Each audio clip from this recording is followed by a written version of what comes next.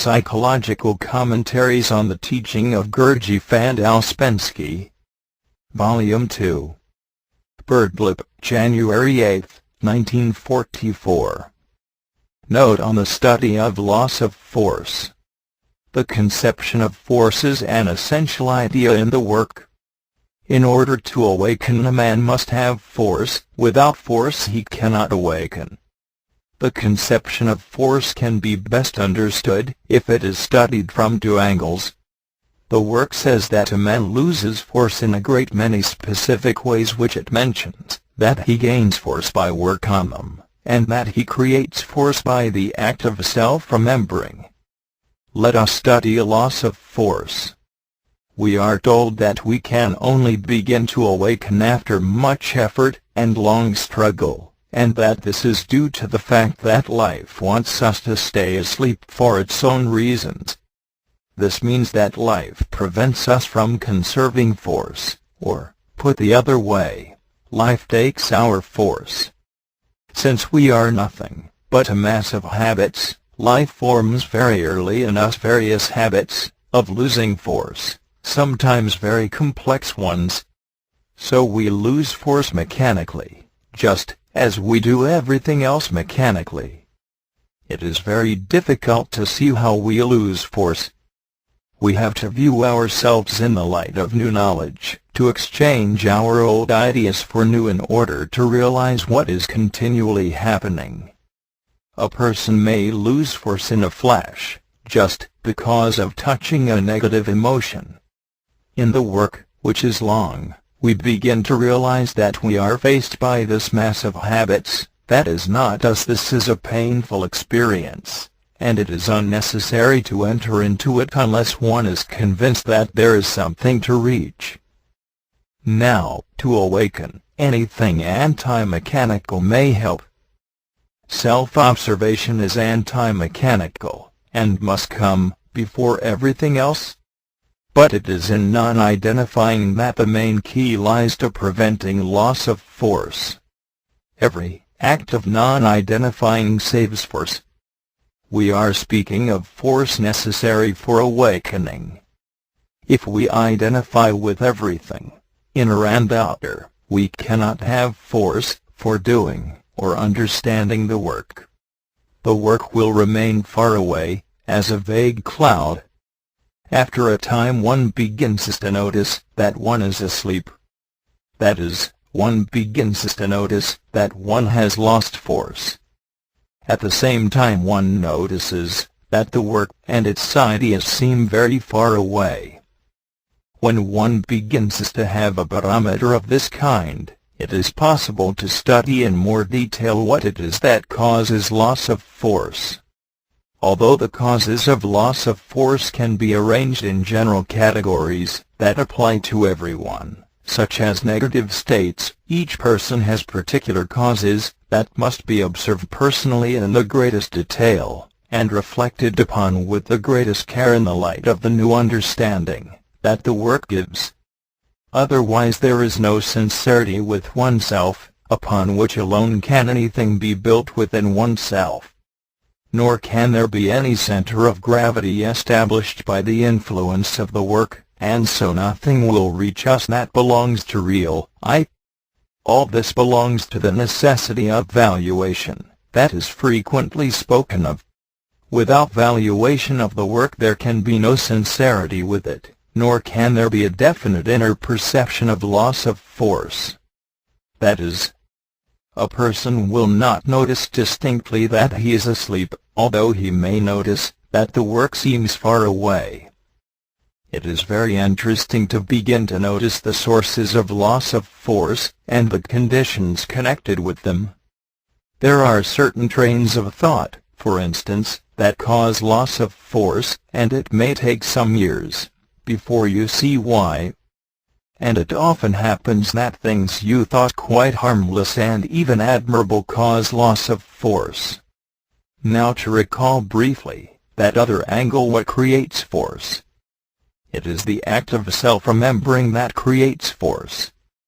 The opening of the mind to the act, and the meaning and significance of self-remembering, and the accompanying separation from all one's usual ideas of oneself, from one's usual small feelings and internal considerings. This actually creates force. So one gains force by every act of non-identifying, because one prevents its loss, and one creates force by self-remembering. Now you will see that it is necessary to isolate oneself from the action of life.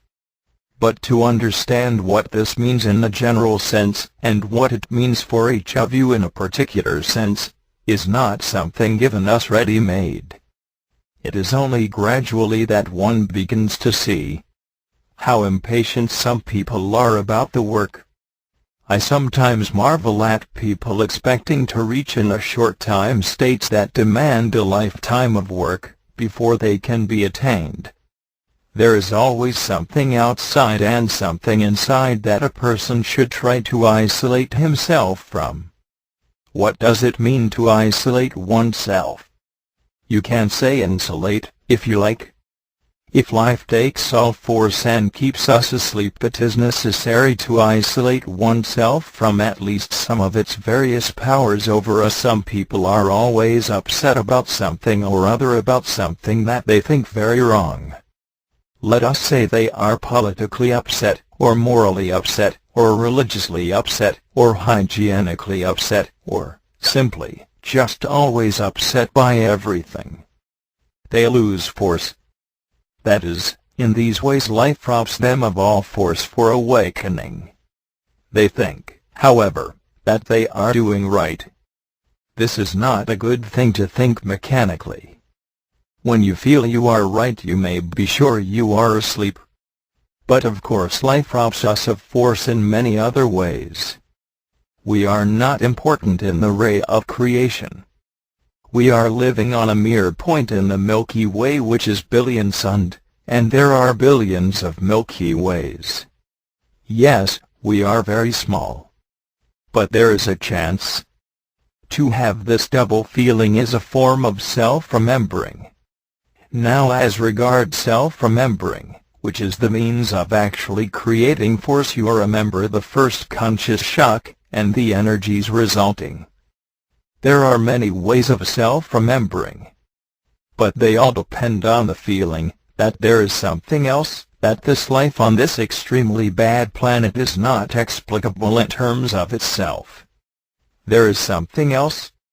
We then meditate on the octave from the sun, until it becomes a living thing in our mind and speaks to us. Then perhaps we begin to see what isolation means. However, we have moments in which we feel that the future will surely be better. But there are two futures, one in time and one in scale, one horizontal, the other vertical, and always there, just above our present state. There are many forms of self-remembering. You have to get out of your own way, to get out of your own light. Since we are different at different moments, self-remembering is different at different times. The sly man knows this. He does not always practice the same method. To do so is to make it mechanical. What is mechanical is useless for the work.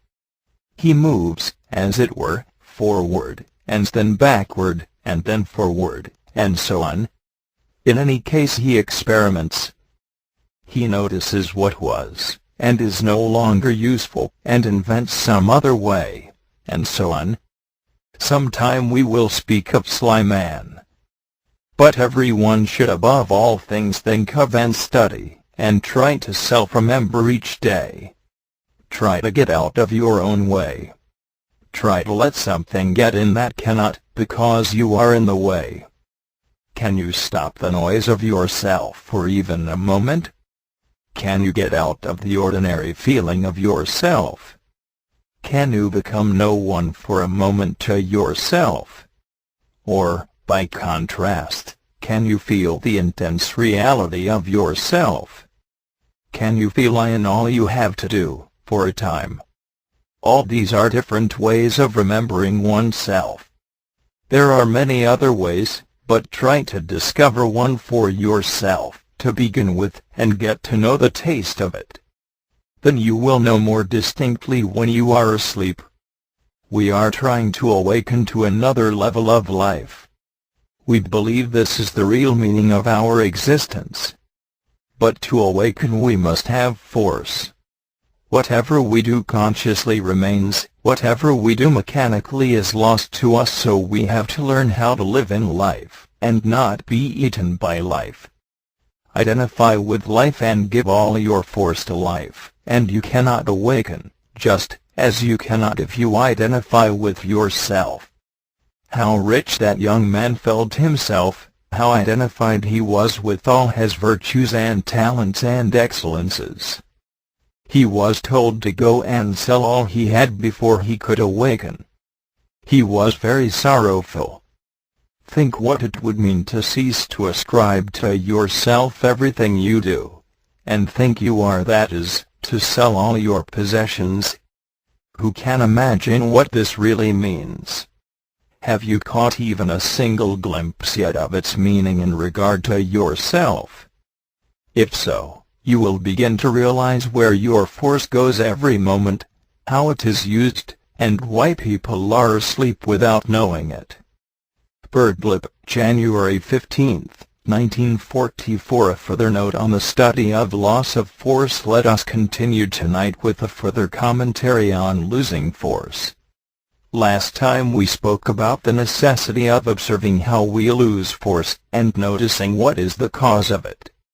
Amongst other things, it was said that internal considering is part of the great subject of identifying, and identifying is the greatest evil for mankind. Many people think that worrying about other people will help them. They even imagine that it is right to be in a worried, anxious state about anybody else, but what we have to understand is that it does not help anyone.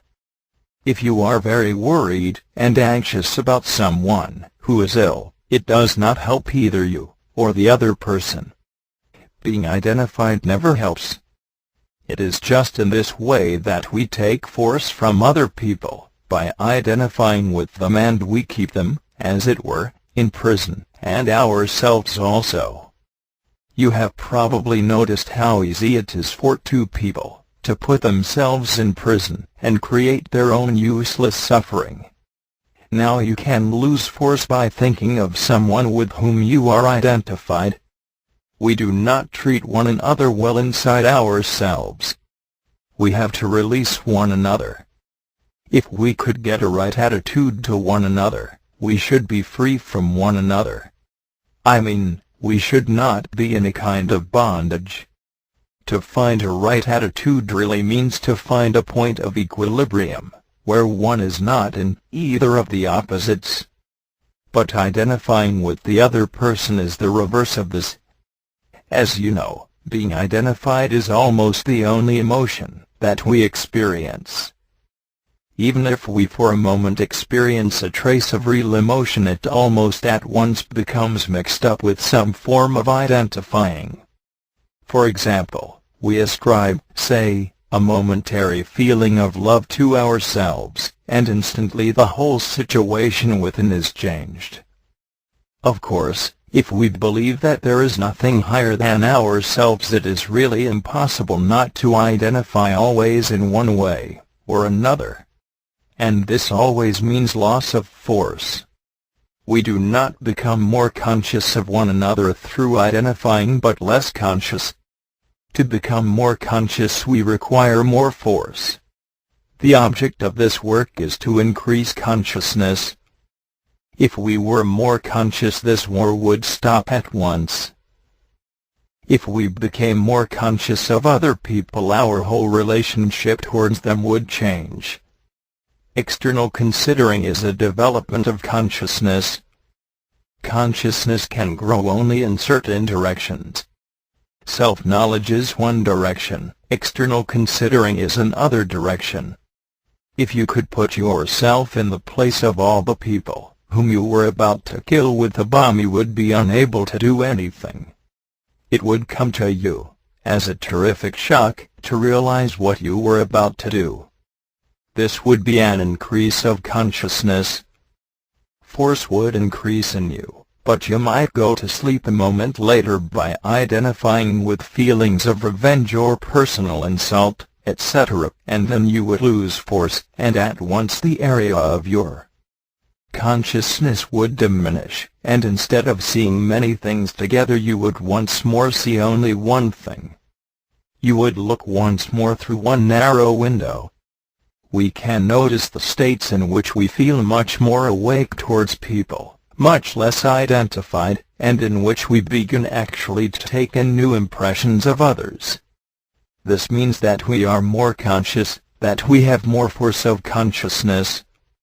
Then suddenly we become identified as when someone says something that we do not expect, and so on, and we tumble down as it were to our ordinary state which has such a stale smell about it.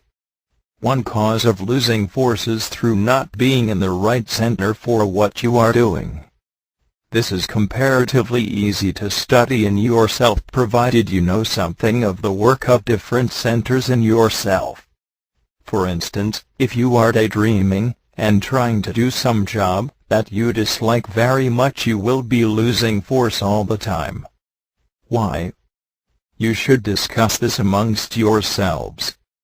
If on the contrary you are in the right center, and really engaged in something to which you are giving your attention, in which perhaps even all centers are assisting, then you will not lose force, but tend to gain force, or to conserve it, because you are acting more consciously.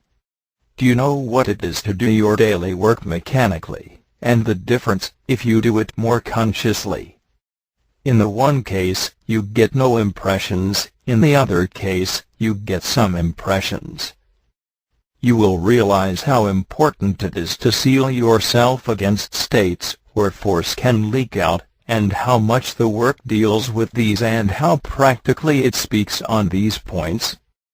Perhaps some of us have not realized it yet. Perhaps we have not made the connection between the teachings of the work and our own inner experience. In any case, you will see that unless a man becomes hermetically sealed, he will be like a person putting to sea in a boat that is constantly springing leaks, who will have to keep on putting back to shore. Our situation is really exactly similar. We have got to isolate ourselves from the effects that have been automatically produced in us, and this requires a great deal of patient self-study, self-sincerity, and understanding of what the work is about. Certain ideas of the work are very important in this respect, and I will again call your attention to one or two of them. You have to understand the deeper meaning of the saying that man is mechanical, and the saying that everything happens in the only way it can happen in life. You have to realize that man cannot do. You must begin to realize the meaning of these sayings and their truth, because otherwise the whole mental outlook will be wrong, and of course you will lose force quite uselessly. It will be like having the wrong attitude to a machine that you are trying to run in the best possible way. You do not understand the machine. You keep pulling the wrong levers. You do not see what it really is. It is something like that I mean when I say that we must understand the meaning of these sayings. For example, if you take everyone as fully conscious, you will continually lose force. We are not conscious. We do not speak and do things consciously. There are not certain people running the affairs of life. Some people call they. Everything is happening in the only way it can happen. Let me quote you something in G's words. O has asked G what he ought to do, what to do. Asked G, as though surprised. It is impossible to do anything. A man must first of all understand certain things.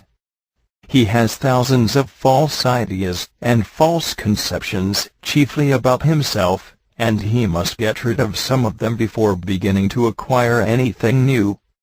Otherwise the new will be built on a wrong foundation, and the result will be worse than before.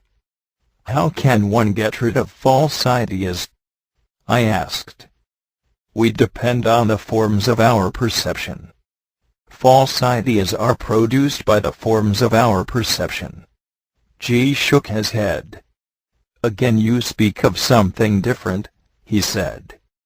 You speak of errors arising from perceptions, but I am not speaking of these. Within the limits of given perceptions man can be more or less deluded. As I have said before, man's chief delusion is his conviction that he can do. All people think that they can do, all people want to do, and the first question all people ask is what are they to do? But actually nobody does anything, and nobody can do anything. This is the first thing that must be understood. Everything happens. All that befalls a man, all that is done by him, all that comes from him, all this happens. And it happens in exactly the same way as rain falls, as a result of a change in the temperature of the atmosphere, as snow melts under the rays of the sun, as dust rises with the wind. Man is a machine. All his deeds, actions, words, thoughts, feelings, convictions, opinions, and habits are the results of external influences, external impressions. Out of himself a man cannot produce a single thought, a single action. Everything he says, does, thinks, feels, all this happens. Man cannot discover anything, cannot invent anything. It all happens.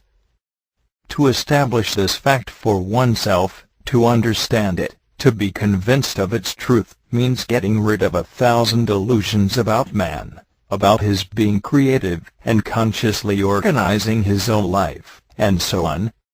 There is nothing of this kind. Everything happens: popular movements, wars, revolutions, changes of government, all this happens. And it happens in exactly the same way as everything happens in the life of individual man. Man is born, lives, dies, builds houses, writes books, not as he wants to, but as it happens. Everything happens. Man does not hate, love, desire, all this happens. But no one will ever believe you if you tell him he can't do nothing. This is the most offensive and the most unpleasant thing you can tell people. And it is particularly unpleasant and offensive because it is the truth. And nobody wants to know the truth. Birdlip, January 22, 1944. The Enneagram. Tonight we will begin to study the diagram called the Enneagram, or 9 diagram. This diagram is peculiar to this teaching. It is found nowhere else. When it was first given by G, he observed that several things in this system could be found in other ancient systems of esoteric teaching, but not the Enneagram. In this connection he said that although several things in this system could be traced in the fragments remaining to us of other systems, there was no proper organization and arrangement of them, and the dependence of one thing on another could not be seen. All the parts of this system are connected together in the right order, to form an organic whole, a living organism. Man and the universe are taken together. The teaching about man is related to the universe, whose child he is, and what exists in him is shown to exist in the universe. The significance of evolving man, and the significance of the evolving universe, and the laws in man and in the universe are taken together as inseparable. In speaking of the Enneagram, G said that it formulated the whole of the teaching, and that the more a man could read its meanings the more deeply he understood the work. On one occasion, asked what it was all about, G said that it represents the union of the law of 3, or law of the Trinity, and the law of 7, or law of the octave. Let us remind ourselves that the law of three states, that in every manifestation three forces, active, passive, and neutralizing, must take part, and that they are the creative forces which create the different orders of the worlds in a descending scale, increasing the number of laws as they duplicate themselves. Let us also remember that a second law exists, the law of Sept, which relates to the order of manifestation. If there be a creative force, there must also be order in creation, or all will be chaos. The interaction of these two laws in such a way that one does not hinder or stifle the other, and so that all possibilities are attained, is represented in the Enneagram. But at our stage we can only expect a first reading of it. Its construction is as follows: a circle is divided into 9 equal parts. The number 7 is then divided into 1, giving the result 142857, as a recurring period. Lines are drawn connecting these numbers, i.e. 1 to 4, etc. You will notice several things. First, the diagram is symmetrical. Second, 3 numbers are left out, 3, 6, and 9, all multiples of 3. Third, you will notice that the lines cross. One crossing point is exactly in the midline, the other 2 are lateral and equidistant from it. Let us next indicate by arrows the directions represented by the lines. The starting point of the Enneagram is the figure 1, for the Enneagram is a moving diagram, and represents movements of things in 2 ways. I will indicate only 2. Starting from 1, there is a movement to 4 along the line 1 to 4. Then from 4 to 2, across the area, where 3 should occur, but is missing. Then from 2 a movement goes right across to 8, down to 5, and then across the area, where 6 should be, to 7. Then the movement returns right across the figure to 1, but in so doing crosses the line 2 to 8. This is one movement.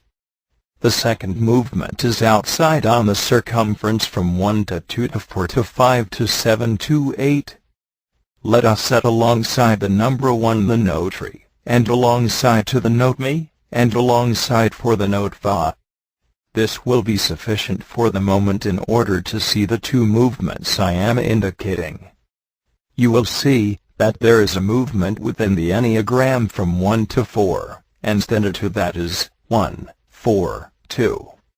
And there is a possible movement by way of the circumference, from 1 to 2, and to 4 that is 1, 2, 4. Let us put the remainder of the octave notes round the circumference, ending with do at the top point. Let us indicate the possible motion on the circumference from point re to point mi, to fa, to sol, etc. by curved arrows, indicating a clockwise movement. The other crisscross movements taking place within the Enneagram are already indicated by 6 arrows, 1 on each of the 6 lines joining the figures on the circumference in the order of 1, 4, 2, 8, 5, 7, the number obtained by dividing 7 into 1.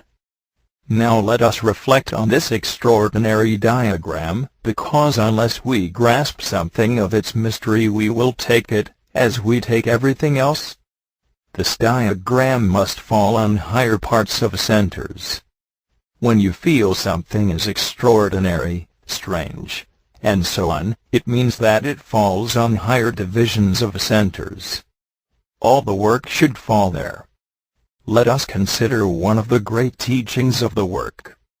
The work does not teach that we live in a dying, but in an evolving universe.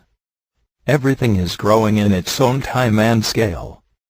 The moon, the earth, the sun, are all growing in colossal periods of time compared with our little time and scale. Everything created is trying to reach its creator. Let us take an apparently trivial but, I think, a legitimate comparison. The universe, starting from unity, is stretched out, like a piece of elastic. It seeks to return to its source, to eliminate the tension. I could say here many things about the chemical table of elements, and their various tendencies to combine with each other in order to reach equilibrium. Now the ray of creation represents the Absolute as one, and all levels of creation proceeding from it as numbers, namely 3, 6, 12, and so on.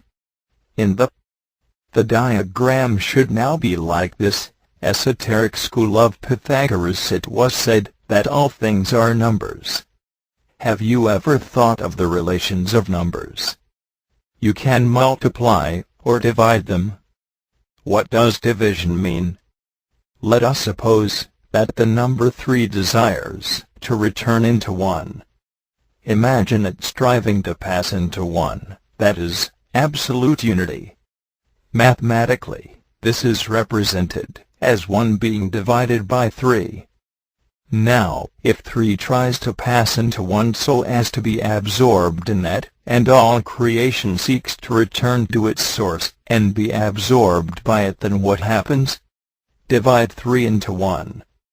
3 into 1 goes 0.3 times, that is, into 10, and leaves 1 over.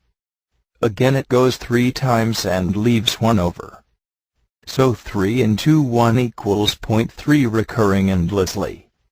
And the whole ray, taken as 7 notes, trying to find solution and peace, passes into absolute unity as 7 into 1, i.e. 7 into 10 goes 1, and 3 over, into 30 goes 4, and 2 over, into 20 goes 2, and 6 over, into 60 goes 8, etc., etc. So you see that 3 and 7 cannot return to 1, whereas 1 is in all numbers. 1 is in 3, but 3 cannot get back to 1, and so on. The universe is built on numbers as Pythagoras taught, but one thing must be added. All creation, all the created universe, at whatever level or number, seeks to return to its source, that is, seeks to enter into 1 or unity. The Trinity or 3 seeking to do this is eternal, because it always reproduces itself, and so remembers itself. The number 7 is also eternal, but in time, and so not in the same sense.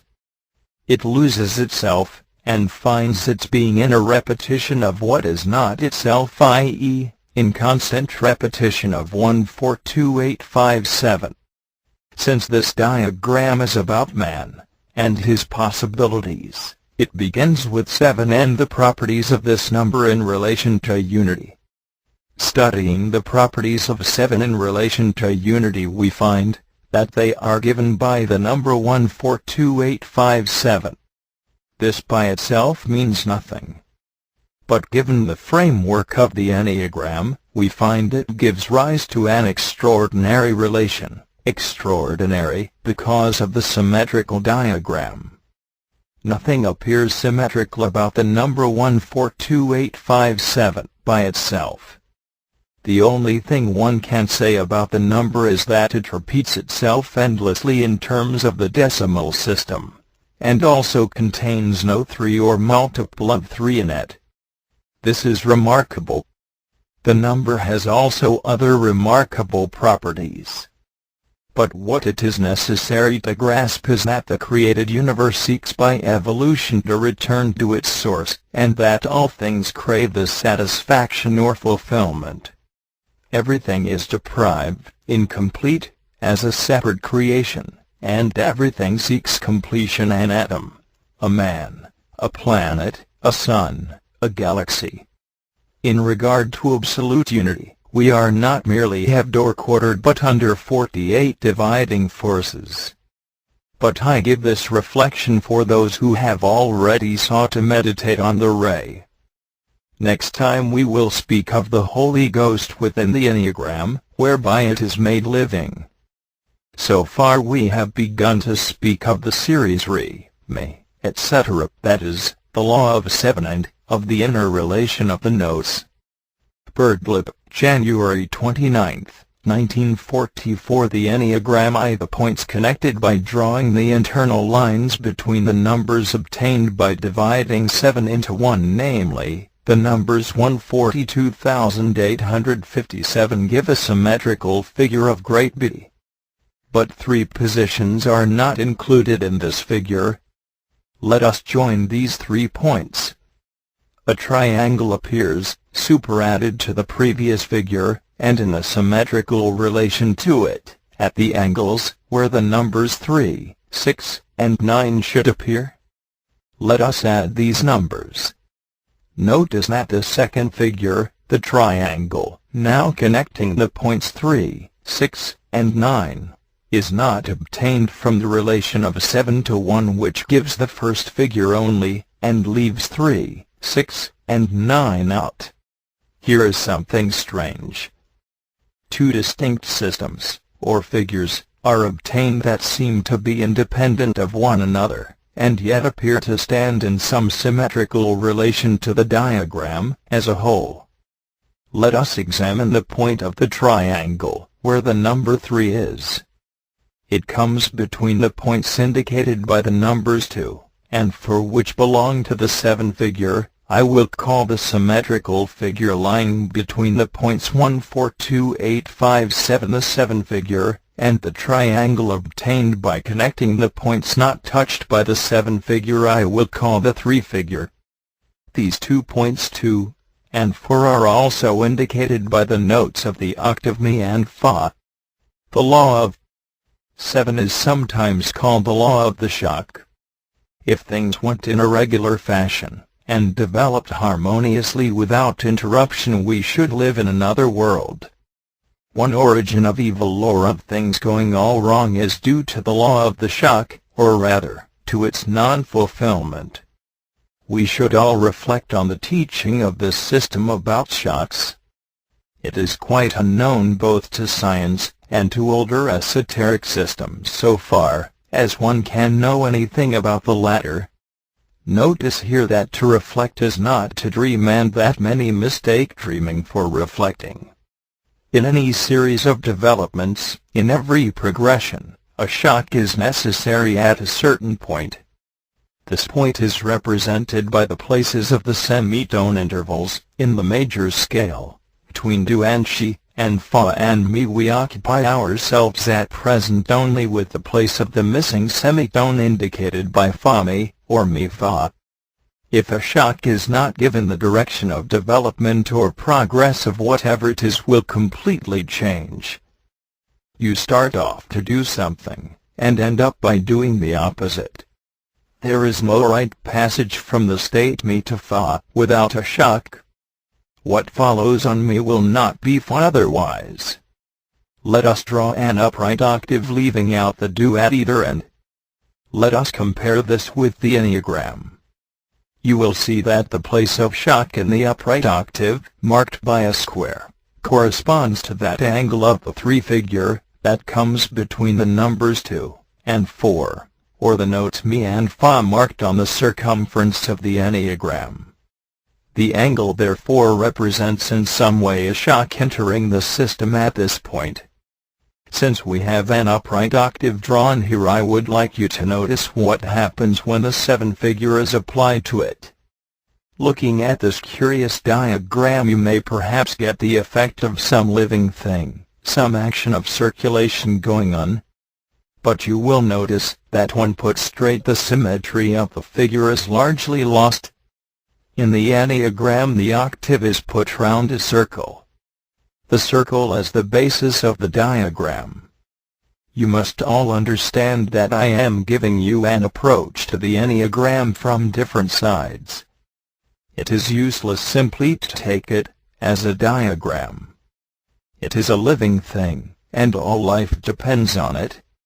All organized living things have the law of 3 and law of 7 in them.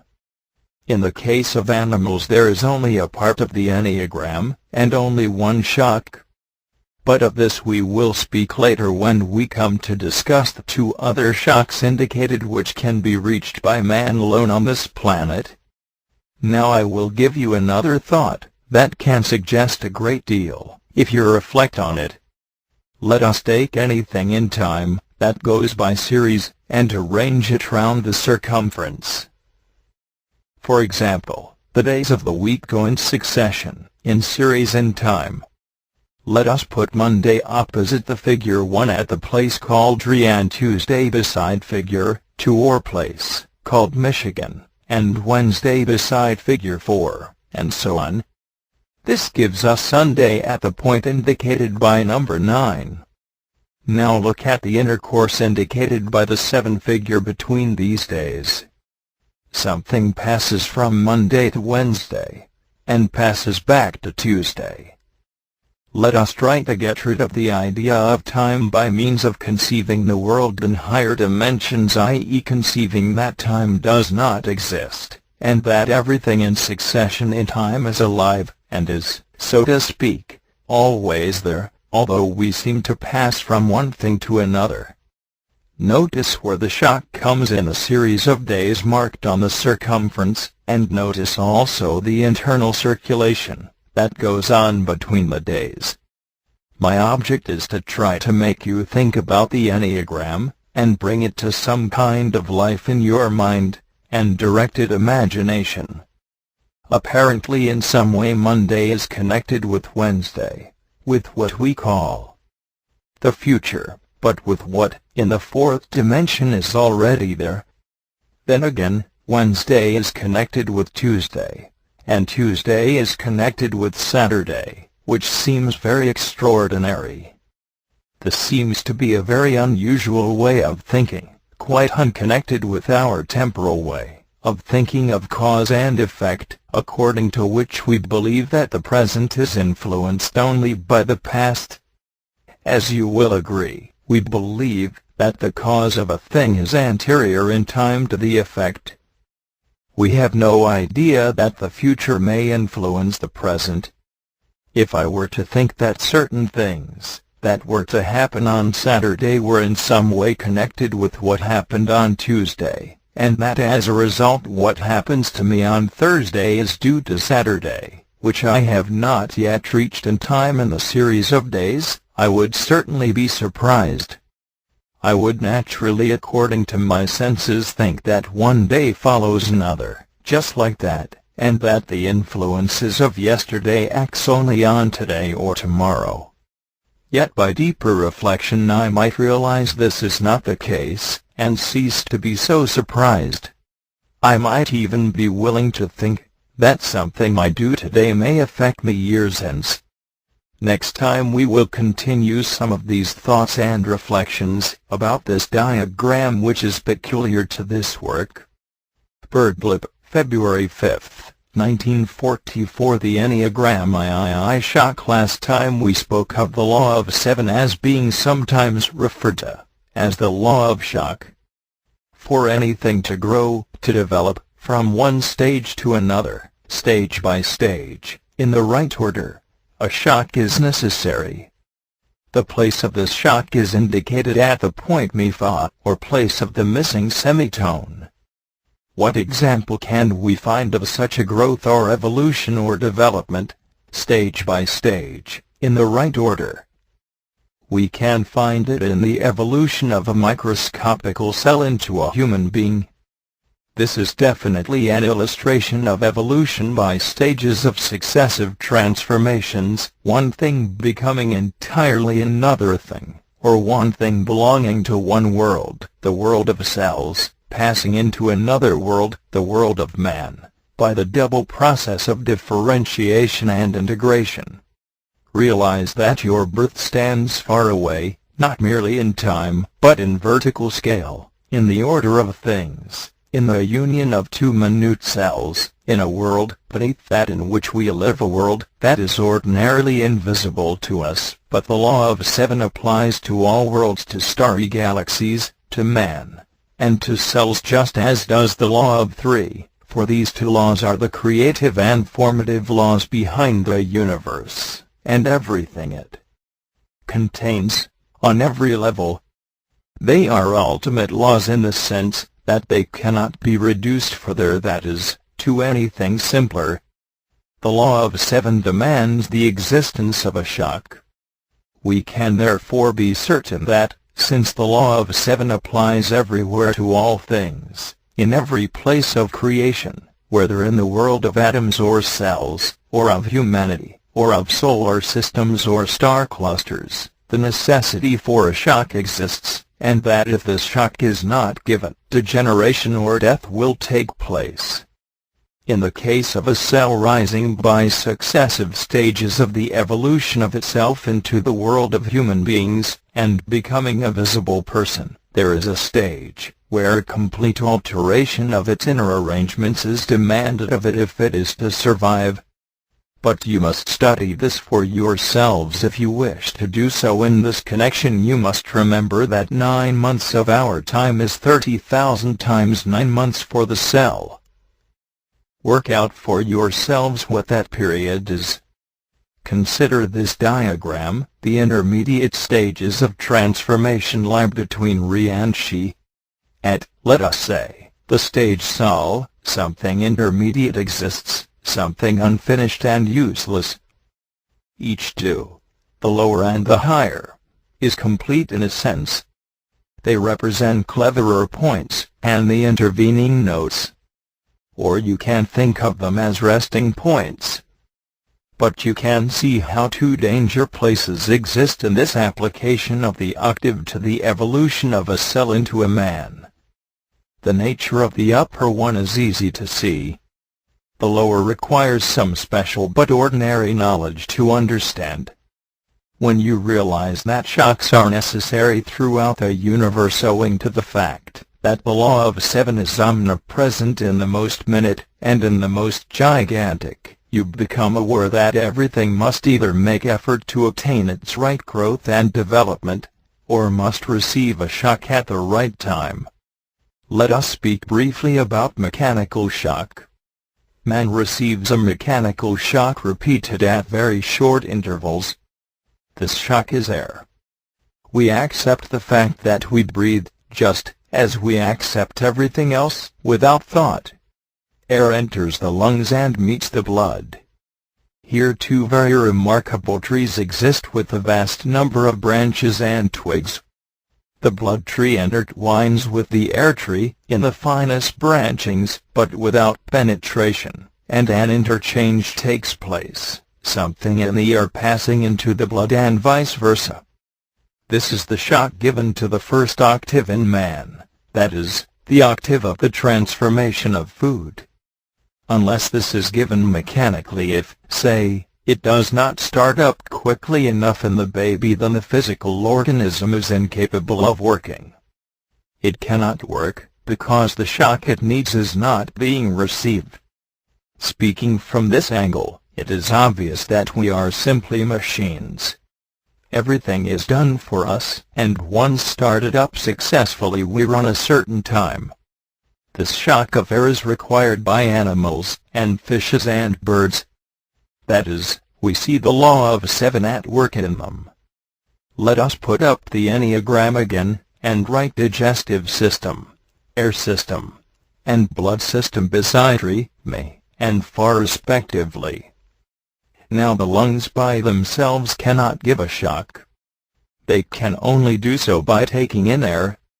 Nor can the air give a shock unless there is something to receive it. The air comes into the lungs, and then the most valuable part of it, oxygen, is selected and drawn into the bloodstream, the rest being rejected, nitrogen and carbon dioxide.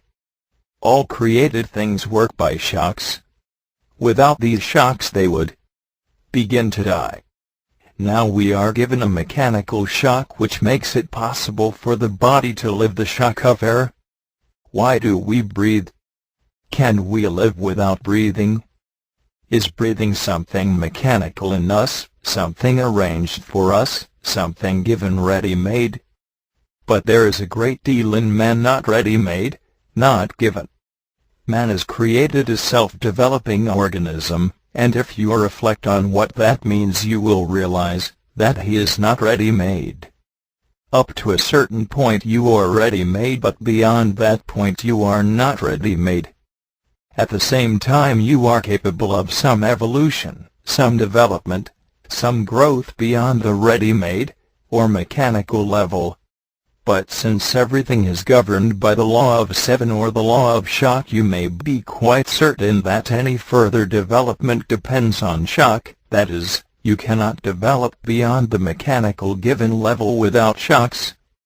Your body is working all the time, as a machine, transforming physical food into higher and higher substances that make it possible for you to feel, to think, and so on. And it is doing this by means of the mechanical shock of entering the octave of the transformation of food at a certain point between me and fa.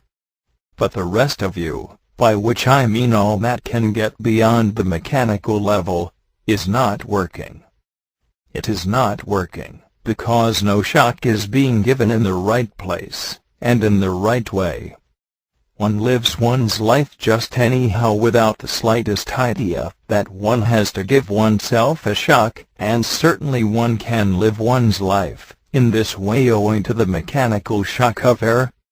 But man is created for something further. As you know, the work teaches us that we are capable of giving ourselves to conscious shocks beyond the mechanical shock of air, and that unless these shocks are given, a man remains asleep, and indeed begins to die psychologically.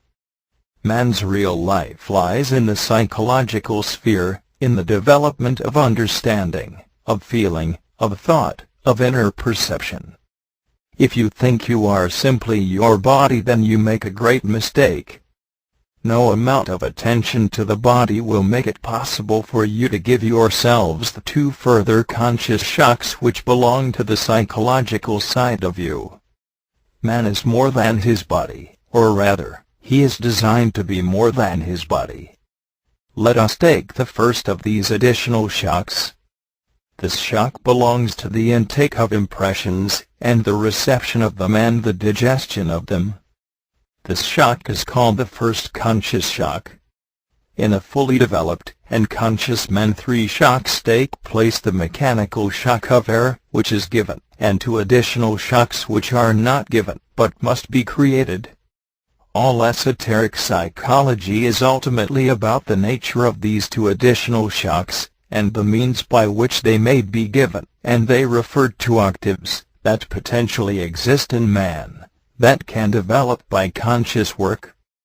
To change, to become different, to transform oneself, these two shocks must be understood and continually given to oneself in daily life. But first of all, the first conscious shock must be given, and a person in this work must begin to know what it means to give the first conscious shock to his ordinary daily life.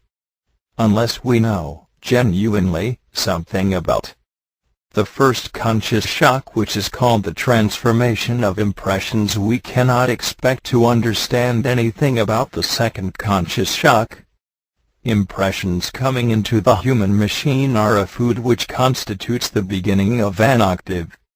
In the Enneagram, the left angle of the three-figure or triangle refers to the first conscious shock, the angle on the right refers to the mechanical shock of air.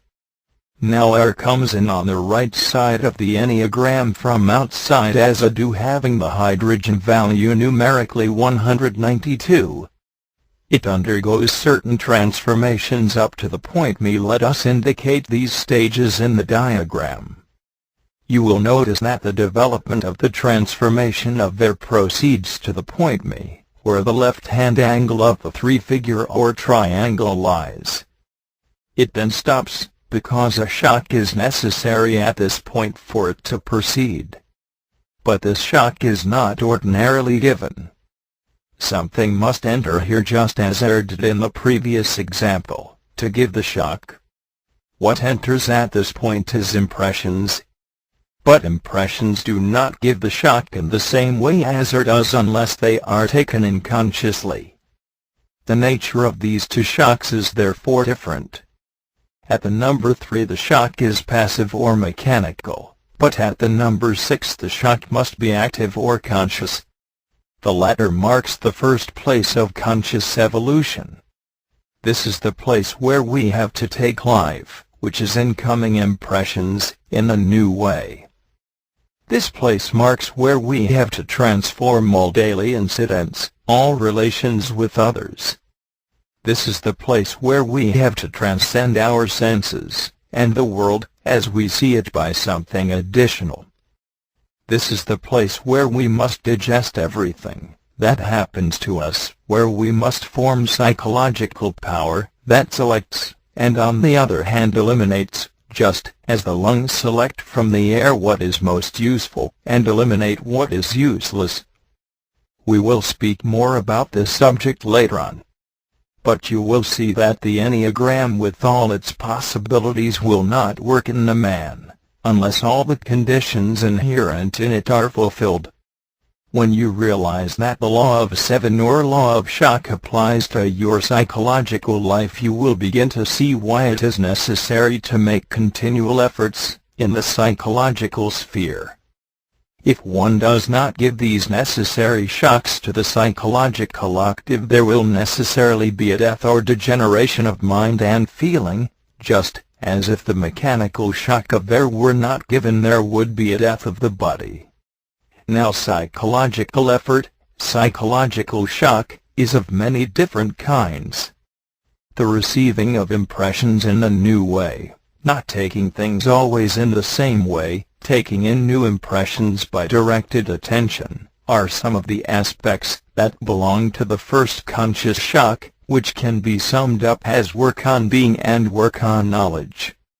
When the work begins to act on you, and is no longer merely a theoretical idea, when you begin to see how it applies to you yourself, when you see for yourself some of the many meanings of giving yourself the first conscious shock, which is roughly called self-remembering, or being conscious at the place of intake of impressions from the external world, you will understand how many sides belong to the shock, and how varied it is.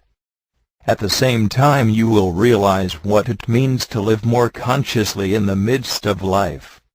And when you have begun to realize something of all this, you will look back on the way you used to live, when you reacted to everything mechanically, with something like horror. You will feel that you would like to have been able to live more consciously in your past life. You will begin to catch a glimpse of how you have lived, and how you might have lived. The extraordinary thing is how beautifully it is all formulated in the diagram, how simply it is put when you begin to invest the diagram with meaning, with your own thought and understanding, and no longer take it as something on the board, that you stare at the diagram as all living, all full of meaning, and the words and letters and figures and lines are really sources of meaning, once the understanding combines with them. It is like a map which refers to living countries, not the things on the map. Birdlip, February 12, 1944. The Intelligence of Centers Diagram. For intelligences tonight I would like to give some notes on the intelligence of centers. Some of you will remember that it was said long ago that centers in man do not work rightly. They interfere with each other, hypnotize each other, use the wrong energies, deal with the wrong things, and so on. The first step is to observe centers. This is in fact the first thing taught in self-observation. You must get to know what center you are in, or what center is interfering, etc. This has got to be done eventually, as necessary task. The inner life has got to be studied and sorted out and put in order. We all connect intelligence with the appreciation of meaning. Intelligence gives a relation to meaning. It conducts meaning. A feeling has meaning. A thought has meaning. A sensation has meaning. A movement has meaning. These meanings are all different. I want you to consider this. Are not intelligence and meaning connected? And does not intelligence imply relationship to something through meaning? I do not see how you can be intelligent either about nothing or about what is meaningless. Each center relates us differently, through its particular function, to the outer and inner worlds. In regard to what relates us to the outer world, the function of intellectual center as thought, of emotional center as feeling, of instinctive center as sensation, and of moving center as motion, are all quite different. They are four kinds of intelligence or conductors of meaning. You see a snake, you feel a snake, you think a snake, and you run from a snake. This is sensation, emotion, thought, and motion.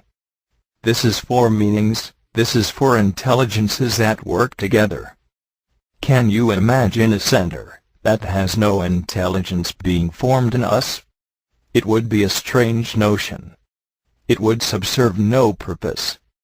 Yet there are centers in us, fully developed, that we do not know of because our level of intelligence is too low to comprehend theirs. You might say that in that case they serve no purpose.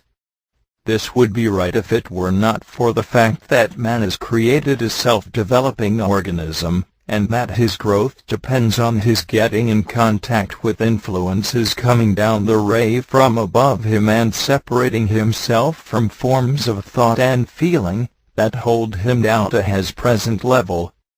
To become conscious in the intelligence of, say, the higher mental center, would be to be penetrated with forms of insight, knowledge, and understanding that are utterly extraordinary, and quite contradictory to what we experience ordinarily, and so it would be dangerous. The lower centers must be prepared and developed for a long time first of all. For instance, we must learn to think in new ways, and to separate from certain kinds of emotion. Do you know the remark in the New Testament, that the wisdom of this world is foolishness with God, ICOR. IIIXIX, and that the natural man receiveth not the things of the Spirit of God, for they are foolishness to him, ICOR. IXIV. A higher intelligence is not comprehensible to a lower one. The higher can understand the lower but not the lower the higher. The higher mental center is at the level of the divine intelligence of the sun. It works with hydrogen 6. Reflect for a moment on the table of hydrogens. Is a higher hydrogen more intelligent than a lower one? Or, to put it a little differently, will a function such as thinking work better with a lower or higher hydrogen? It will work better with a higher if it can stand it. Again, is a raw potato cleverer than a cooked potato? No, it is the other way round, because a cooked potato can be food for man, and stands at the position 768 in the scale of hydrogens, which, as you will recall, is derived from the ray of creation. A raw potato stands lower, at the point 1536. Again, if we take the psychic hydrogens, the lowest of which is 48. Do you think that a center which works with this hydrogen will be as clever as one that works with the far finer, subtler and quicker hydrogen 24? Certainly not. There are intermediate hydrogens. We do well to try to attract better hydrogens by not identifying, not losing our direction, and not basing our intelligence only on what the senses show us to be intelligent in the big senses to seek for C influences. To be intelligent is to understand our position on this earth. To be intelligent is to seek to transform the meaning of daily life for ourselves. All this opens on to higher meaning. All this increases the better hydrogens in us. It is all to do with different sides of self-remembering. We all have centers with their intelligences. But when a man possesses magnetic center, he has more intelligence than one who has not. He is on a different level of being. He will not be surprised to find that C influences exist, and that life, as it goes, leads nowhere. He will be far more intelligent than scholars or professors. This is what intelligence means in the work. The position of a thing in the scale of being and the influences to which it is open in the ray. Now let us come to the question that was asked recently. The question was, it is said in the work, that each center has its own intelligence. What does this mean? When it is said in this system, that each center has its own intelligence, it does not mean that each center has the same kind of intelligence. The work teaches that the three centers are three different minds, and in this connection it says that these three different minds should cooperate and assist one another. They should be like three brothers who live in harmony, each one good at something, and each one capable of helping the others to a small extent. We will begin by taking each center as a whole, the intellectual, the emotional, the instinctive and the moving centers. It is necessary first of all to establish for oneself that these centers have quite different minds. The mind of the intellectual center is very different from the mind of the instinctive center. For example, the instinctive center is extraordinarily clever. It attends to the inner working of the organism in all its million and one details: digesting food, healing wounds, looking after the temperature, regulating the respiration and the heartbeat, making and causing the internal secretions of the glands to work in harmony, supplying this, taking away that, modifying this, increasing that. All this regulation is far beyond the mind of the intellectual center. To be able to think of everything altogether is not characteristic of the intellectual center. The mind of the intellectual center thinks of one thing at a time, and at the most of two things, but it is almost impossible for it to think of three things at a time. Then again, the mind of the intellectual center is quite different from the mind of the emotional center. People say that the emotions are not logical. However, the emotions have their own logic, and it would be a mistake to think that the logic of the intellectual center is the only possible logic. To feel a situation is quite different from thinking about it. The emotional center can feel, for example, the inner state of other people, which is hidden from the mind of the intellectual center. The emotions can give you knowledge of others. The mind of the emotional center can even be clairvoyant. Then again, the moving center has a different mind from any of the others. It is constantly making judgments of the most complicated kind which are quite impossible for the intellectual mind to make. It can judge exactly, and in what way, and with what strength you must throw a stone to hit a distant object. This is intelligent calculation. One can feel such calculation going on as it were in one's muscles. Intellectual calculation is of quite a different kind, and uses the elements of intellectual thought, such as words and numbers. The intelligence of the moving center, however, uses no words or numbers, but yet can calculate with the most exquisite precision some complicated series of movements that will give a definite result. Now let us consider the centers in connection with the way they receive things. Do you know that you can look at a beautiful picture or scene in quite different ways? You can look at a mountain as a beautiful object, in which case you have an emotional relationship to it. Or you can look at it from the standpoint of a geologist, noticing what kind of rocks, etc. it is composed of, in which case you have an intellectual relationship to it. Or you can look at it from the standpoint of a climber planning the line of your ascent, and the amount of effort necessary, in which case you will have mainly a moving center relationship to it. But I fancy it would be difficult to get relationship to it through the instinctive center, unless there were some famous restaurant at the summit. Now if you will observe yourselves, you will find that you look at everything and everyone in these different ways. Let us say that you know all about the technical side of films, then you will tend to look at a film from this angle, and not from the emotional value of the story, and so on. The point is that everyone sees things differently, and that each person can see the same thing differently at different moments, so that its meaning changes. A person's intelligence, in short, is made up of many different intelligences that connect with quite different meanings of the same thing. Let us take the parts of centers, the moving, emotional and intellectual divisions. Each of these divisions has a different intelligence that gives us a different relationship of meaning to the same thing. Mr. Ouspensky was once talking about attention, and how attention lay only in the more conscious parts of centers, and not the moving or mechanical parts.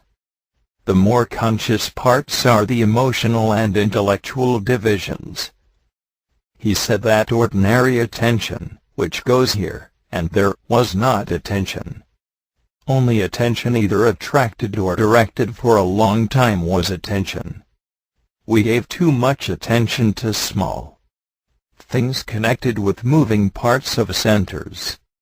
He said they could perform their functions almost by themselves with zero attention. If we wasted our attention on such small things, we had no attention for big things, and so it would be a long time before we could increase our attention. He then put up the diagram of the centers, and said that moving parts of centers were simply filled with small things such as conversations we had heard, papers we had read, etc. These things did not belong to us at all, but when things fell on emotional and intellectual parts, they then belonged to us, and might even create something. He observed that people who live simply in moving parts of centers, and so in small things, can never understand this work. In this connection he went on to say that the same idea, or the same phrase received in moving parts of centers, in emotional parts of centers, and in intellectual parts of centers became quite different. The centers saw things differently. He said we were to take some simple idea, and try to look at it from the different centers. It would become quite different in each. If the ideas of this work were only received by moving parts of centers, they could not be understood, they were too big. Ideas of the moon eating us, and of our sleep, of man awakening, etc. were too big. If we allowed ourselves to be always in moving parts of centers, we could not understand this work. We would take everything in the ordinary way, and so on the wrong level. Mr. Ouspensky also said that magnetic center could not be formed in the moving parts of centers. Moving parts of centers could only take influences. B influences fell on emotional center and C influences on intellectual center. By treating the matter in this way, one saw how things inevitably fall into their place. He added that, if people talk too much about this work, it put it into moving parts of centers, where there is zero attention. It would be better for people in the work to talk about other things rather than do this. The intelligences of moving parts of centers, however, are adapted to their own small daily uses, but to employ them for understanding what is beyond them, or what demands the intelligence of the whole center, will give no results, or entirely wrong results, or contradictory results. The intelligence of a center, as a whole, is made up of all the intelligences that compose its separate parts. The intelligence of the intellectual center, as a whole, is of a very high order. When the center is working, as a whole, that is, when every part is directed toward a common goal, each subdivision shares in the effort, and plays its own part. For instance, the moving parts remember, and registers in words, or figures, the thoughts reached by the intellectual part, and so on.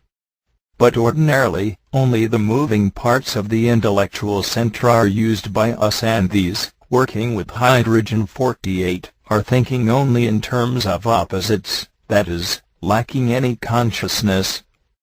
In third force, produce very poor and slow results. We can say, then, that under ordinary conditions the intelligence of the intellectual center is that of its mechanical division only, namely, the formatory part. But we are not to suppose that this covers the entire range of the intellectual center, parts of which work with hydrogen-24 and hydrogen-12. We can represent the passage from the intellectual center to the higher mental center by figures in this way. Intellectual center to become conscious in hydrogen-6 in the higher mental center would be to possess an intelligence far beyond, in fact, incommensurable with, the intelligence of the formatory part. All contradictions would disappear, for one thing. There would not be any yes or no in our thought. All sides of a question would be seen together, and not one by one, and so a state would be made beyond our experience. Additional notes: the work of instinctive center is interesting to study in the animal world. 1. Let us say, a bird builds a complicated nest. It is doing it with moving center, but instinctive center is directing the movement. It is noticeable that this sort of intelligence is not very adaptable. The same mistakes tend to be made, and if, as in the case of a spider making its webs, something goes wrong, usually the whole thing has to be done over again from the beginning, that is, there is no power of adaptation. Each center opens onto a different level of the universe. The instinctive center opens onto organic life. The higher mental center opens onto the level of the sun. The center that is most important to the body is the instinctive center, which controls the whole work of the organism. If its intelligence were interfered with, the body would be under no direction. The instinctive center tends to borrow force from other centers when illness takes place. It must keep itself going, and its duty is to fight with illness, and conquer it. For this purpose it controls vast armies, and many weapons. It usually begins, as you can all notice for yourselves, by borrowing force from moving center. We notice that we feel muscularly tired often before we are aware that we are ill. Then if the illness continues, the instinctive center borrows from the other centers, usually in succession. When it takes force from emotional center, we become much quieter inside, as a rule, and feel that it is impossible to bother about things, i.e., to identify with things, for our usual emotion in life is identifying with everything. When instinctive center begins to borrow from intellectual center, we find that it is impossible to concentrate. We cannot read, we cannot think, and so on. I would like to say here that, in marked illness, the real intelligence of the emotional center can become much more evident simply because identifying is stopped. This is why often people who are very ill and in danger have great emotional insight into their lives and their behavior towards others. This has nothing to do with thinking as when we think things out or reason about things, but it has to do with actual insight or perception. The emotional center can see the quality of a person, for example, whereas the intellectual center has to think about it. You must understand that these are very brief notes on the different intelligences of the centers. The subject is inexhaustible, but the study of it only becomes practical when the personal observation of centers is undertaken not just for a few minutes, but for a lifetime. Birdlip, February 19, 1944. What this work is about. In reply to a question asked by new people, what is this work about? The answer is that it is for those who are looking for something, who are not satisfied with what they have found in life, and who feel that there must be something else besides success or failure in life, and beside what they have been taught at school and college, and by their upbringing in general. When a person feels that this life cannot be explained in terms of itself, when he or she sees that life taken by itself without any added explanation is largely meaningless, a tale told by an idiot, a history of crime and bloodshed and frustration, when such a person begins to see that it is very doubtful whether there is any such thing as progress, and that everything begins and ends almost before it has begun, then he or she is in a position to search for other meaning and new knowledge, convinced that it must exist. And when people begin this research with any sincerity and any real depth of feeling, they will be astonished to find what a great number of memorials exist in the literature of the past which point unmistakably towards another kind of knowledge and meaning. In all this literature the theme is the same. The theme is always that a man can undergo a definite and prearranged transformation in himself, that he can undergo a distinct and certain development, a real evolution or rebirth, if he knows and understands gradually what he has to do. That is to say, all this literature, which constitutes a part of what are called the influences in this work, has the same object. A man has to die in some specific and definite way to himself, to certain sides of himself. And if he dies in the right way, he is born again, as a new man, another kind of man, called in this work a conscious man, as distinct from a mechanical man. He will then know the meaning of his life on this earth, namely, that it is not an end in itself, but a means to an other end, for it is by means of a certain kind of struggle against what life has laid down in us that the end or purpose of man's existence is achieved. If everything were easy, there would be no rebirth, but, as this work teaches, man cannot be reborn rightly, nor can he die rightly, that is, he cannot see the right things to die to in himself unless he first awakens. In many esoteric fragments of the past, you will find references to rebirth and to dying. In the Gospels, for instance, you will find such references, and also references to awakening. You will find the word watch often used. This should be translated as awaken. But you will not find these ideas, which are the central theme of esoteric psychology, arranged in the right order. A man must awaken first, before he can die aright. And if he awakens first, and dies in the right way to himself, he may be reborn if there is anything worthwhile, and sufficiently strong and real in him. It will depend upon the quality of the person in the deepest sense. Nothing pseudo, nothing false, will be of any use here. But we have not said enough about this process, because, although it is necessary that a man should awaken first of all, he must be taught what he must work on in himself, and observe in order to awaken. And for this he must find a teacher, and a teaching, that is, a teaching that is not arbitrary, invented by ordinary people, but one that comes from those who have awakened and left behind them instructions to those imprisoned in the sleep of life, who wish to get out, to awaken. Therefore he will have to search, to seek, and even if he does find something, it will not be at all easy for him to establish contact with it. He may be tested from the very first moment, or it may be that he is tested years later. In some schools of awakening, in the past, a person had to keep silence for 2, or 3, or even 5 years, or do the most menial tasks, or perform labors that were always being frustrated, and so on, before he was taught anything, or he would perhaps be treated in some rough way so that his pride and vanity were touched, and he might become offended.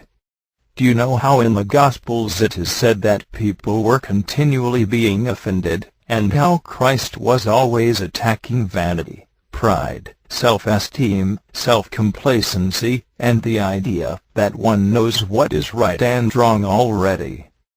A person must search, seek. I will try to explain to you what seeking means. There is a phrase, seek, and ye shall find. The meaning of this is that unless you yourself seek, you yourself will not find. Someone may bring you, let us say, to this work. You may not ever have thought seriously about the meaning of your existence, or of life, or of anything of that kind, or you may have searched a little and thought that it was too confusing, or you may have been quite unable to distinguish between truth and falsity in what you found. Now supposing that you hear something of this teaching, and it falls a little on your understanding, and not simply on your 2 ears, then your search for this work will begin, and you may be able to find it, but you may be in the work for many years, and never have searched for it and so never have found it. Your search means 2 things. You may have had to spend a long time in trying to find a real teaching in the world, and you may have passed through many stages of thought and endeavor and danger before you have made any contact with the object of your search. Or you may have made contact, perhaps even accidentally, straight away, and imagine that your search is at an end instead of realizing that it has only just begun. Reflect for yourselves now on this point. If it is said, seek, and ye shall find, you will have to lose first. How can you possibly seek, unless you feel you have lost? So we have to go to a still earlier stage, to the feeling that you have lost something, that you have missed something, that something is lacking, or perhaps to the feeling that you, yourself, are lost, and that you would like to seek and to find yourself.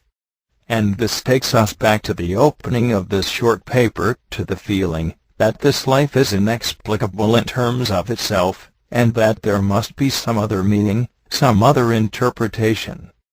The movement of this work is psychologically inwards, at first. Later it is both inwards and outwards. Everyone has an external and a more internal side. But the more internal side is usually governed by the external side. The external side is acquired by the action of life. This is called personality in this system. The deeper, inner side is called essence. In the development we have spoken about above, this possible, prearranged, individual evolution or rebirth, it is the essence that must grow. Unfortunately, the personality and the essence are under opposite signs. Personality is active and essence is passive.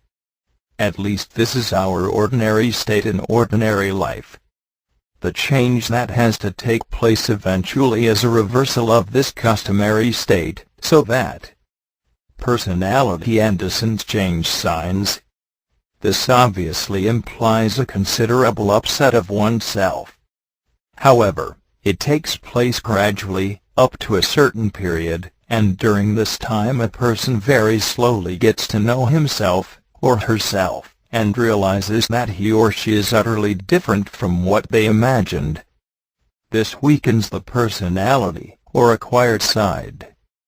As I said, all this means that the movement of the work is, psychologically, inwards at first, for no one can get to know his level of being unless he goes inwards, through self-observation. One begins to pass into this complex thing called oneself, about which one has so many illusions. But for this purpose several conditions are necessary, one of which is a form of knowledge that will guide one, and which must be applied to oneself with sincerity. Some form of truth, in other words, is necessary, in relation to which one can study oneself. This can be got and lost again quite easily. If you have never really sought for it, you will scarcely be able to say you have lost it. But if you have created a vacuum for it in yourself, if you have felt that you are lost, or that you have lost something valuable, then if you eventually find something you will know when you lose it again. As this work begins to mean something important, something genuine and real, it opens something in the more internal part of a person. This cannot take place if the attitude to the work is wrong, or one's conduct towards it is wrong. The internal side of a person can only grow through what is true. It cannot grow through what is false. The external side, however, can quite easily grow through what is unreal and false. It is therefore of great importance to notice one's attitude to the work, and those connected with it, and also to notice what one is using the work for. For example, to use the work to increase the personality and its ambitions is to have a wrong attitude.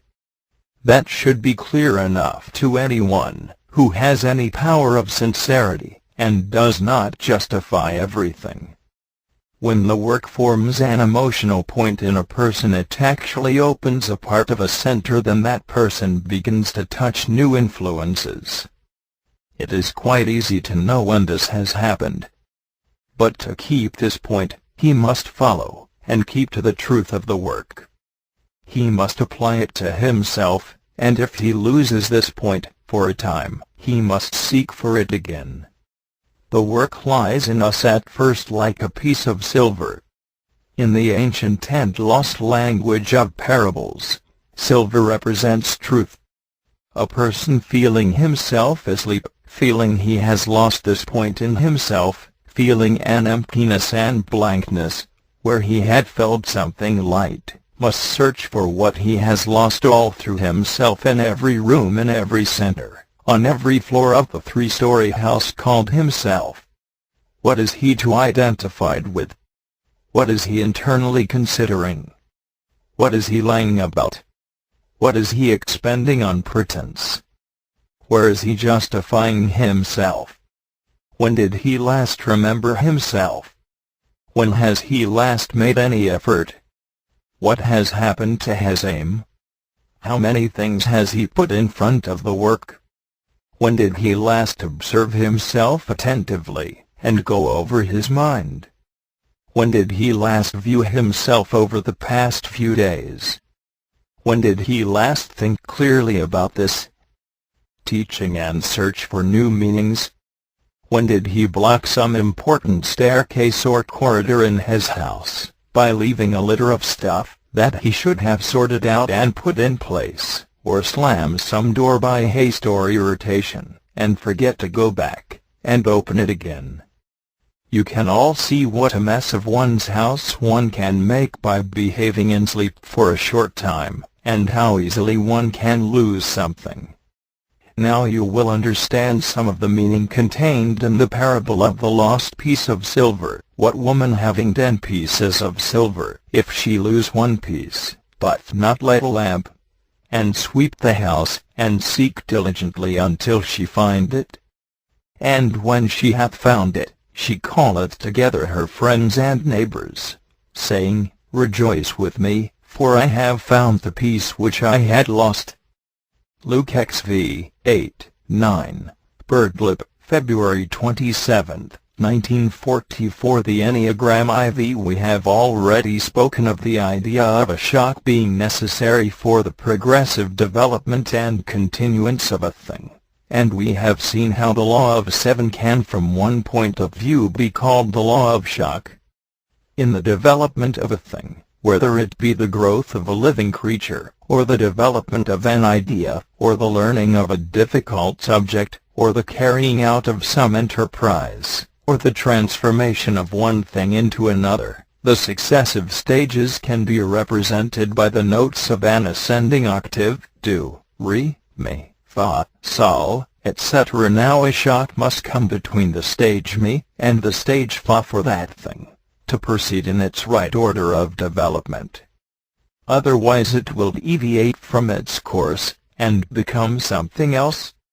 The stage fa will not be reached. We are familiar with the fact that civilization does not proceed beyond a point, and that also we do not, personally.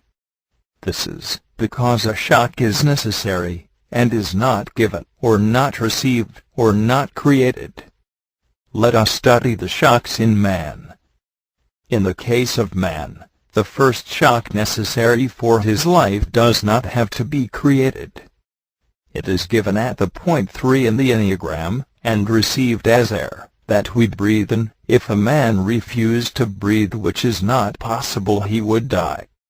Or if he breathed in something not air, such as carbon monoxide, the shock would still be given, but not received. That is, he would breathe, but not take in air, and so would die. You must reflect on these two sides of a shock, and also upon the fact that the shock of air has to take place at not too long intervals. The giving and receiving of this shock is essential to life. If it is not given, the physical organism ceases to work. Remember here that everything breathes, including the earth. It is very interesting to realize that everything breathes, and that this shock is necessary in all things. But since the law of 7 or law of the shock is in all things, together with the law of 3, it is not so surprising. In the case of man, 2 other shocks are possible, but not essential. They are not given him, or received, but must be created. The position of the 3 shocks is shown at the angles of the triangle at the points 3, 6, and 9. A man who only has the first shock, at 3, at work in him, is a man of a particular kind. A man who has the first and second shocks working in him is a man of a different kind. A man who has all these 3 shocks at work in him is a man utterly different from the first or second man. The creation of these 3 kinds of men is described in progressive order in the first 2 chapters of Genesis in connection with the 7 days of creation, which divides man into 7 different categories, and does not take him as one and the same or as equal. The first broad distinction is made between mechanical man and conscious man. The first description of man in Genesis is of mechanical or dead man in verse 2. In the work, mechanical humanity is said to be asleep, and sometimes to be dead, as when it is said that many people walking about are long ago dead. Likewise in the New Testament, Christ refers to the dead burying their dead. Mechanical man has no shock at work in him save the mechanical shock of breathing. However, the term breath or breathing is something also applied to the second shock, as we shall see. The point here is that in Genesis, and in this work, and in the New Testament, the idea of dead man appears, the dead, living man. To awaken from the state of being a dead person, a man, or a woman must give himself, or herself the second shock, at point 6. This person is described in Genesis as following on the dead man. Let us consider the dead man first. It is impossible to describe him briefly.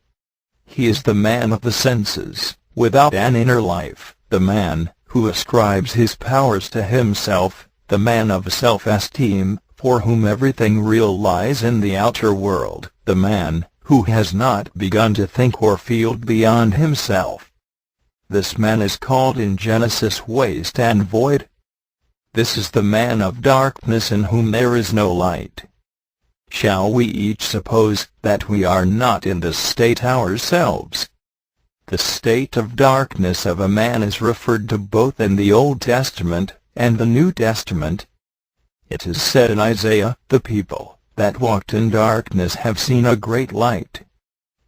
Ix 2, and in John, "The light shineth in the darkness, and the darkness apprehended it not." I5, which means that esoteric teaching represented in Christ came as light to those in darkness of mind and understanding. To take one example, this dead man or man of darkness of mind is the Hasnamus man mentioned in the work, namely, the man whose well-being depends on the ill-being of thousands and millions of others. Napoleon is a good example. Such a man cannot think in terms beyond himself and what he wants. There is no love of neighbor, that is, no emotional development beyond self-love and self-interest. Or, in work terms, there is no power of sincere external considering, no ability to put oneself genuinely in the position of another person, and to think and feel as he or she thinks and feels, unless it belongs to one's own self-interest and the personal sphere of one's own merit. This is the general state of man. In the work it is necessary to get beyond this state, and it is very difficult to do so for everyone, without exception. However, it is necessary to do so eventually, for the step that has to be taken is beyond what one is at present. The first requisite is a shock administered to one's present state of mind and feeling. One must begin to think differently, and then to feel in a new way. But unless one meets with something that makes this possible, it will remain a step not taken. So one will continue to sound the same note all one's life, as most people do. Now let us consider the man who begins to give himself the second shock at the point 6. He is described in Genesis. He is no longer a dead man, waste and void. Look for a moment at the Enneagram at the point 6. Here is the point where esoteric teaching can enter a man and start a new octave in him. Look at the first octave, made possible by the mechanically given and mechanically received shock of physical air, and note where it goes. Now look at the point 6, where the entry of something new is possible. I say that it is possible. It is not necessary for living an ordinary life. But it is a point where something is possible. Here this work enters into the plan of man, regarded in the light of a self-developing organism by creation. In Genesis, the idea that man is a self-developing organism is contained in the very first line. In the beginning God created the heaven and the earth, that is, two levels, a higher and a lower.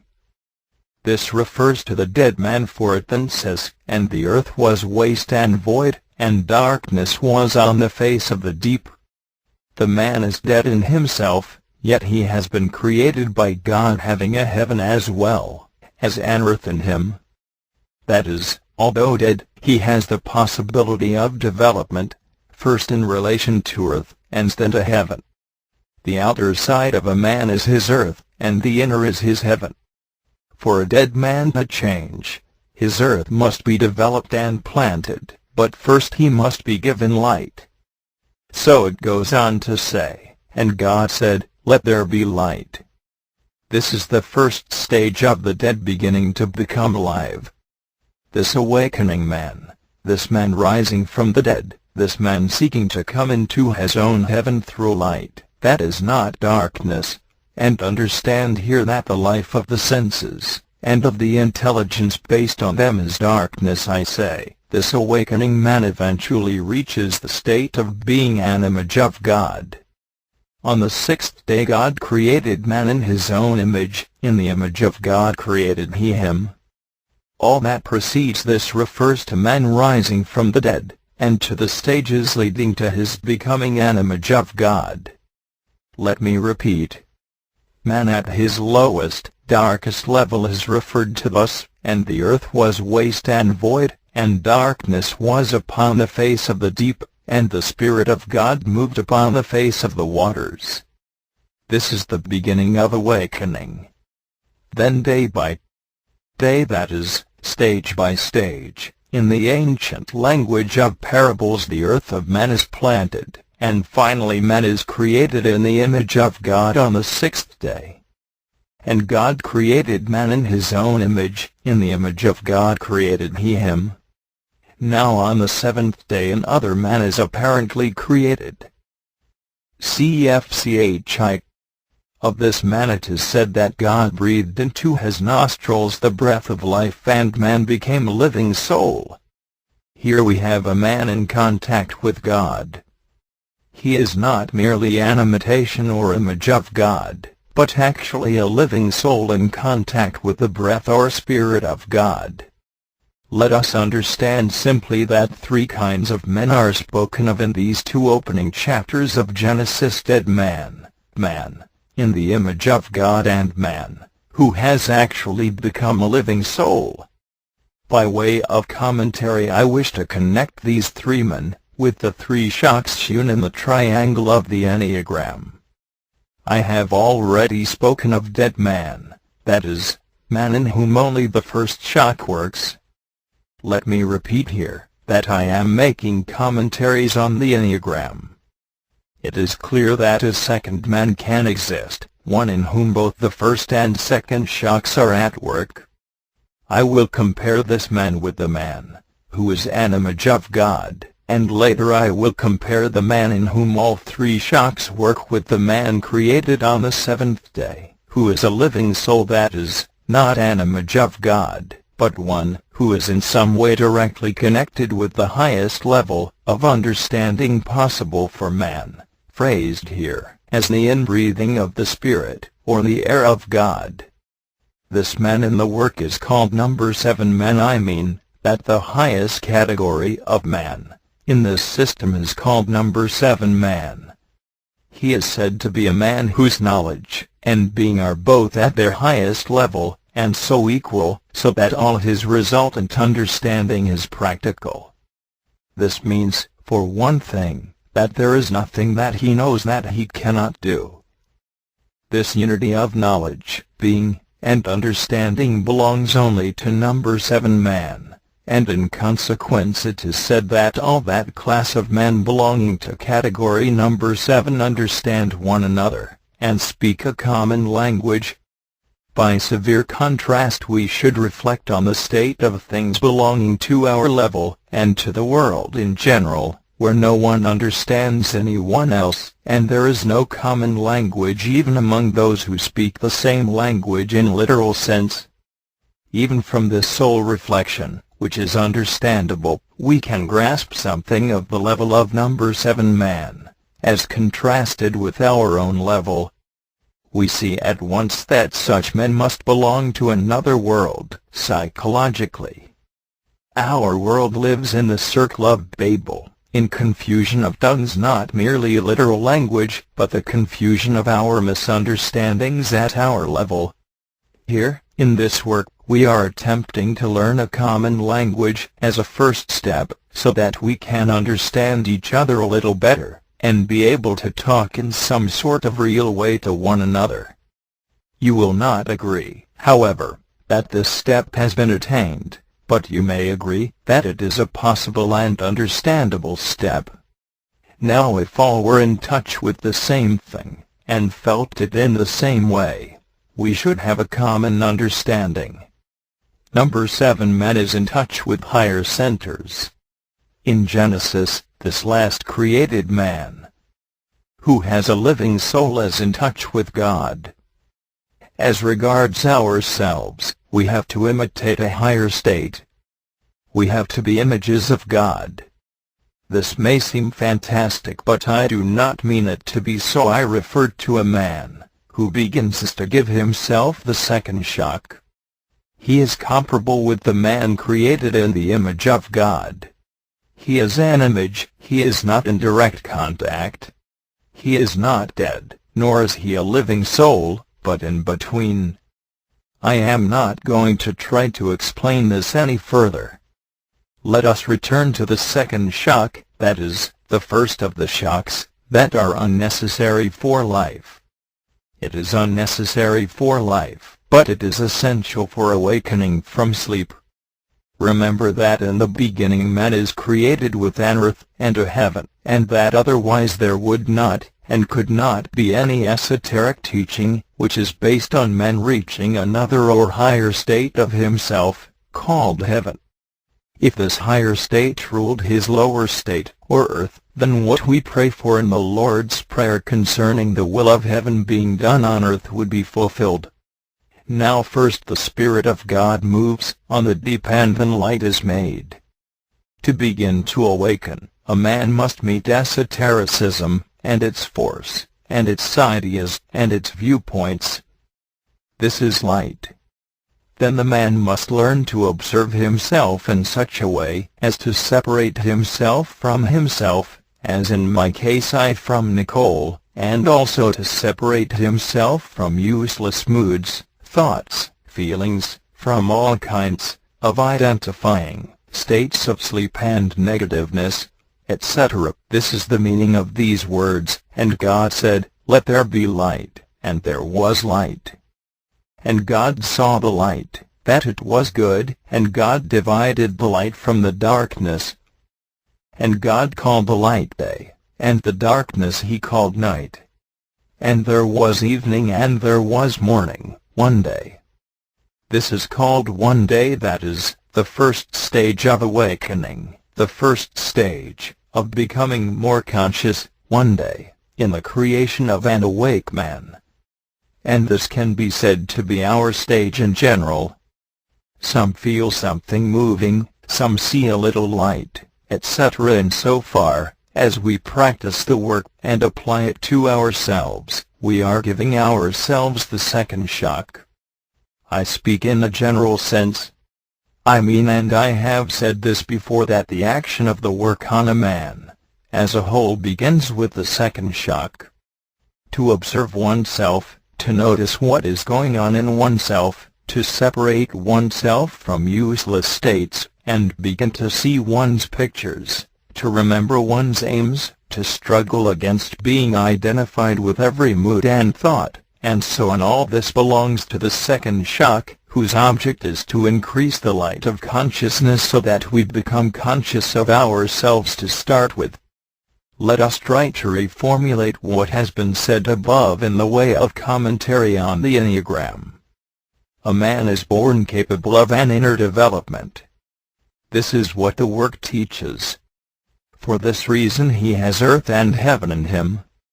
If he were only earth, he would be incapable of any inner development.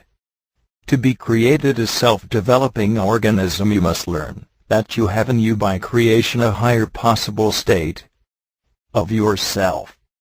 For example, an egg is born with a possibility of becoming a bird. It therefore has an earth and a heaven contained in its beginning. A seed, an acorn, etc. is in the same position. Man can remain earth, in which case he serves nature. But to repeat the language of the first verse of Genesis, in the beginning God created the heaven and the earth.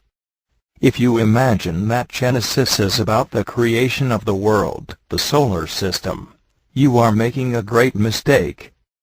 Esoteric literature invariably deals with man himself and his possibilities.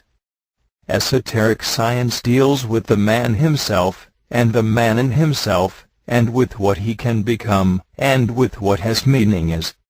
Ordinary science deals with the external world, and the nature of its structure, and so on.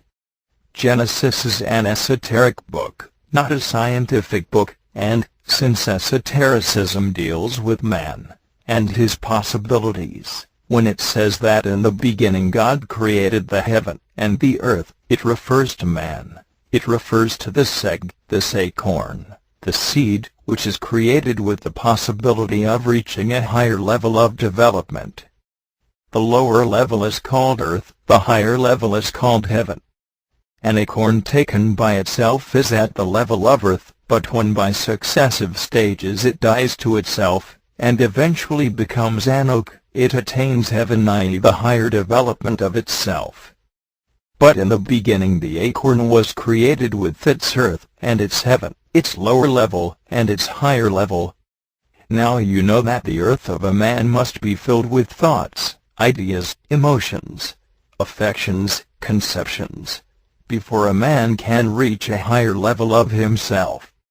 All these are represented by physical objects, e.g. man can reach in the stage of his inner development to what is said in verse 11, that the earth brings forth the tender herb, and the fruit tree bears fruit. This refers to different stages of understanding, different stages of knowledge, and finally a man is created in the image of God. From the standpoint of esotericism, a man is not simply his physical body, his strength, his violence, his primitive instincts. A man is his understanding, from the esoteric point of view, and there are very few men from this point of view. All esotericism is about overcoming violence, about increasing consciousness, first of oneself and then of others. Superman is not a gigantic replica of an ordinary man. Superman is an utterly different kind of man. An ordinary mechanical man, i.e. a man more or less as we all are, still is given the first shock, but the beginning of a new kind of man starts from the point where, to quote Genesis, the Spirit of God moves on the face of the waters. As you know, water refers to truth in the language of parables. When a man has magnetic center in him, although his earth may be waste and void, and in thick darkness, he will feel that there must be something other than the external world of the senses in which he finds himself. And so something may move in his mind, which is the seat of his understanding of truth, and his next state may be that he begins to see light. But if there is no movement in him in this sense, if he feels that reality is only in the world of the senses, in this ever-turning kaleidoscope of confusion, then no spirit of esotericism will move in him, and God, i.e. esotericism, will be unable to create light. Let us terminate this commentary by saying that esoteric knowledge is light. It is light to those who have been moved already. And the shock of esotericism comes at the point 6 in the Enneagram. Note the triangle of which we will speak more has 3 points in it marked by the numbers 3, 6, 9. We have touched only on the points 3 and 6. In the work these points are called the points of shock. Point 3 is a mechanical shock given by air drawn into the lungs, and received by the blood. Point 6 is sometimes called the point of the first conscious shock, because mechanically it is not given. For this reason point 6 is sometimes called the first conscious shock and point 9 the second conscious shock. This nomenclature is based on the conception of mechanical and conscious. But one can also speak of the shocks as first, second, and third. Next time we have to speak about the triangle in the light, that it is the Holy Spirit, or Holy Ghost, to use the esoteric language of the Gospels, and also about how the breathing in and out at point 3 corresponds to something similar at point 6. Birdlip, March 4, 1944. The Enneagram V. As we have seen, mechanical man is given and made to receive the first shock at point 3. This enables him to live a physical existence. But he does not give himself the shock at point 6, or the shock at point 9. We speak again of the triangle within the Enneagram. When he begins to study the nature of the shock at point 6, and, to try to give himself this shock, he makes a step in the direction of consciousness, and in a revolution. One reason why things go as they do in the world is that man is not properly conscious, but assumes that he is. As was said previously, from one side the object of this work is to increase consciousness. First one must become more conscious of oneself. Paradoxically, one has to become conscious of the fact that one is not conscious. By direct self-study one has to realize that one passes most of one's existence in a state of sleep. However, in this state the shock at point 3 is given and received regularly. If our breathing depended on our conscious attention we would not remain alive very long. From one angle, then, the study of the shock at point 6 is the study of how to increase consciousness. It is called by the general term self-remembering, but, as was said, the whole application of the work comes in at this point also. The work must be brought up to the place of incoming impressions. This cannot be done unless one is in an unusual state of consciousness, one that is different from one's ordinary state. Between the second state of consciousness and the third there are many degrees. Let us look at the diagram of the 4 states of consciousness. We can mark degrees between the so-called waking state and the state of self-remembering. Suppose you have an aim such as not to be negative with a certain person. You will have to keep awake to your aim, and to the inner state of yourself at every moment. This will be a kind of self-remembering. When one is remembering oneself, one should remember one's aims. The trouble is that we cannot live for long in this state of increased consciousness, because we exhaust the available energy for it. Consciousness, like everything else, is weighed and measured. There is only so much consciousness. After a time we increase consciousness gradually, and then, instead of falling very deeply asleep after a period of trying to be more conscious, as so often happens, we retain a certain awareness or memory of ourselves, some continuity in our inner life. But our desire for sleep is very great, so that the attempt to give ourselves the shock at point 6 often exhausts us for the time being. We feel we have done enough. Now sleep is easy, because the work is not necessary for life. If you knew that if you stopped remembering yourself for a minute you would die, then it would indeed be difficult to fall asleep. But fortunately, or unfortunately, a person can begin to identify from the moment he gets up in the morning, even through his inner talking, and remain fast asleep all day. When you catch yourself asleep in this way, and realize that you have been completely identified with inner talking, and making accounts against others, and so on, you are in a position to understand what giving oneself the shock at point 6 consists in. I mean, that you will be able to see the difference between being in a mechanical state of sleep, and being more conscious. Self-remembering cannot be explained in so many words, because it is an experience, of greater or lesser intensity. One cannot explain an experience. But there is one fundamental description of what the shock of self-remembering is, to which I will now refer, and which I will compare with the shock of breathing. The shock of breathing consists in a movement out and a movement in, or, if you prefer, a movement in and a movement out. There is inspiration and expiration, and the complete act of breathing or cycle of breathing includes both. But there is no contradiction in the opposite movements, because they form together a complete cycle. We make about 20 such cycles per minute. You will remember that in the table of time in different cosmoses, where it is said that time is breath, man's time of breath is taken as 3 seconds. It is upon the 2 directions in and out that I want you to reflect. How does this correspond with the psychic act of self-remembering? You remember the diagram of the 2 arrows pointing in different ways. These directions represent breathing in and breathing out.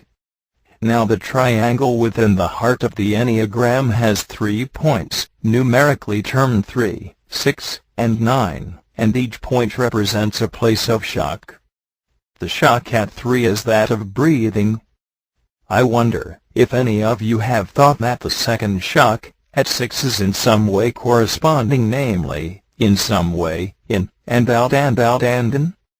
You will see at once from the diagram of self-remembering that it goes one way, and then the other way, in, and out and in, just as does breathing. Do you imagine that the first given shock of breathing can have no relation to the second shock, and no correspondence? For those who wish to think of this teaching, and confirm it in their minds, I would call your attention first of all to this extraordinary triangle standing in the midst of the Enneagram, and then to the nature of the first given shock of there, that is, the inward, and the outward movement of breathing. Then I will ask you, do you think that the second shock at point 6, the first consciously given shock, may not have relationship in character to the first mechanically given shock at point 3? The diagram of self-remembering shows that it has. It is these two psychic directions or movements connected with self-remembering, as distinct from the two physical directions or movements of breathing, that I want you to think about. In self-remembering, a man must look in and look out at the same time. When a person is doing this, you will have no doubt about it, as it gives a certain expression to the eyes. To remember oneself, it is necessary to look in and look out. One must see the outer and see oneself in relation to the outer. But actually no one can see in and see out at the same time any more than a person can breathe in and breathe out at the same time. A person's attention must go in and then out alternately, and if we compare this with breathing, we can say that an act of self-remembering is an inward and outward movement, not either an inward or an outward movement. An act of self-remembering is a double movement, as is an act of breathing. And so self-remembering can be thought of as consisting in some to and fro motion, psychological in nature, that has to be carried out consciously, that is, with a certain pressure of the attention, that is given by aim, or by the feeling of the work. For example, I look at the person, and then at my reaction in the light of my aim, then outward again at the person, then inward at my reaction, and so on. Identifying then becomes impossible. This is, so to speak, the diagram of self-remembering, and you see, apparently, a double or contradictory direction. Now let us represent the first shock of breathing by two arrows. We will return later to the study of the shock at point 6, but I will add this. Unless you have got to the point of understanding that this work, and all esoteric psychology, is about your inner states, and deals with your reactions to others who act on you, it will all seem vague, fantastic, and unnecessary. Self-observation, the starting point of this work, is to make one realize one's inner states. Evolution is an evolution of inner states. Self-development is a development of inner states. Only you can know your inner states, only you can separate from useless, negative or evil states. I repeat, that it is impossible to become more conscious, impossible to give the shock at point 6, unless you have begun to be aware of what kinds of things are in you, and go on in you, and for this to occur it is necessary to turn the attention inwards first of all and notice your reactions to the outer. But you must also notice the outer. One must find out what external and internal mean, and what this out and in movement means, for to be only in internals, or only in externals is wrong. There is you, and there is the external world, transmitted to you by the senses. There is the world and there are your reactions to it. If you cannot distinguish between yourself and the external world, you cannot apply the first conscious shock. As I said, I will return to this later. At present, notice an external person, and notice your reaction to that person, and distinguish between them. Birdlip, March 11, 1944. The Enneagram VI. We will continue to speak about the shock given at point 6 in the Enneagram. I will remind you briefly that this is the first conscious shock, called in general the shock of self-remembering, and that it does not take place mechanically in man. I repeat these matters because it is so important for people to grasp them. The whole idea of esoteric psychology, and its great distinction from Western psychology, lies in the fact that it does not regard a man as being conscious. Esoteric psychology regards man as being in a state of sleep, in which everything happens to him, a state in which he imagines that he is conscious, a state in which he imagines he has will, in which he imagines he has a permanent ego, and in which he imagines he can do. Esoteric psychology teaches us that all this is illusion, and that man attributes to himself what he does not possess. The first stage of his beginning to possess such attributes belongs to the shock at point 6 that we talk about from different angles. Some people think that a shock means only a sudden unpleasant experience. Certainly some shocks are of this kind, and are often very useful. But a far larger conception of the shock at point 6 is necessary. It is here that the whole change of outlook, a whole change of mind, comes in. We have really to understand what it means that things are not as they seem. We have really to understand that we and others are asleep, and that we cannot do, and that we have no real will, nor any real permanent ego, and so on.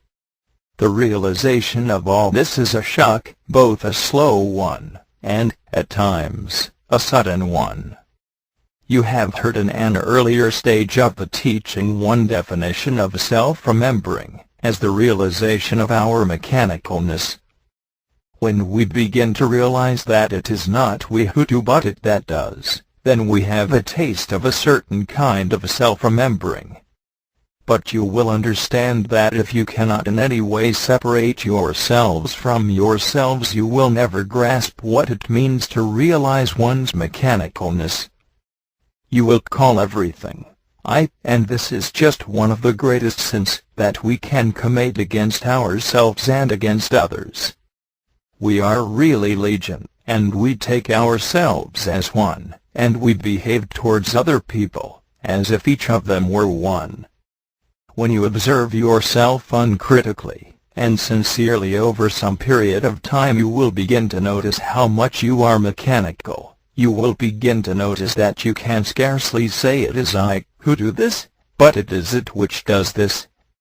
And you will notice that you consent to it, and, as it were, call it I, although this is not a conscious process, but a kind of self-justifying that goes on in the background, and makes everything seem to be all right, so that you believe that everything going on is I. For example, there is inner talking going on in you, and you go along with it just as if it were you doing it.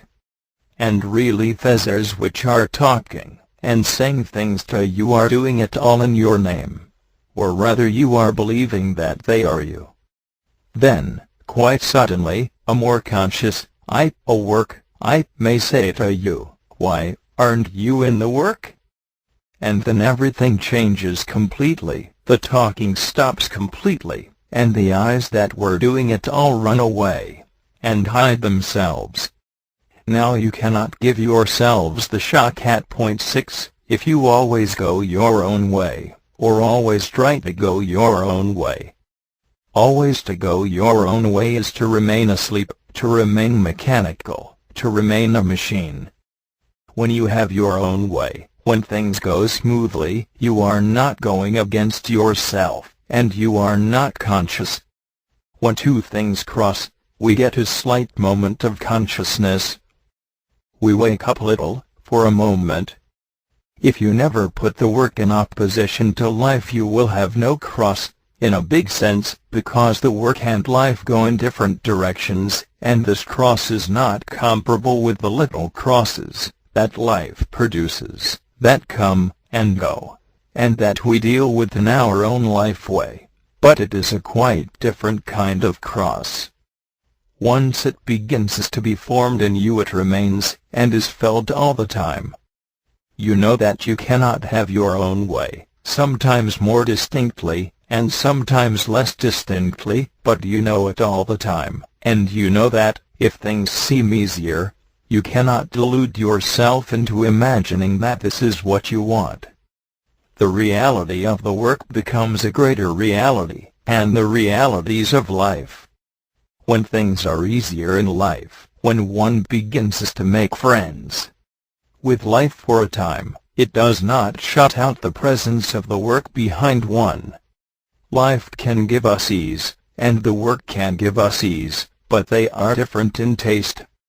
All this refers to what I spoke about in connection with the first conscious shock, to the effect that we have to know the difference between being asleep and being awake by inner taste, before we even begin to know how to give this shock. You understand that if you are identified with life, you are in life. You respond only to influences. You are in all the feelings that life gives. You are in all its anxieties. Then you will be far away from the work. The work will seem like a dream. You will be far away from any giving to yourself of the shock at point 6. You all understand that you must reinterpret life and see it in the light of the work. But as long as you are completely in life eyes, and completely absorbed in the cares, anxieties, frictions, and ambitions of life, how can you expect to interpret life differently? Only work eyes can do this.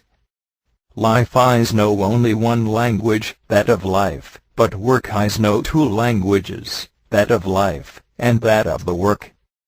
Were not this the case, what hope would there be for us save to serve the machinery of organic life? How could we separate ourselves from ourselves if there were nothing in us that was different from ourselves? How, if you think you are one, can you separate yourself from yourself? Here there comes in another aspect of the shock at point 6. It consists in always trying to give the chief valuation to work eyes at difficult periods. Try to obey what the work says in any particular situation. Think out how it would be to act in the work way, and try to obey what you perceive, and visualize yourself doing it. Of course, you will have to remember about the work and what it teaches to do this.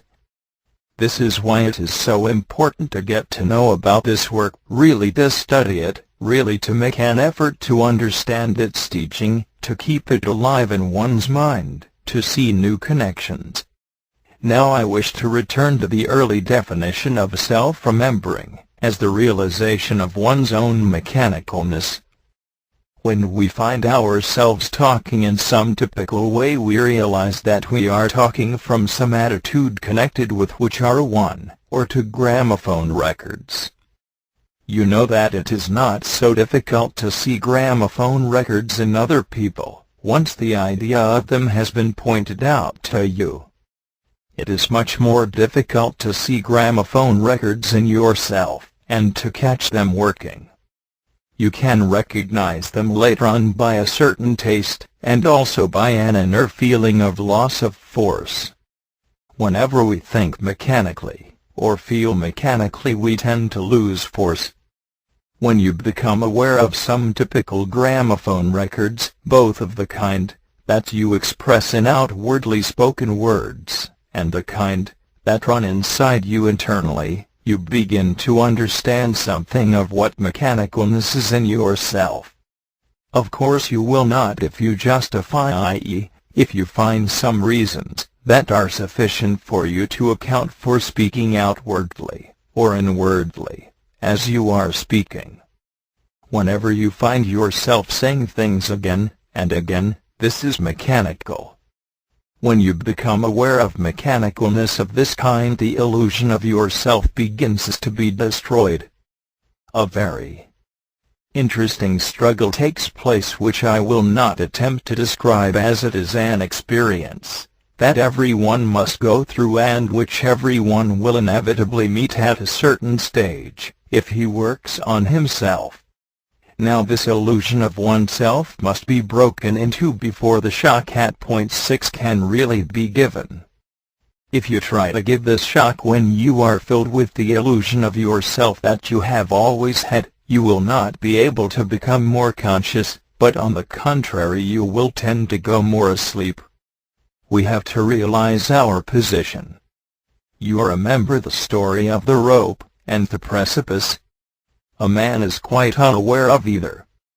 Then he sees the precipice, and then he realizes his true position, and then he sees the rope above his head.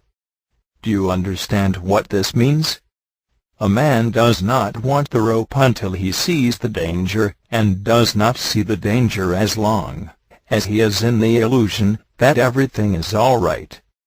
In the same way, a person in the illusion of himself or herself, a person in something not as yet broken open, will make no right effort of self-remembering, because, since the precipice is not seen, the rope is not seen.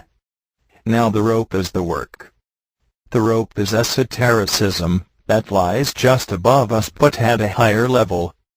The healing influences of esotericism can reach us in the third state of consciousness, but not in the second state. The first conscious shock is to raise us to that consciousness, the forms of awareness, that kind of light, that belong to the third state. Now you will understand why it is said that the realization of one's mechanicalness is a form of self-remembering. It means that we begin to become aware of the danger we are in, because what we have taken for granted in ourselves we begin to see as illusion, and we begin to see that we do not exist. And once this illusion of yourself begins to be broken, it begins to be possible to feel the influences of the work not only reaching, but teaching you. If, however, you are convinced that the present pattern of yourself is right, it is naturally difficult to work on yourself, because there is no private reason why you should.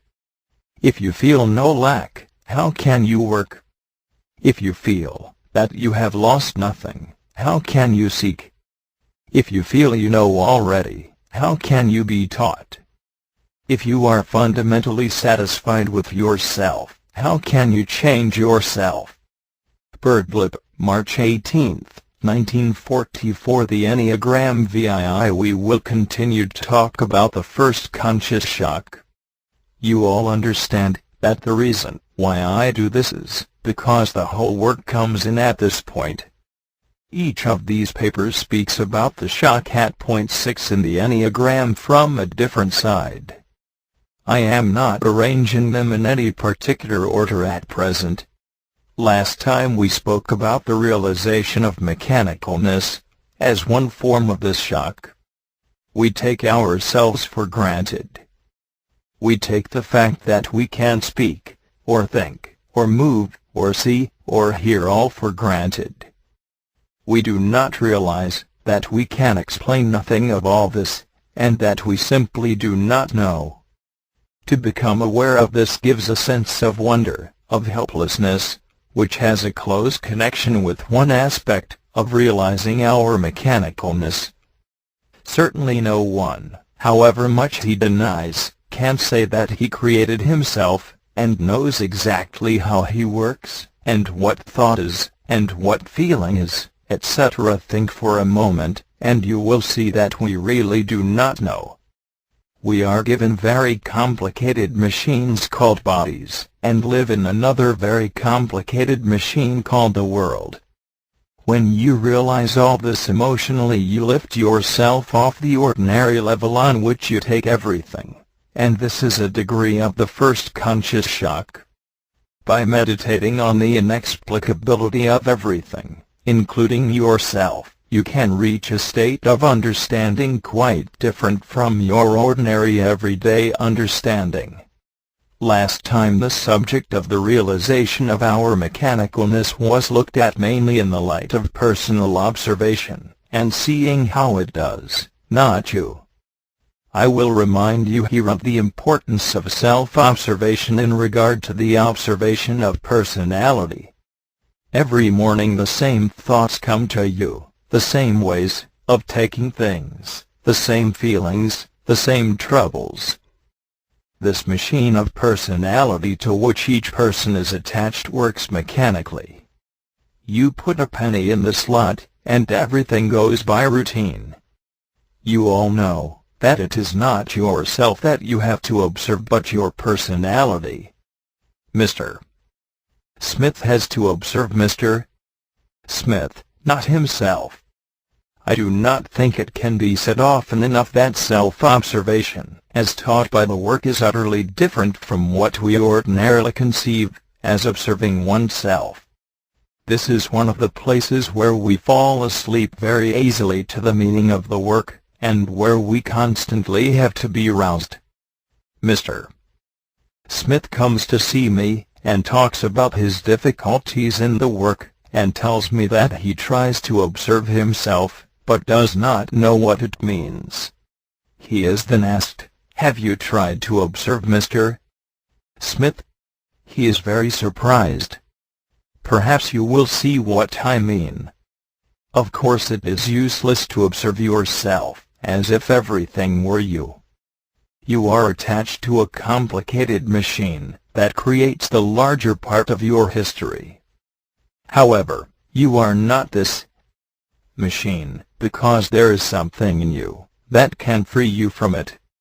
If this were not the case, self-observation would be so much waste of time. You view your connection with this machine, say, over a day. What has it been up to? What has it been saying? Where has it been? What did it want? Do you like it? Will you justify it? Are you more free from it if you do something with attention? Observe yourself in this way at this very moment. When we realize that this machine of personality moves us to and fro, and takes charge of us at every moment, we begin to get glimpses of what it means to realize our mechanicalness. We begin to understand that this is why such a realization is defined as a form of self-remembering. You see that you cannot get beyond yourself if you take all yourself as yourself. How will you cross the stream with all your belongings? How will you get out of prison if you insist on taking everything with you? You have to avoid yourself. You have to be patient with yourself until all the noise that personality is making has quietened down and you can at last be with yourself. There is a phrase that is often used in this work, and also in other ancient esoteric writings, to the effect that man is in prison. She used to say that no one realizes his own situation. All of you, he said, are in prison, and all you can wish for, if you are sensible people, is to escape. No one, however, can escape from prison without the help of those who have escaped before. Only they can teach you in what way escape is possible.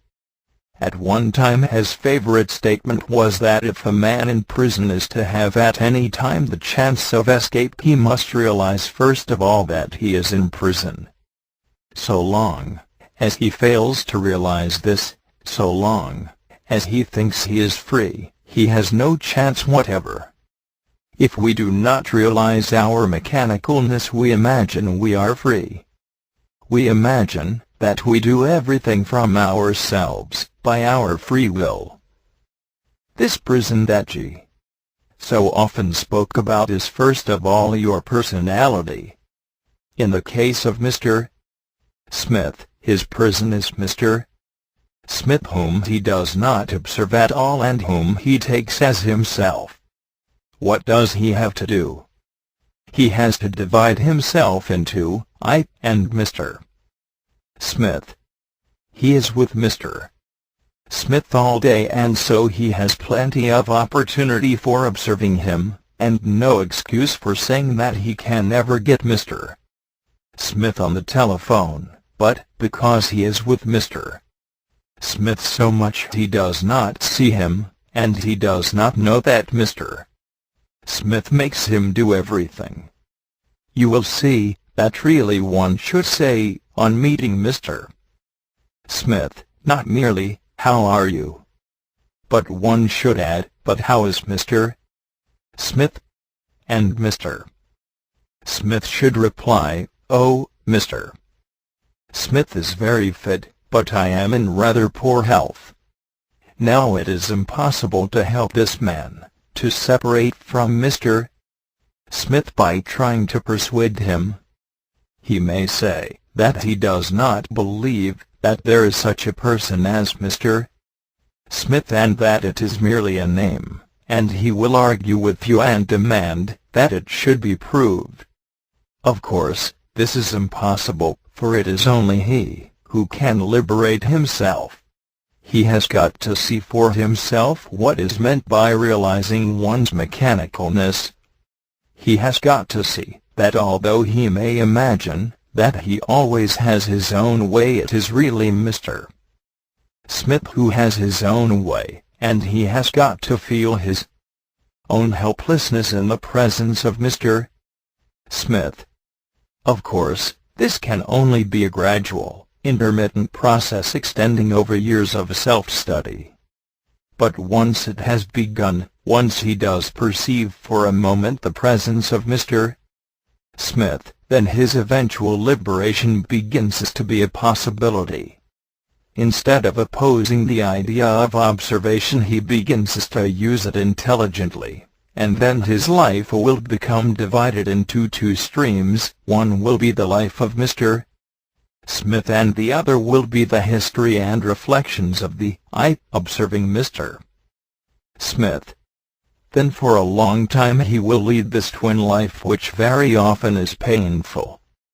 But if he does not allow himself to get negative, he will notice gradually that new meanings enter his understanding. Something begins to happen to him. And this change, however slight, is due to the shock being given at the point 6 through which new influences begin to reach a man. There is a form of yoga which is based on meditation, about oneself and who one is, and to what one can say, I. In this work we have to ask ourselves, when we say, I, which, I?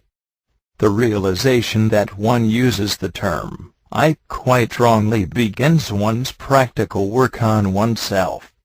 It belongs to the shock at point 6, because it can increase consciousness, it increases one's awareness of oneself. It begins to give you a quite new relationship to yourself. Say, sometimes, to yourself in a moment of action, which, I. Now let me give you an example in regard to a person who has begun to realize mechanicalness.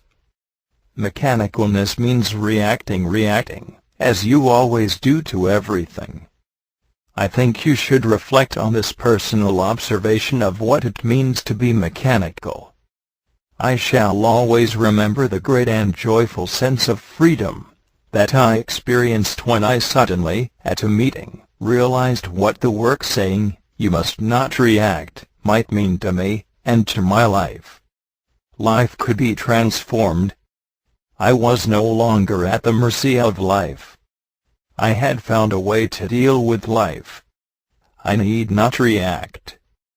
No one and nothing could hurt me, or even touch me, if I could find the strength not to react.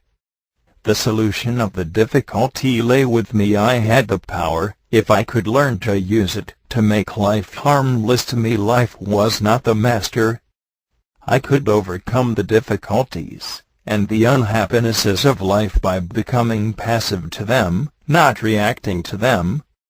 Birdlip, March 25, 1944. The Enneagram VIII. There was some conversation on Saturday here about time and recurrence. As the subject concerns the first conscious shock, I will give you a resume of what was said. All the ideas of the work can act as shocks. Ideas are very powerful, much more powerful than anything visible and material. Ideas can dominate whole nations. We cannot see an idea, but we can feel its effect. Mr. Ouspensky compared ideas with very powerful machines which, if handled wrongly, can be dangerous. To feel all the ideas of the work is to transform our understanding.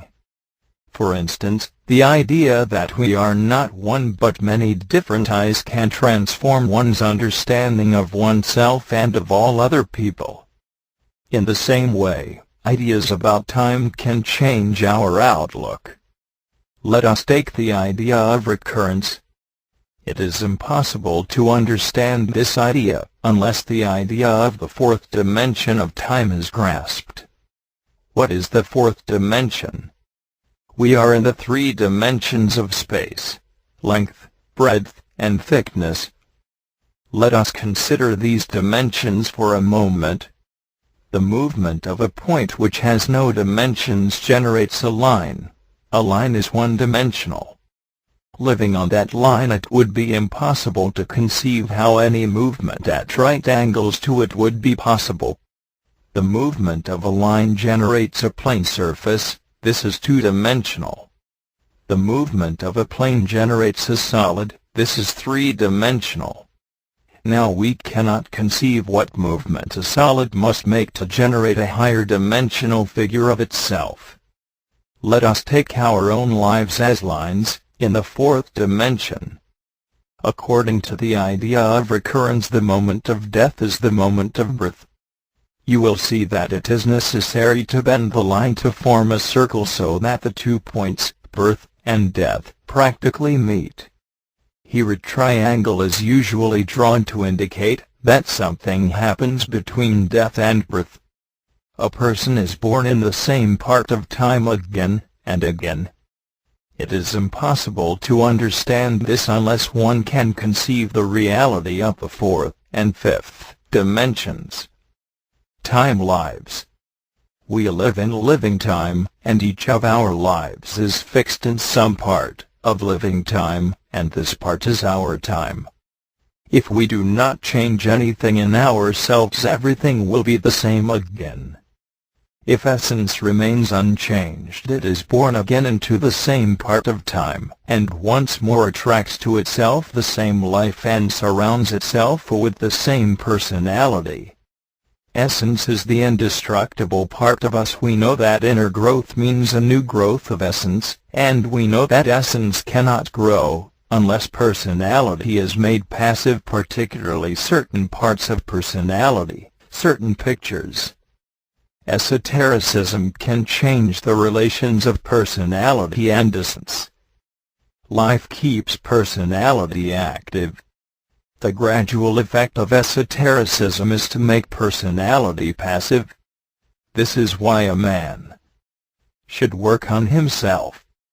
If he will sacrifice certain sides of his personality, if he will withdraw force from them, it may be that essence can begin to grow. If essence grows, when it is reborn, it will not attract the same life. Change of being necessarily means a change in the life, because one's being attracts one's life. If there is a development of essence, there will not only be a change in the life, but also there will be memory. A person may remember what to do at some difficult moment. He may remember that he made some mistake.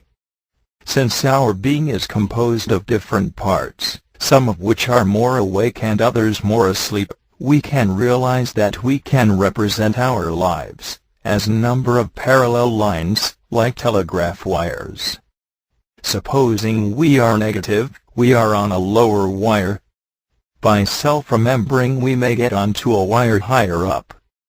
By taking everything as heavily as possible, we travel along the lowest, the worst, wire, so to speak. By non-identifying and remembering ourselves, we get onto a higher, a better, wire. And although all these wires lie, as it were, near together, there are differences between them. One may encounter something on one of them which does not exist on another. For instance, one may encounter this work on one of these lines, and miss it on a lower one. All our eyes are not on the same level, and we cannot meet some of them, say, on the lowest level, because they do not live there. We have many different kinds of memory, and each eye has its own memory. Memory is our relation to the fourth dimension, which extends both into the future and into the past. A man may remember the future. This is not so extraordinary if we realize that we have lived before. This work stresses very much the importance of remembering.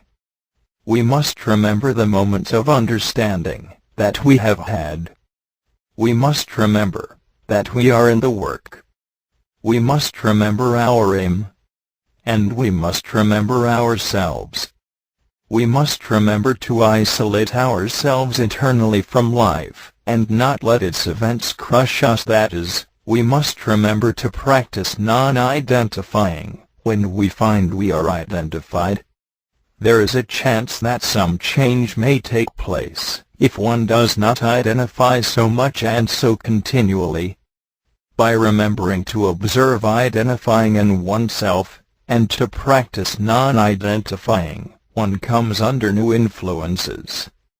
The object is to reach these influences, which can heal us and give new life.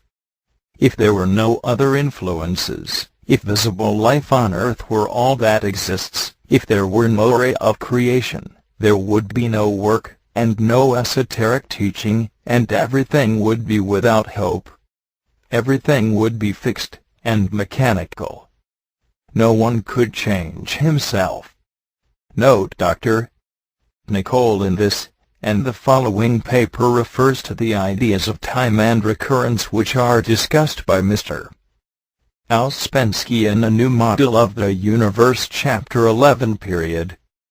Birdlip, April 1, 1944. The Enneagram IX. Further notes on the idea of recurrence. It seems that many people have great difficulty in understanding what the shock at point 6 is, and, although it has been explained in every paper, that this shock is of different kinds, and that in a general sense the ideas of the work and the practice of it give this shock, questions are still asked about what it is.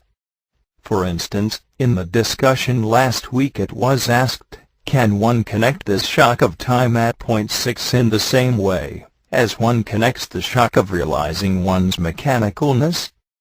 The idea that we recur is a shock when it is emotionally perceived. It changes our relationship to the present and to the past. It makes us see our lives in a new way. Now if you can't see your life in a new way, this is a shock. What is it a shock against? It is a shock against the way that you were taking life before. If you take your life in the same way always, you become fixed. To loosen you, a shock is necessary.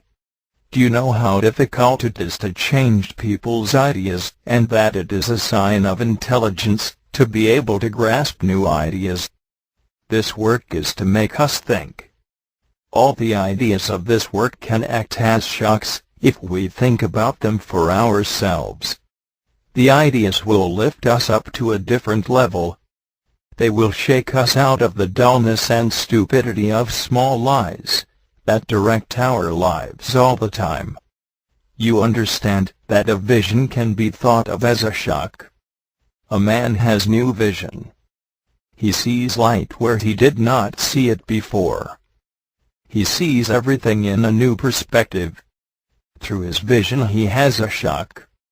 It is a shock to the old way of seeing things.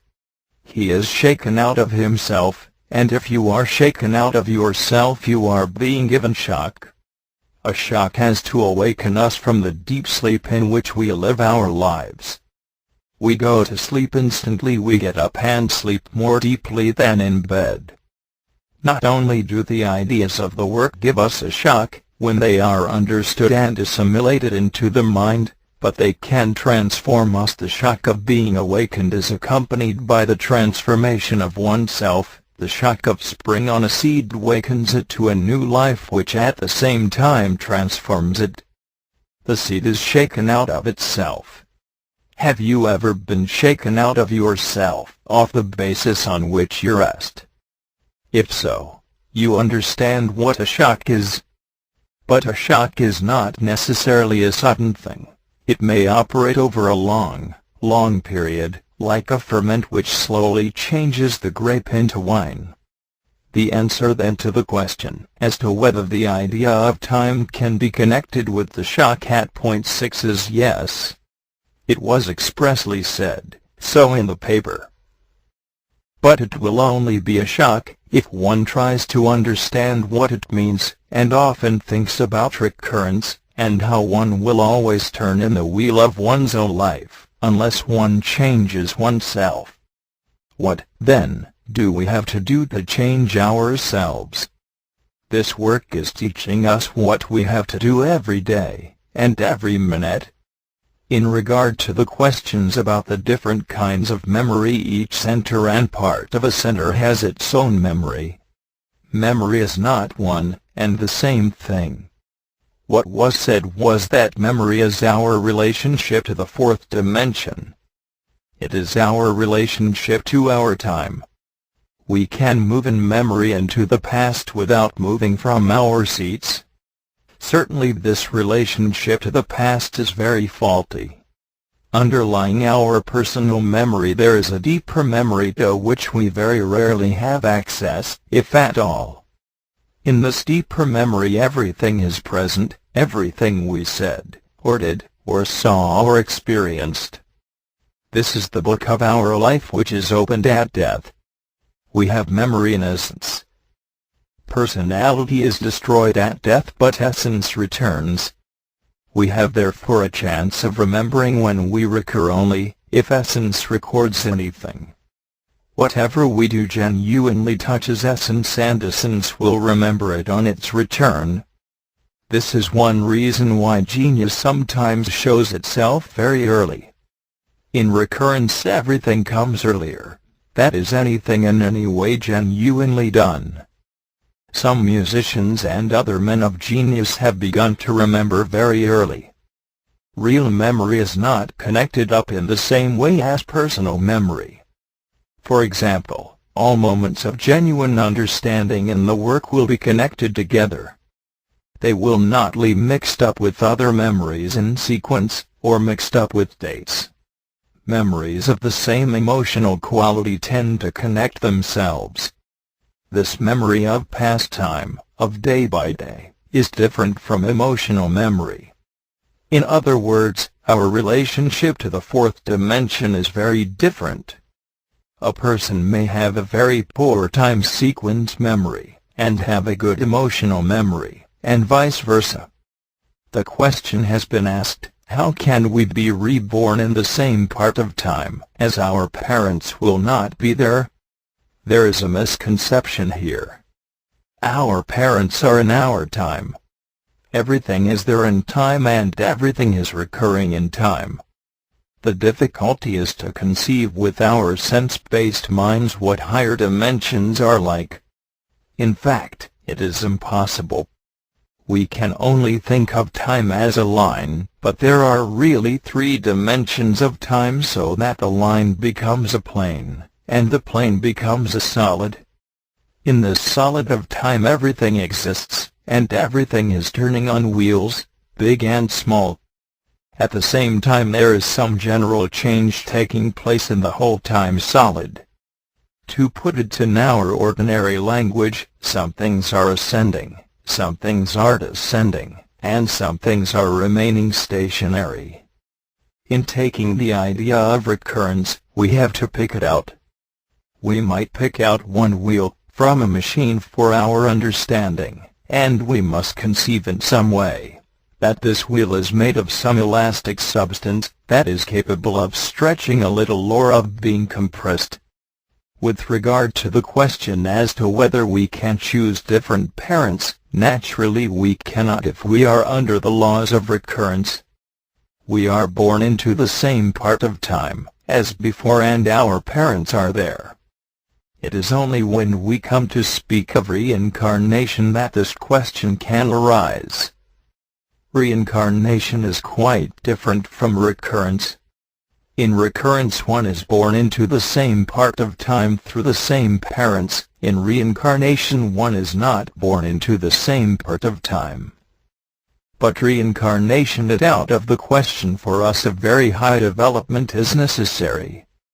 A man must have reached the end of his life, and he must be joined together in a certain way internally by fusion, before he can pass into another part of time. If we come under the influences of the idea of recurrence, the whole of our conception of the past changes. It is said that a great struggle is going to take place in the world between the religious people who believe in an afterlife and scientists who believe only in this life. You will see how the idea of recurrence satisfies both these sides.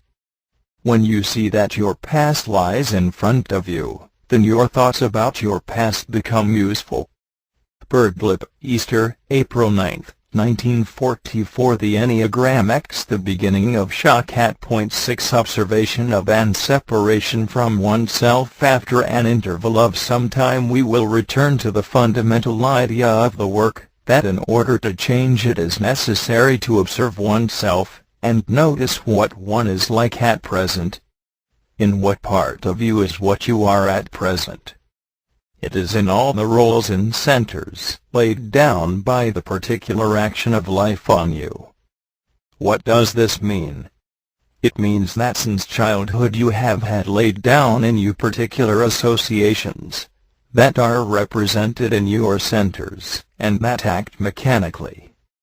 Everyone here has had laid down in his or her centers particular views and ways of taking things, from the mother, from the father, from nurses, from people who surrounded them. You all take this built-up thing as yourself. Yet it is merely one pattern of all possible oneselves. But this is very difficult to grasp. All this associative stuff laid down in centers from earliest life makes you a certain kind or pattern of person. And here I would say, is it not very remarkable that no one thinks that he or she is in any sense a fixed, a particular kind of person, a person who always behaves in this way, or that way, and so on? It is interesting, because everyone has the idea that he or she is quite free, and can behave, speak, act, understand, and so on just as they wish to. This is illusion. The personality, built up from mama, papa, nurse, school, etc. is very powerful. It is always acting for you. Yet we have the vision, the feeling, the idea that we are free, and are in no way prejudiced, in no way fixed, in no way machines. I said that this was illusion. Yet at the same time it is not illusion, in the sense that it is possible to dissolve the machine of personality, and become free. For this it is necessary to pay, and pay for a long time. The work is to make this payment right. It begins with self-observation. What does self-observation mean? It means to observe what you are like, how you react, what makes you negative, and so on. This work teaches you specifically to observe certain sides of yourself uncritically, that is, without justifying yourself one way or the other. To see what you take as yourself, to see the machine of responses, the machine of behavior, the machine of thoughts, of prejudices, of feelings. This is the idea behind self-observation. You will agree with me that a person cannot change unless he or she sees themselves. But people make the most fantastic and ineffectual attempts to see themselves. They usually think they should smoke, or eat less, or get up earlier, or work harder at their money-making jobs, and so on. Now this work does not start with anything of that kind. It starts with one's psychological side. One must observe this side first. This is where what you take, as you is. First the change in mind must come, the change in your regard for yourself, the change in your very feeling of yourself. As you know, everyone is identified with himself, with herself. And they expect to start from themselves as they are. The work is about making this yourself, this oneself, more passive. Who are you? What are you? You are a built-up thing of no use, or of little use to you. But you are a slave to this thing you take for granted, this yourself, this oneself. The work is to change this basis you rest on, this blind acceptance, this thing, in you that you have never questioned, and so never seen. Life lays down in us, chiefly by our imitating, thousands of attitudes, buffers, pictures, gramophone records, in fact, thousands of associative patterns. We feel uncomfortable if we do not follow them. It is one edition of oneself. The work is about ceasing to identify with this oneself formed by the action of life, and lying in the laid-down personality. Certainly this is a very difficult matter, and not for fools. To become orientated in a new way is not an easy matter. One must get under this oneself. The work can do nothing for you if you start from this oneself, or yourself, that is, from personality. And here so many go wrong, and cannot see the meaning of the work. Everyone has a consecrated feeling about themselves, just as they are. But it is in the wrong place in personality. The personality is not the sacred thing in oneself. The deeper feelings of oneself always have the miraculous quality of sacredness which gives bliss. But we take this thing, oneself, as sacred, and so we have the feeling in the wrong place, that is, in the self-esteem, in the feeling we are right, in the precious past, in upbringing. It is necessary to shift this feeling, to go behind oneself, to renew it. To ascribe to oneself the idea of anything so deep, anything so full of meaning, as the word sacred implies, is a crime against oneself. You remember perhaps, some of you, how in the Holy Grail legends, the young knight riding out to find the mystical school or castle must not obey his mother. This is capable of the crudest interpretations. But what does it mean? The mother is the source of your actions and feelings and thoughts. One must disobey the personality. In this work, what is it that we have to observe? This thing we take for granted, and to which all day we say I, but it is not I, it is not real I, it is many acquired eyes. It is a machine of acquired eyes. One goes about fastened tight to it. One obeys it at every point. It says this, and you think you say it. It does that, and you think you do it. It feels this, and you think you feel it. It thinks that, and you believe you think it. It is a pattern found in the vast associative or silent areas of the brain. It is your pattern, your registrations, your attempts to form yourself. It is a small set of electrical connections, out of billions, owing to which you must always ring up the same places, and get the same numbers. It is a machine in you.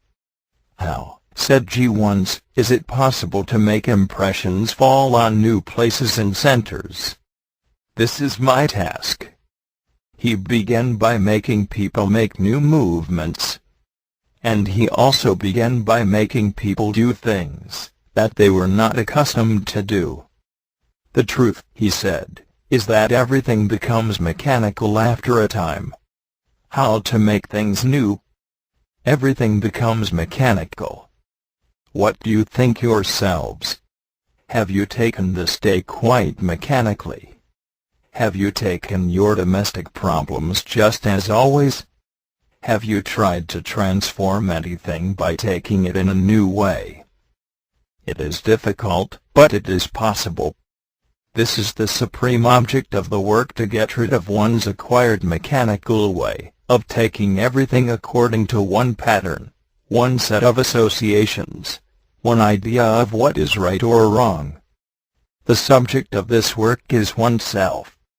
You and yourself are not the same, but you take them as the same. People identify with themselves. You identify with yourself, and so yourself becomes you. You, however, are far older than yourself. But since we do not know ourselves, we do not know that there is anything different in us from ourselves, and the outer yourself becomes fused to the inner you, and there is no separation. To observe yourself begins to make a separation. It begins to divide yourself from you. But at first this you is merely observing, I. Yet from observing, I, arises deputies to heard, which leads to heard, which in turn opens on to real, I, this is you. And this you is unattainable if you take yourself as you. To leave behind oneself is not quite what people think. Often when they think they are leaving themselves behind, they are really more identified. The work gives some interesting teaching on what it is that we have to observe and leave behind.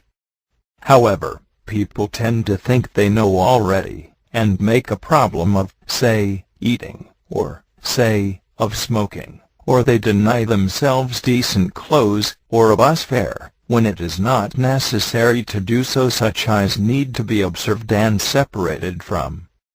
They can form a very powerful system of tyranny in a person. They arise from early associations. A person can remain a slave to them throughout life. It is a dreary slavery leading to nothing. Now in self-observation you begin to notice where you are bound, and to what you are bound. This will be in accordance with the feeling of the work, for the work shows up life, and its action on you. The work is against life. Life has created eyes that trade on us, and even eat us. These are of every kind. Suppose one could let the influences of the work make a scourge and drive out these eyes.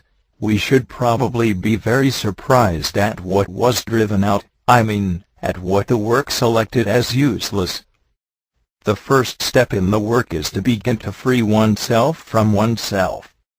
This work is not adding something to oneself, but taking away from oneself, and it is only what is useless to one's development that the work seeks to take away.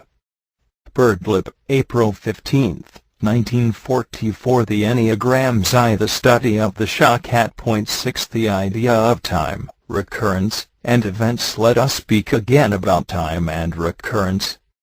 As the modern scientists tell us, time is circular, and is composed of events.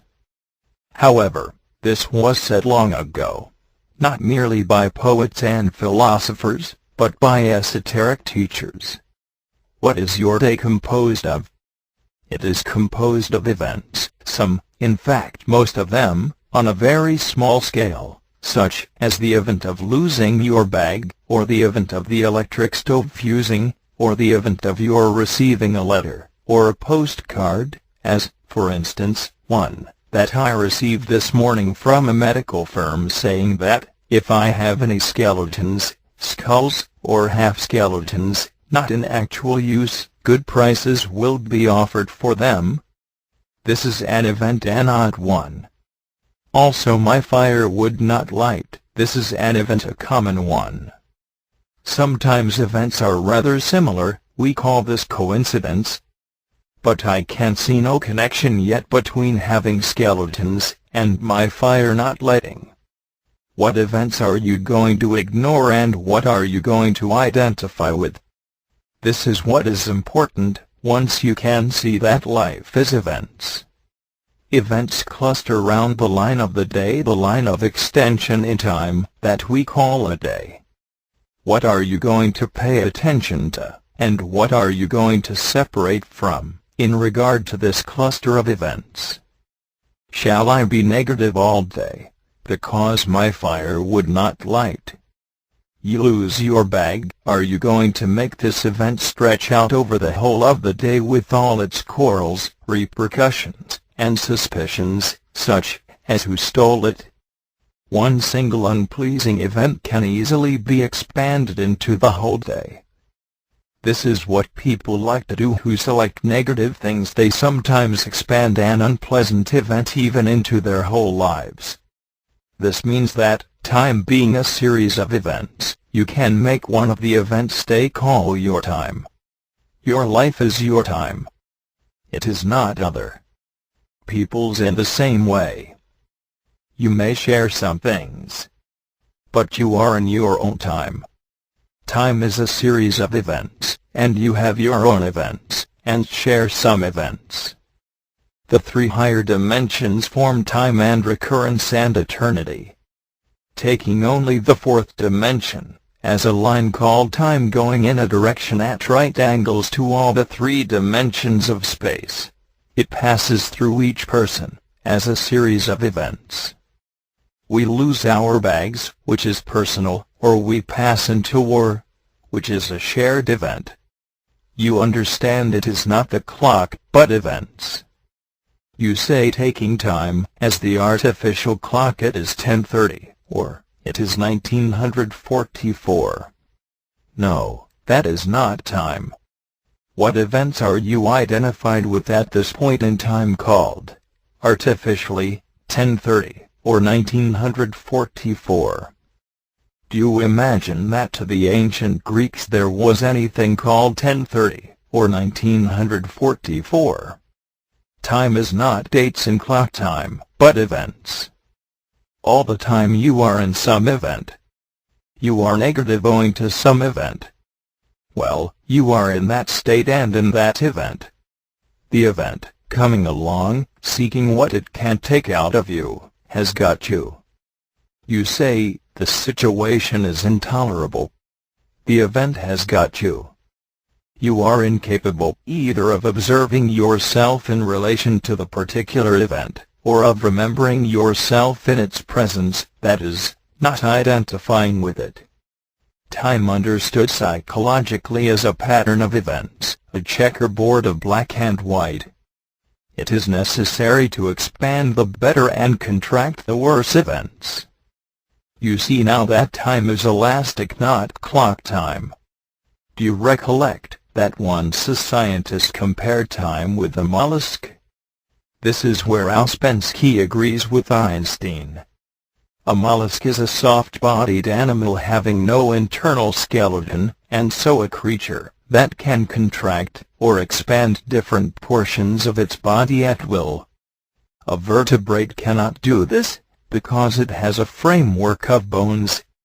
We have to become like mollusks in our relation to the day and its events.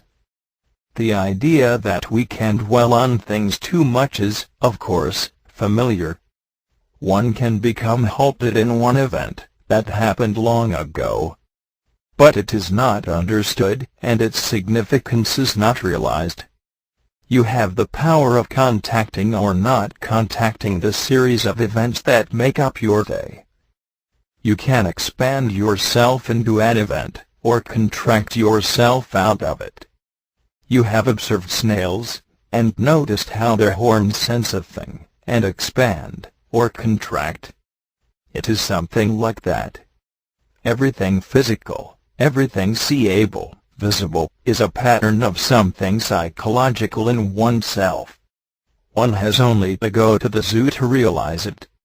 Every animal, every created form of hatred and defense, is represented psychologically in oneself.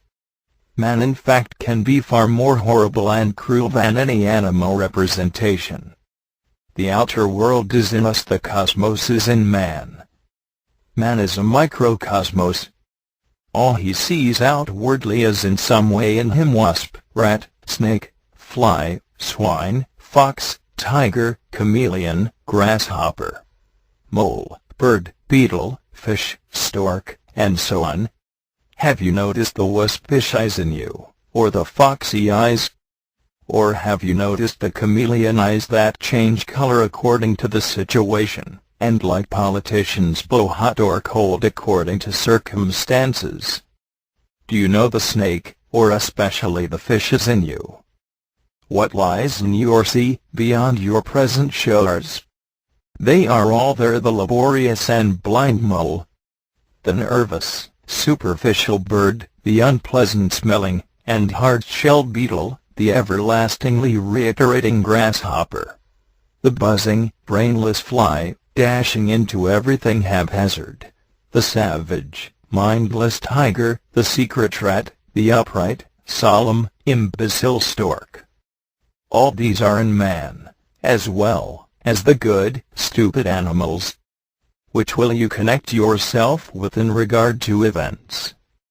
When you begin to see that there is, psychologically, no clock time, and indeed no time, even according to the big clock due to the rotation of the earth, that gives night and day, or the bigger clock due to the revolution of the rotating earth in its orbit round the sun, which makes the seasons, which makes the earth green, and then brown, and then white, and then green again. When you begin to understand that time is events, and your attitude to them, and so finally your inner states, then you begin to be able to think about recurrence.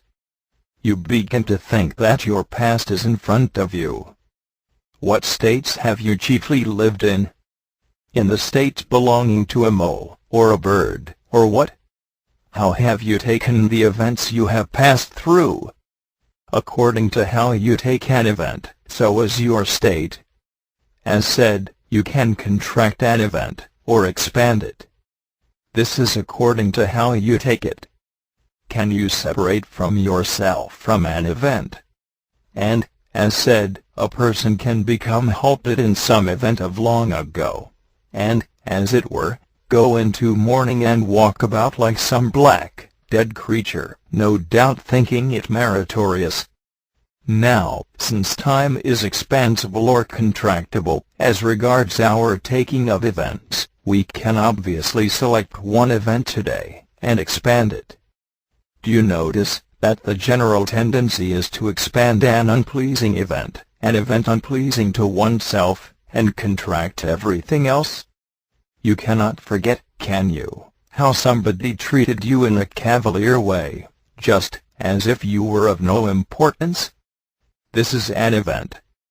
It is an event that can happen to everyone. It is a definite event called, "No one treats me rightly."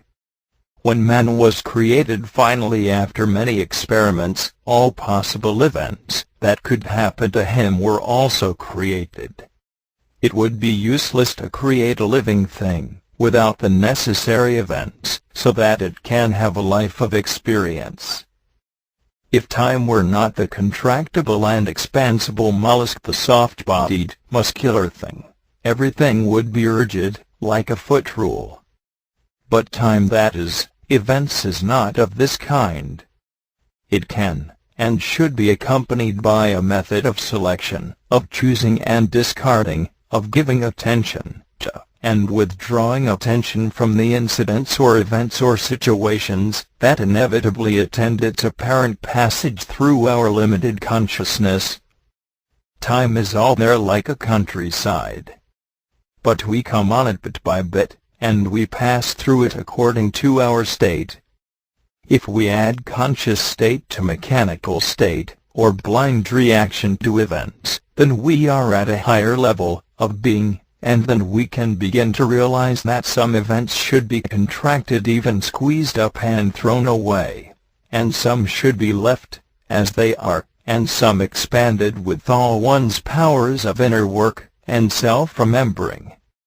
Birdlip, April 22, 1944. The Enneagram XII. The hydrogens, and the Enneagram. On the periphery of the Enneagram there can be inscribed various hydrogens in series, beginning with hydrogen 384. Why does hydrogen 384 begin the series marked on the circumference? Because human food, hydrogen 768, is not in man. You take the general substance called food for man 768 into your stomach. But unless it is digested, it is not yet in you. The first action of digestion is to make food into something that passes into you, that is, in the form hydrogen 384. Food regarded as 768 is external to us. It could be removed by a stomach pump after we have eaten it. But once it becomes transformed into hydrogen 384, called water, it cannot be removed because it is part of the physical organism, in your blood and lymph. So one can't see why hydrogen 384 begins the series of transformations in the Enneagram. If you swallow a metal button, It passes, let us hope, right through you. A button is not food for man. It is not 768, nor even the lower hydrogen 1536, which is food for cattle, grass, raw things, fibrous things, etc., which man cannot eat. Man cannot eat grass, which belongs to that class of stuffs called 1536. He needs an external transformer. This can be a cow, for example. She eats grass and man eats and drinks her. This is the external transformation of hydrogen 1536 into 768. But man has inner transformations also, which begin with 768 passing into 384. You begin with grass, let us say. It is transformed, or cooked, by cows. Then man eats cow and milk. Both are cooked in man and so transformed into something else, and so on. All life is continual transformation of one thing into another. Digestion is transformation into something higher.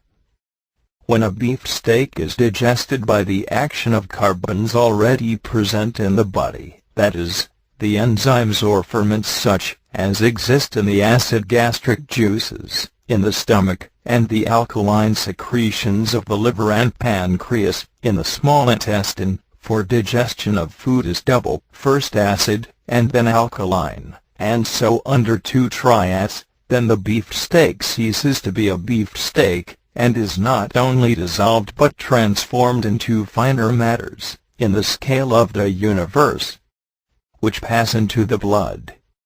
In the first stage 768 becomes 384. Then the beefsteak is in you, and circulates round your body via the lymph and blood systems, not as a beefsteak, but as a finer collection of matters called 384. Then 384 is transformed into 192, and so on. All this is done for us by the art and chemistry of the instinctive center which governs the inner working of the organism. Everything to do with the lower, denser hydrogens is done for us, but it is left to us whether we make anything of the higher hydrogens. Man, the work says, is created a self-developing organism. But first he is created ready-made, that is, with an incalculable amount of inner factories, of inner chemistry, of inner transformations, and inner machinery. Notice the transformations. Food as 768 passes to the higher level, 384. 384 passes to 192, 192 passes to 96, 96 passes to 48, 48 is the energy used in thinking. The beefsteak has now become thought. 48 passes to 24, 24 passes to 12. All these transformations are done for us by chemical factories. This is the octave of food that takes place mechanically, and makes it possible for us to exist. For it is necessary to create a being capable of existing first of all, before there is any question of this being developing into something different. So we all start with the materials given by the octave of transformation called the food octave. But the work is about what is not given. It is about manufacturing more materials, more hydrogens, and the food octave gives us this only begins when the first conscious shock is given, that is, the shock at point 6 in the Enneagram. At this point the work begins, that is, if we value the ideas, ponder them, and apply them to our lives. This requires a certain inner thinking.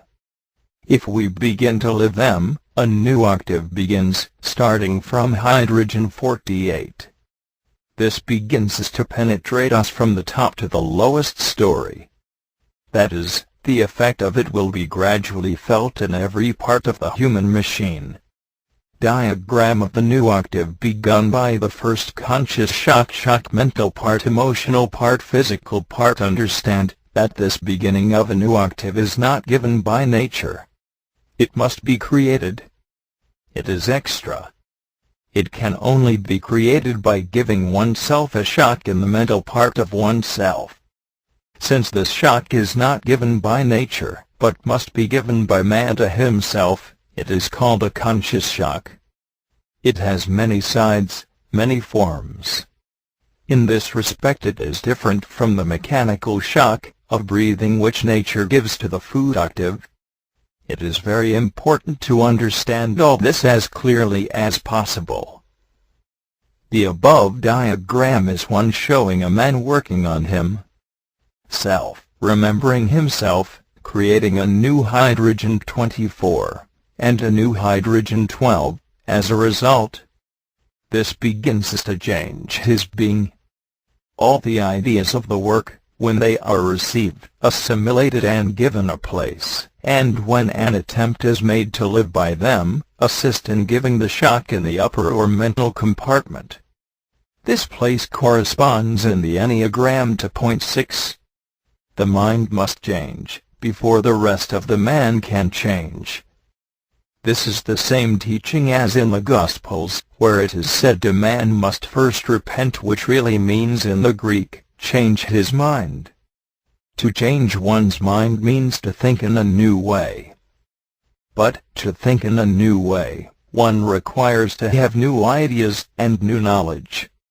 For example, if you acknowledge the idea of time and recurrence, you begin to realize that your past lies before you. So you will begin to have new thoughts about life, that is, change your mind. I do not mean instantly, but gradually, forming over many years. These thoughts open up a new part of your mind that otherwise would remain unused. This is an example of a slow shock in the mental part. It is a gradual transformation of the mind in regard to time. This affects the emotional part, and in turn affects the physical part.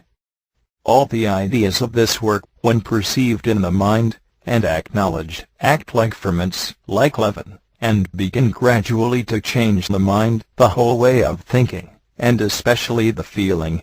This has all to do with the shock in the mental part, or first conscious shock, which is shown in the Enneagram as the shock at point 6, and in the diagram of man as a 3-story factory in the upper compartment, acting on 48.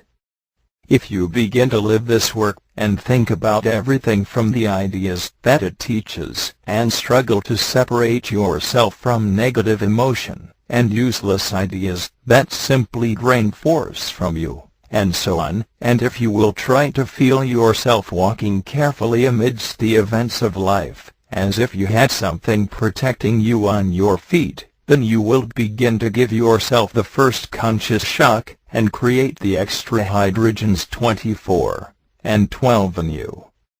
But you must also know what it is to have a long inner struggle between yes and no in regard to the work, for it is only your inner attitude that counts. As you create this extra hydrogen 24, you will notice that your thinking changes.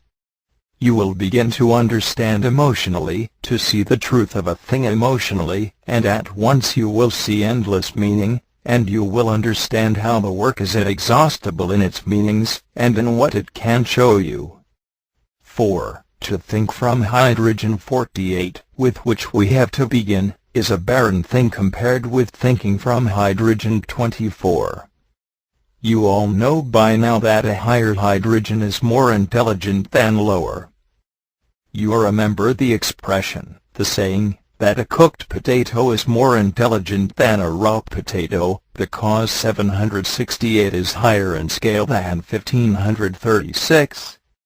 So you will understand that thinking from the intelligence belonging to hydrogen 24 is far more full of interconnections and meaning than thinking from the intelligence of hydrogen 48. By means of hydrogen 24 you can see yourself walking about on this earth, you can stand outside yourself, because you are lifted out of yourself. Commentary Birdlip, April 30, 1944. The Enneagram XIII. The inner circulation of the Enneagram at every moment a person on this earth is under one or other of the 48 orders of laws or influences that play upon this planet owing to its position in the ray of creation. The influences come from higher, middle and lower parts of the descending octave of the ray in which our earth appears. These 48 orders of laws from different levels in the scale of things govern the Earth, and all the Earths in the myriads of solar systems, in the Milky Way, to which our solar system belongs. Recollect also that there are myriads of Milky Ways or galaxies in the universe. We are therefore very small, practically insignificant. If our Earth were shattered by a comet, it would be of no importance to the total sway of all the vastness of created things in the universe. Shattered planets in our minute solar system exist which revolve round the Sun, as small bodies, planets only a few miles in diameter, hundreds of them. This is looking at the visible, physical side of things known to science concerning the external universe, and is either marvelous, or as weakening to self-feelings. But when we look at the whole matter according to esoteric psychology, the picture becomes transformed. The work teaches that a human being is not merely a function of the world he is born in, or a slave to it. The apparatus of the universe is, so far as our ray of creation is concerned, for the purpose of evolution. It is a vast distilling machine, to extract the finer from the coarser.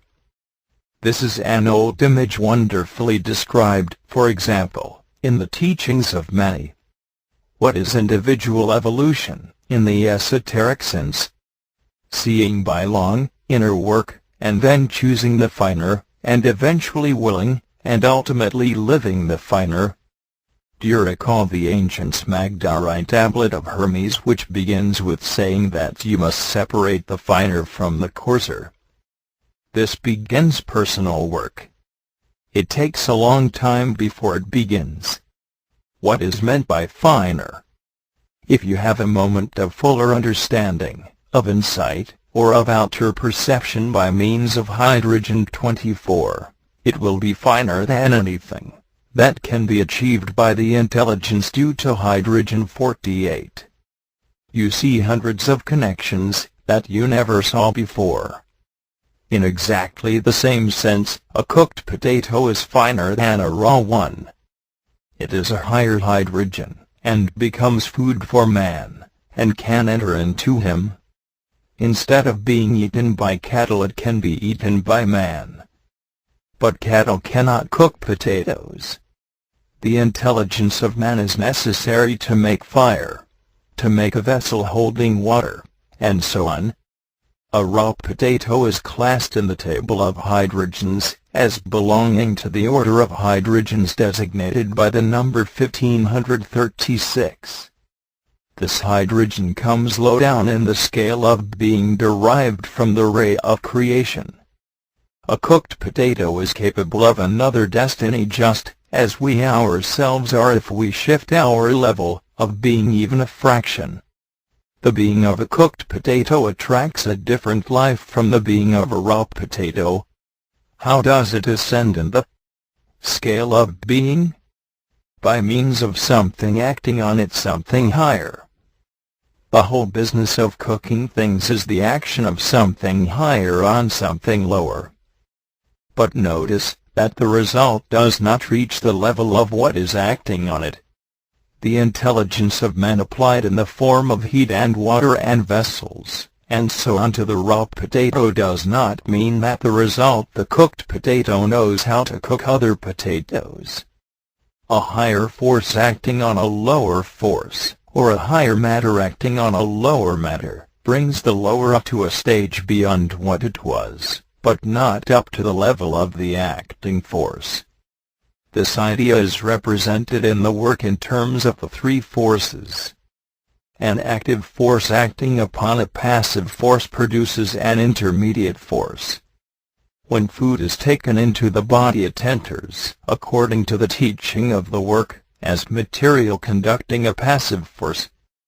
It is then acted upon by an active force present in the body, and the result is an intermediate force.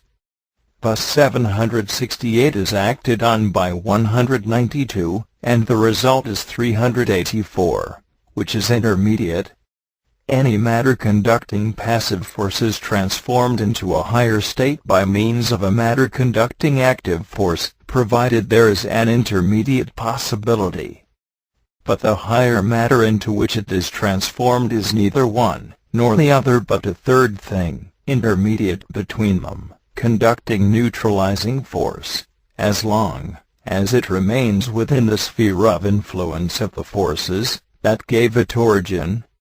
Thus, if 192 is not present, 768 cannot reach its next stage of evolution into 384. Nor can 192, by acting on 768, expect to get anything equal to itself. It can only create something in between itself and what it is acting on. So the higher acting on the lower can only transform the lower to a stage beyond what it was, but not up to the level of the higher. And the lower cannot reach its next stage save by the influence of something higher than both. This idea is very deep, and explains not only many things in life, but also many special things, as in the chemistry of the body. It also explains, in one sense only, what esotericism is. Esoteric ideas, and the fire and light behind them which a man can feel when he gives them real valuation, can be regarded in this connection, and only in this connection, as active force. Acting on man, taking man, as a hydrogen, whose center of gravity lies in 48, these influences coming from a higher point, in the sun octave, can transform, or cook him up to the level 24.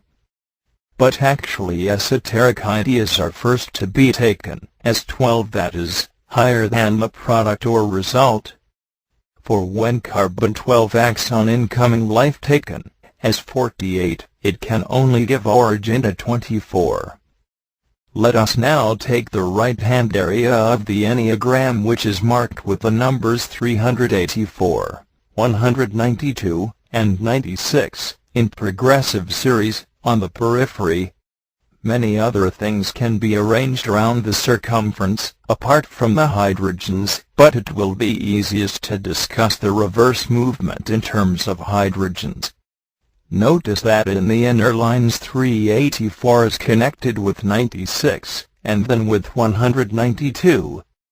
Something goes forward, and then back, in a reverse movement. The inner line between 384 and 96 indicates some action, some connection, between these 2 points, as a first movement.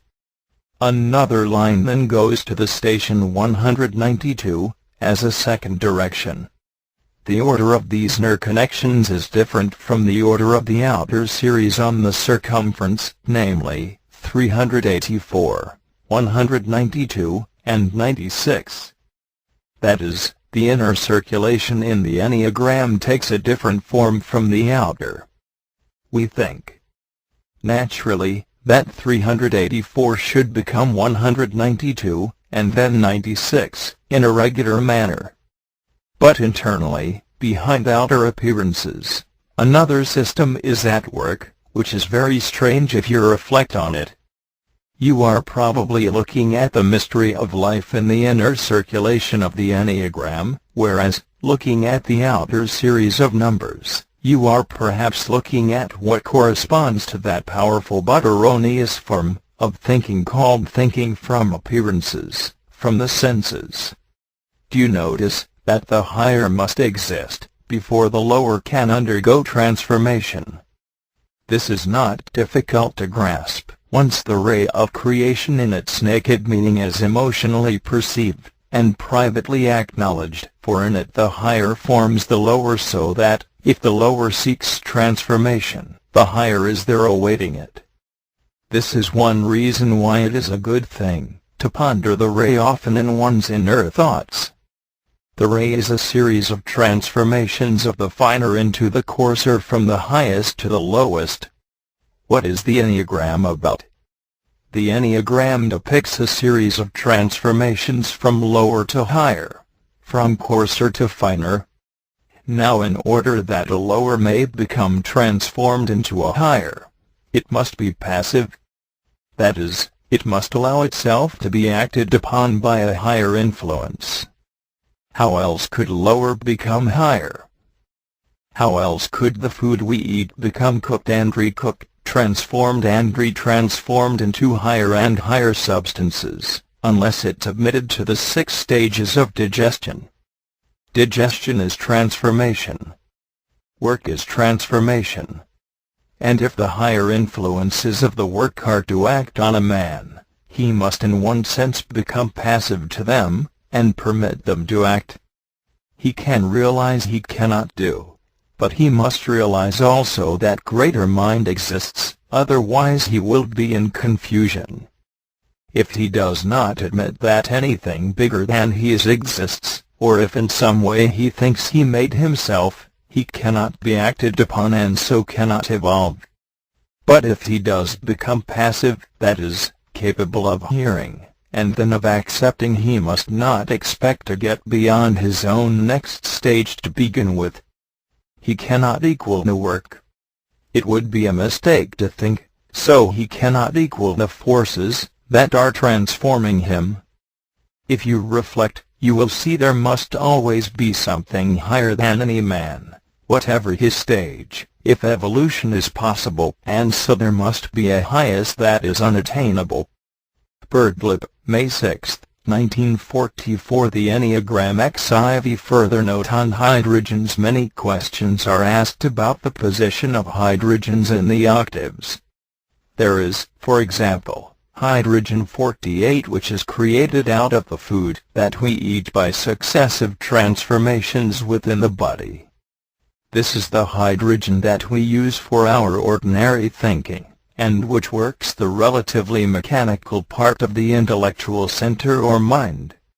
With this hydrogen we can only think in terms of yes or no, and so we see everything divided into irreconcilable opposites.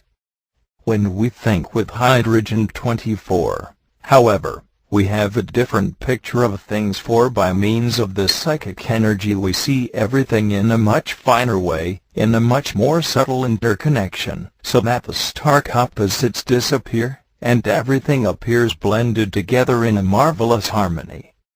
Now these hydrogens 48 and 24 are connected with the note Sol, and La Sol 48 arises out of the transformation of Du 768 into Re 384, into Mi 192, into Fa 96, into Sol 48, and then into La 24, and finally into She 12.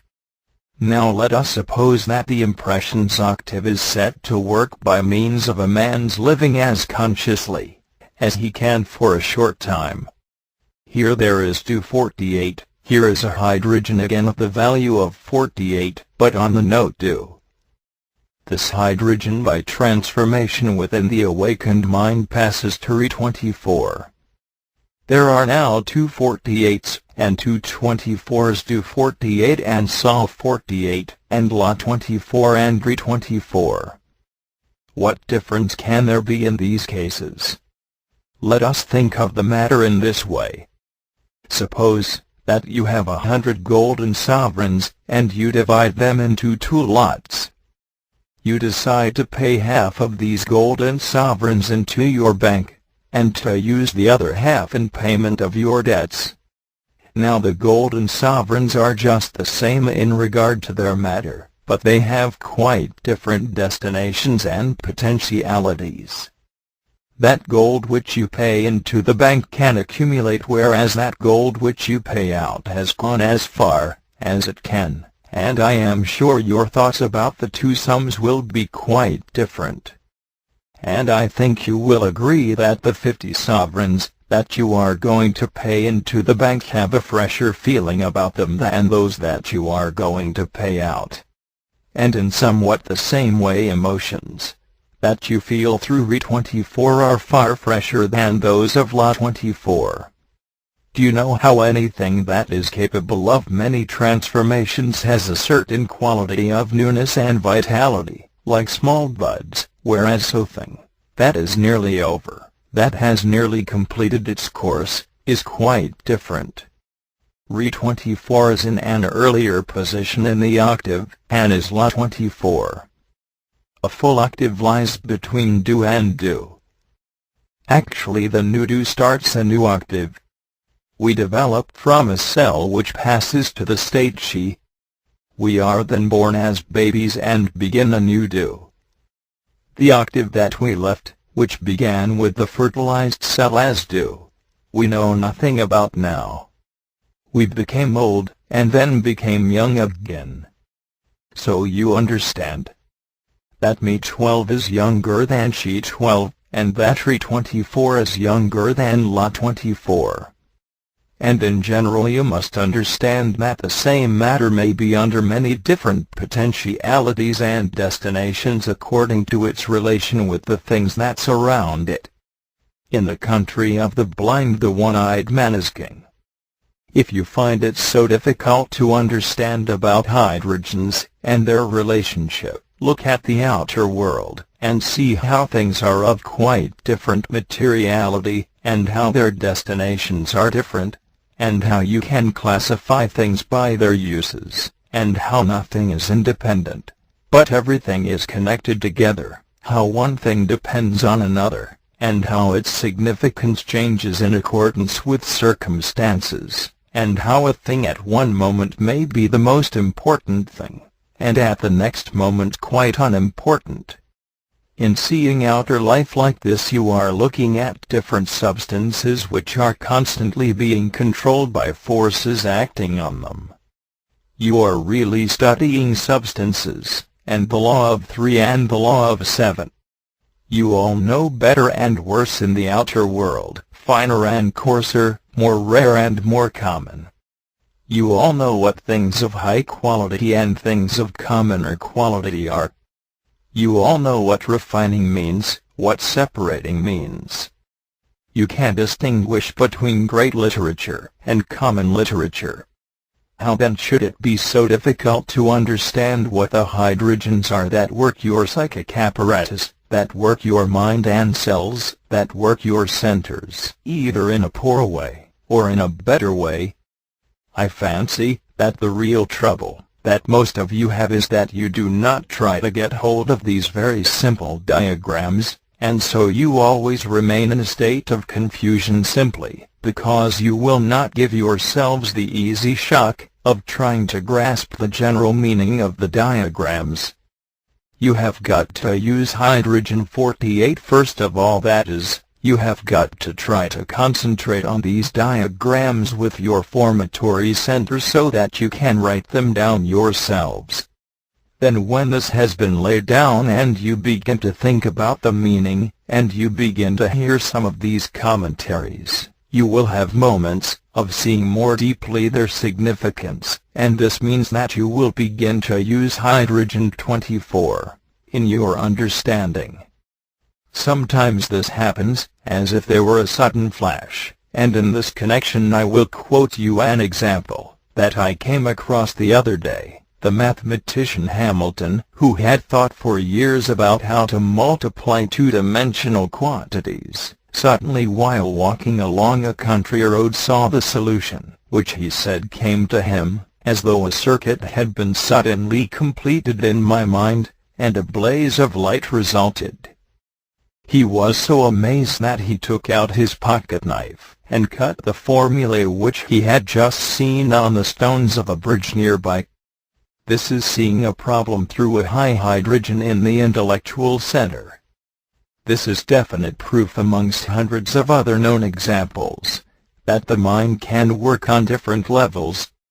If you can see this, then you are beginning to see what different hydrogens mean, and if you have never felt anything of this in regard to your own states, and 436 the quality of your own feelings, or the understanding of your minds, then it is because you do not give yourself even in the slightest degree this first conscious shock that makes it possible for a man to touch new influences. Questions have been asked as to why the highest hydrogen appears in the lowest part of the three-story factory. You must all understand that these different stories do not mean, for man, as he is lower or higher. Man as he is uses only hydrogen 48 m the top story, whereas his moving and instinctive centers work with hydrogen 24. This simply means that the work going on in the first story is infinitely more intelligent than the work going on in the third story. That hydrogen 12 is at the note she means that it can only do one thing. What is this hydrogen 12 at this point in the octave? It is the hydrogen connected with the possibility of a destiny that is capable of uniting with its corresponding opposite, and so starting a new octave. This very high living hydrogen contains the possibility of producing a new do, that is, of starting something quite new, a new octave. The shock between she and do is looked after very carefully by the cosmic influences that wish to keep life on Earth constantly multiplying. It may be asked therefore what Me12 means, and what children it can produce. Let us remember that Me12 is not made mechanically, naturally, ordinarily. If a person begins to give himself the first conscious shock, the shock of self-remembering, the shock of the whole work, if he begins to transform his daily contact with life, and not take things as always in the ordinary way in which he always takes them, if he feels deeply that he is always doing something else, and that he is related to something else which gradually becomes more important, then he may make hydrogen 12 at the point Me, in the octave, that is, Me12. This Me12 will create, as it were, a child that he has to look at very closely if he wishes to remain in the work. What is this child created by Me12? It is something quite new in him. He must pay attention to this newborn thing in him which is the beginning of his own rebirth. This new thing, this child, can easily die if he goes to sleep. When this child exists in a man or woman, it must be given the right food, and they must be very careful of it. Of course you cannot see this child externally, and you must remember that this child born in yourself, this child, that is your relationship to the work, this child, that both men and women can have, appears at the note Me. It is not at she where it has to become something else instantly. This invisible child is at the note Me, and therefore it is at a place where there is a missing semitone, in a way similar to the child born out of she 12. Now the shock that has to be given to the child born at she 12 is obvious. But what is the shock that is required to carry the child born at Me12 beyond the place of the missing semitone? How often people give rise to a small child which they murder, because they have not the strength, nor the depth of feeling and aim necessary to bring this child up beyond their ordinary level. How many spermatic seeds the work sells?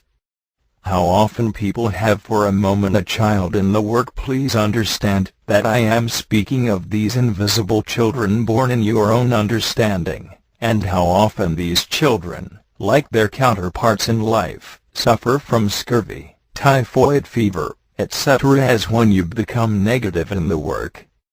The power of conception of man in the spiritual sphere, that is, in his thinking and his feeling, is very weak, especially when a man or woman is left without help for a time, without praise, or without special attention. In this work you have to keep something invisible going in spite of all external difficulties. In the Gospels it is called faith. In this work it is work on yourself in connection with your aim, you remember that it was said you have to fight for this work. All the time there are negative eyes based on sensual life, on the visible scene, that attack you. If you have no capacity in yourself of inner conception, and inner thinking, and inner feeling, the work will fall by the wayside, or on stony ground, and when the heat of the sun is too strong, this little thing born in you from the spermatic seed of the work will fade. The children born of me 12 will continually die.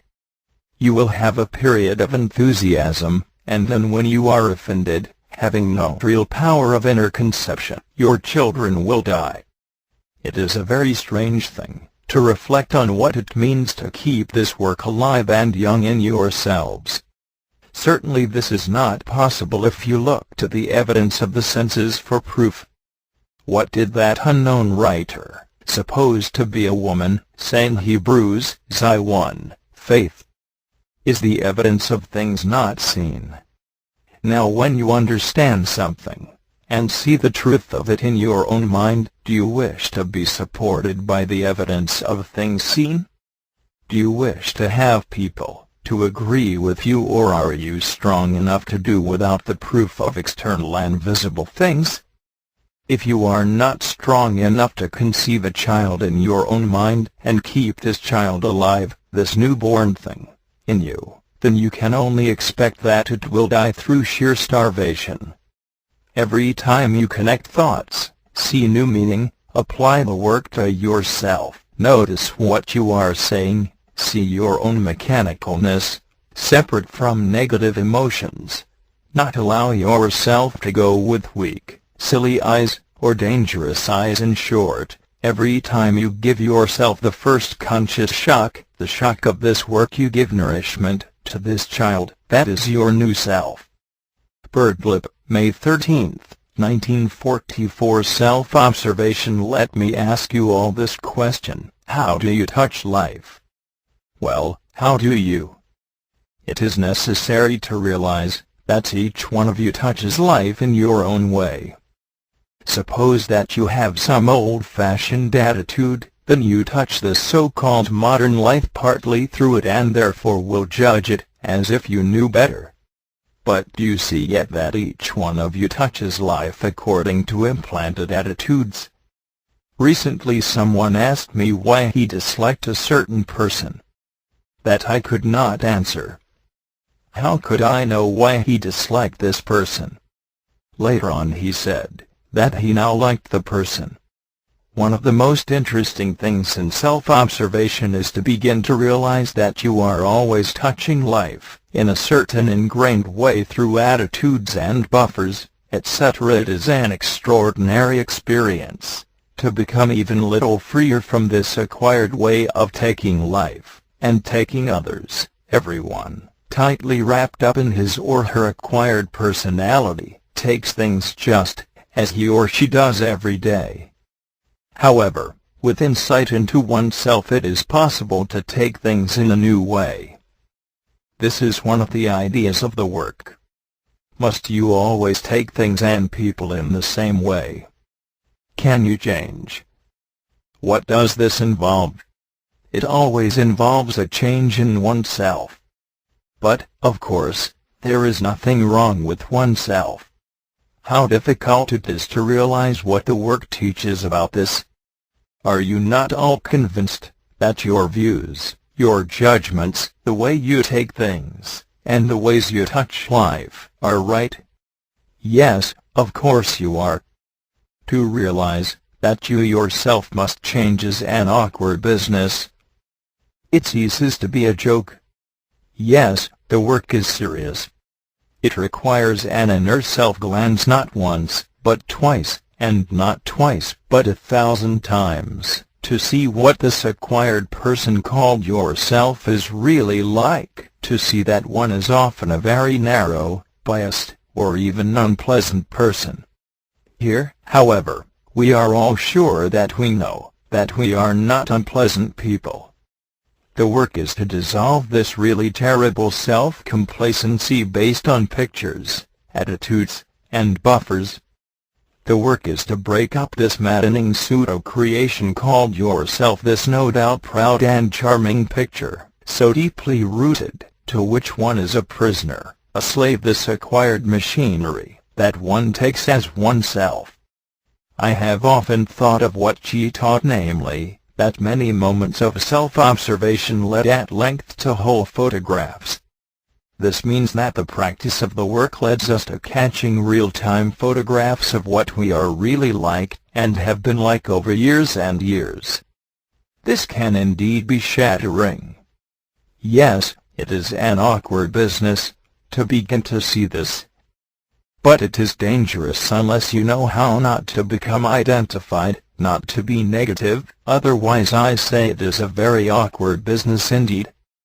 This can happen only when you insist on taking yourself as one person, and when, therefore, you attribute everything you observe in yourself, to something that you call I.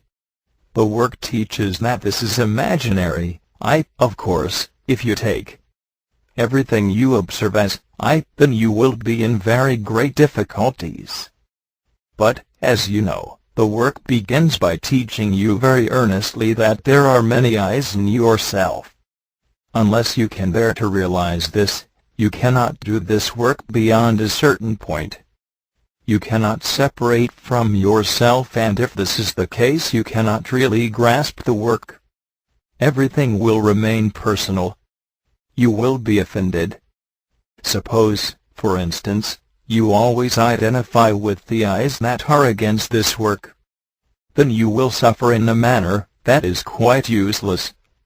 Have you ever really observed and got to know the negative I's that say all sorts of things, and often blaspheme this work? Are you going to say I to them? All sorts and kinds of small ignorant I's try to eat us all day long. Do you know what in her separation means? If not, then these small, negative, ignorant, narrow, stupid I's will eat your workforce, like a lot of beetles and mice and rats every day. It is a pity to give them the authority of yourself. You will then be dragged down from the moment you get up in the morning. It is really a tragedy to see a person in the work who really feels and wants the work, quite incapable of realizing different I's in himself or herself. I say that it is a tragedy for a person not to understand what the work first of all insists on, namely, that we are not one but many. If you cannot begin to see this, all your work will be in a mess. Every one of you has many I's which are useless and worse than useless. Everyone has I's that hate this work because they know they will have to starve and even die, so they fight for their own lives, and try to persuade you that they are you. If you say I to them, what can you expect? On the other hand, if you can see them as I's in you that you do not care for, and deliberately decide by experience not to consent to, or believe in what they say, then you begin to enter the way of this work, even if they overpower you often for the time being. There is a phrase in the work, "This is not I." Can you understand what it means? It is interesting to notice how much vanity and pride enter at this point, so that a person insists he is fully conscious, and knows himself, and always acts consciously from a real I. Of course we don't. It is foolish to imagine we do. But it is intelligent to notice that we don't. And this begins work on yourself. It is a very extraordinary experience to begin to undergo this losing of one's imaginary I. It means a loss of vanity. But it cannot possibly be begun, indeed it is not permitted, unless your valuation of the work is strong enough to hold you up during this loss, this depersonalization. The work can only help you if you have caught hold of its teaching in one point of view genuinely, that is, so that it can touch and hold you when you have to begin to lose hold of false personality. Let us take persons who regard themselves as solid, consistent men and women. To such people the idea that they are not one person, but many different persons, often contradictory, will be something abhorrent. They will insist that they know themselves, that they are always one and the same person, and so on. And if any rather too transparent contradiction occurs, they will justify themselves. Why? To keep this imaginary idea of themselves intact and inviolate. What a business it is to get a person to realize in this work the existence of many different I's, and to feel their existence in him or her. You recall, some of you, how some questions were answered in the earlier days of the work. A person, let us say, asks a question like this: I always think that. The answer was, which I thinks like this. You will agree that it is rather baffling to receive an answer like that. But is it not a real reply? Is it not based on the teaching of the work, which begins by telling us that we must realize we are not one I, but many I's? An answer like that is a real answer. If the above person asked the question in this form, there is a certain I uppermost in me at this moment that appears to think like this, well, then, the answer would be different. It means he is not identified at the moment. But who of us yet can reach this step of seeing clearly that he or she has different I's uppermost at different times? Who of us can see yet the turning round of different I's in ourselves, and from that insight not identify with any one of them, and not always take them as I, as you, as yourself, solid and permanent? Thinking, imagining we and others are always the same, does violence to us and to others. But if you have got as far as not quite taking every psychic event, every viewpoint, and thought, state, and feeling as I, as you, then you begin to understand what the work says about inner separation and selection. Some I's are your friends, other I's are your enemies. Some I's give you force, other I's rob you of force, and some actually eat you. How then can a person in the work live in a self-complacent sleep, saying I to everything in him or her? Is not all development through a process of rejection and selection? How can you either reject or select if all is one and the same to you, if all is I? If you keep a garden, do you not throw out weeds, and cultivate, and nourish, and tend useful plants? Is it not impossible to do this in your inner life, if you take everything as you? You have bad thoughts or bad feelings. Will you not see that if you take them as I, as you strengthen them? Suppose you begin to understand this great teaching of many I's, and of non-identifying with yourself. Well, if you identify with these negative thoughts and feelings coming from these I's, and regard them as I myself thinking and feeling, where will you get to? Perhaps you will say, yes, but these bad thoughts and feelings are in me, so what can I do? What can you do? You can agree with them, consent to them, identify with them, and give them the authority of I, but supposing that you do not agree with them, consent to them, or identify with them, and do not say I to them, will they get stronger or weaker? Well, think for yourself. Do you think that all these people on the pavement are you? The object of this work is to make us conscious in ourselves, and to ourselves, to what is going on in us, to the vast inner traffic of thoughts and feelings that lies within, in the psychic invisible realm, as distinct from the vast outer physical world of things and people, that the senses reveal to us here, in this inner world, and in what we select and reject in it, lies the key to the work, and so to evolution. You all know how to reject and select things in the outer world.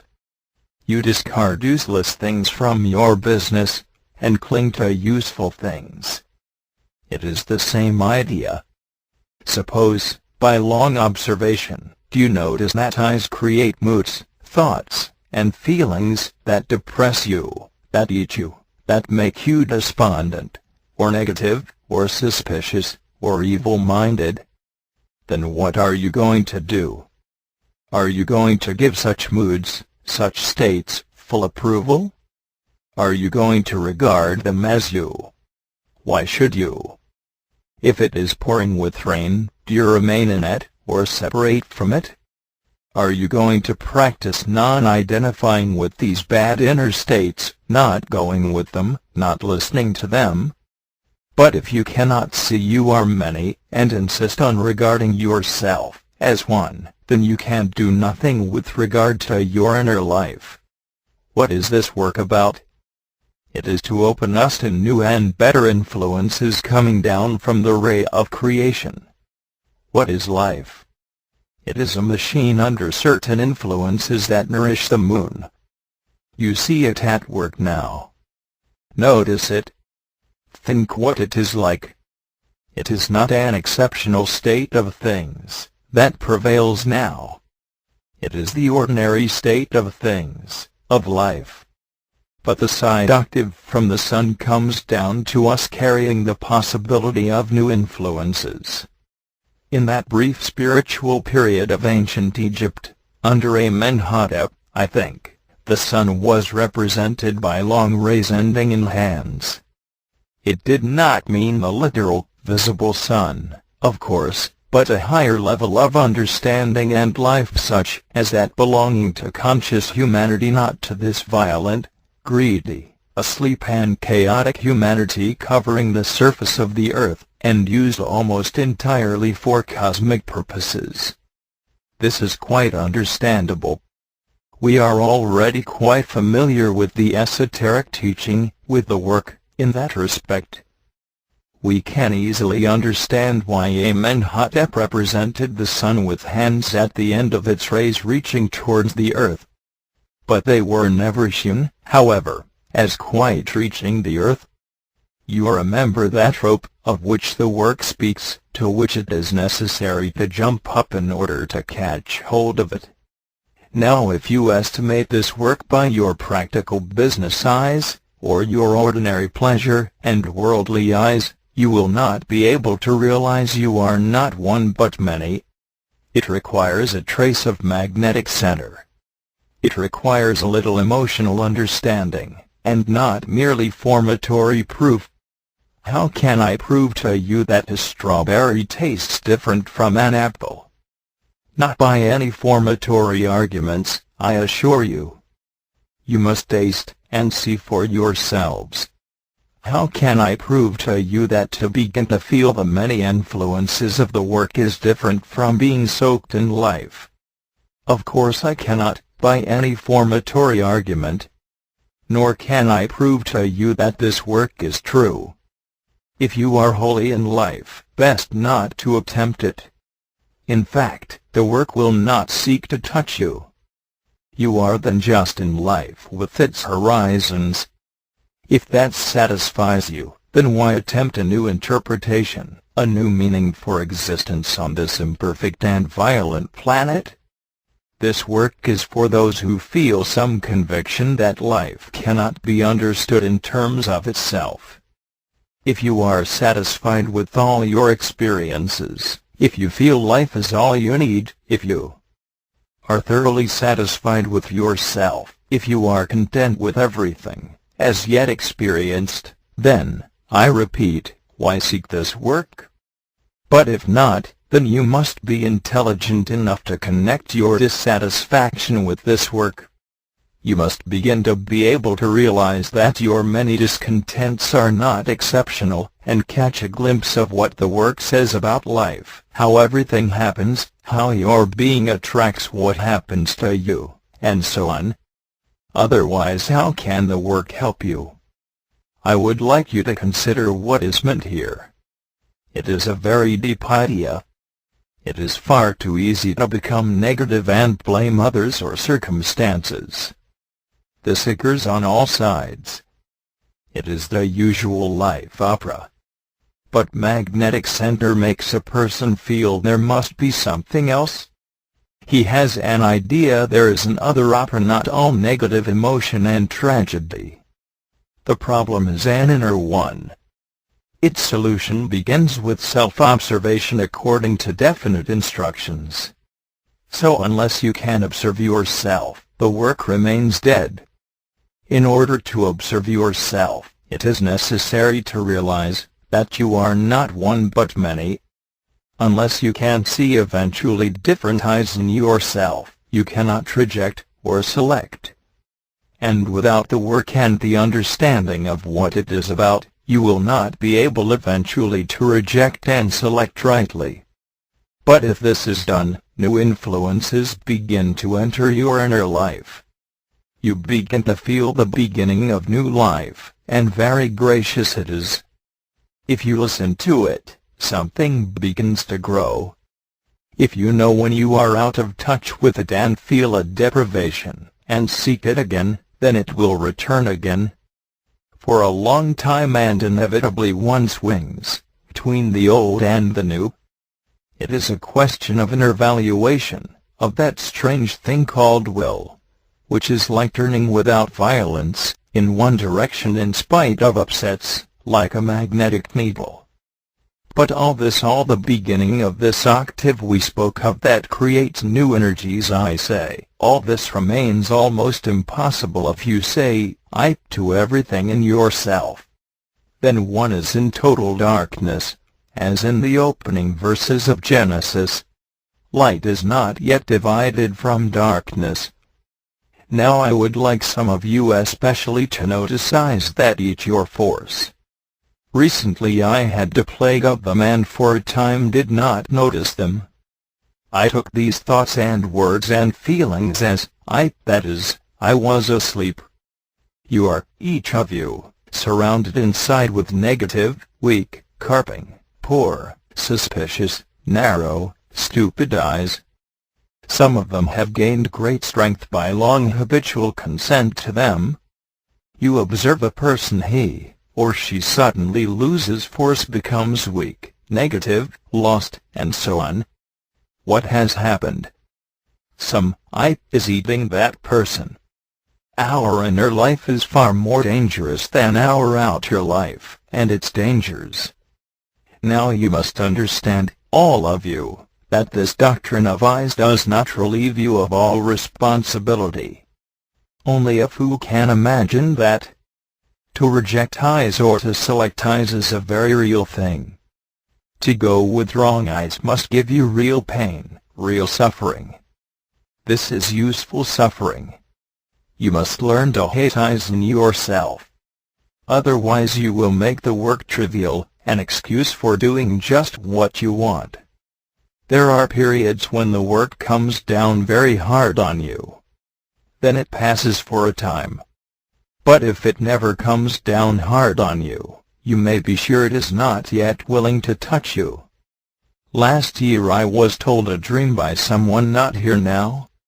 This person dreamt that all his uncles and aunts, his mother, his father, sisters, brothers were standing around him. He was lying in bed, dying, and almost dead. All these people were in deep black. I entered the room looking very thin and ill and pale, and then left in a hurry without looking directly at him. Well, here you see an emotional parable picture of this person's inner state. All the acquired life eyes surround him.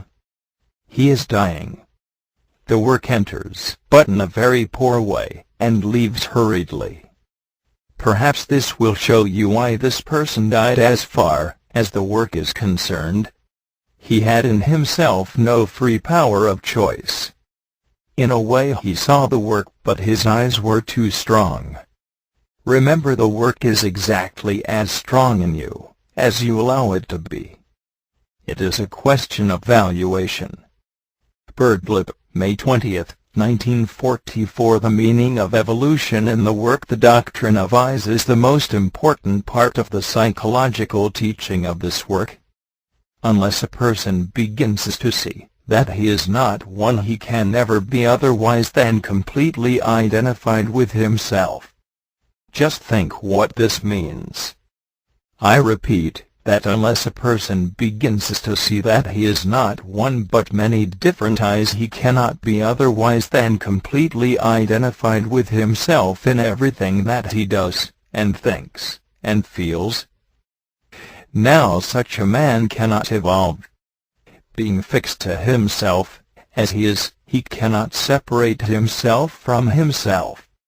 When you speak to a man like this, he is very surprised when he is told to observe himself, and he is quite incapable of understanding what it means. Now all evolution in the work sense depends on a certain number of eyes moving into new positions, and gradually gaining and increasing control over the remaining eyes. If a man were just one, and the same, eye, it would be impossible, of course, for this to happen. The new position into which these eyes, upon which a person's evolution depends, have to move, is towards a more central position in the person, and at the same time, if it is possible to explain it, they must have a special place. They cannot be on the same level as the other eyes, they must be given a certain rank, a certain distinction, or, as the work puts it, a certain valuation, otherwise immediately a man gets immersed in the affairs of life, making money, etc. Feathers will all get scattered, and in a short time a man will not know what on earth this work is about, even if he caught some glimpse of it before. Of course this depends on the kind of man he is. If a man has magnetic center, if he has always felt that there is more in things, and appears on the surface, if he has noticed that certain kinds of teaching very similar in nature have always existed which are quite different from those referring to the affairs of life, then it will be possible for him to understand what it means to keep certain eyes in him away from the street, from the level of the ordinary traffic. For a man who is purely material, to whom everything real is merely what he can see and touch, this will be impossible, and so for the same reason individual evolution will be impossible.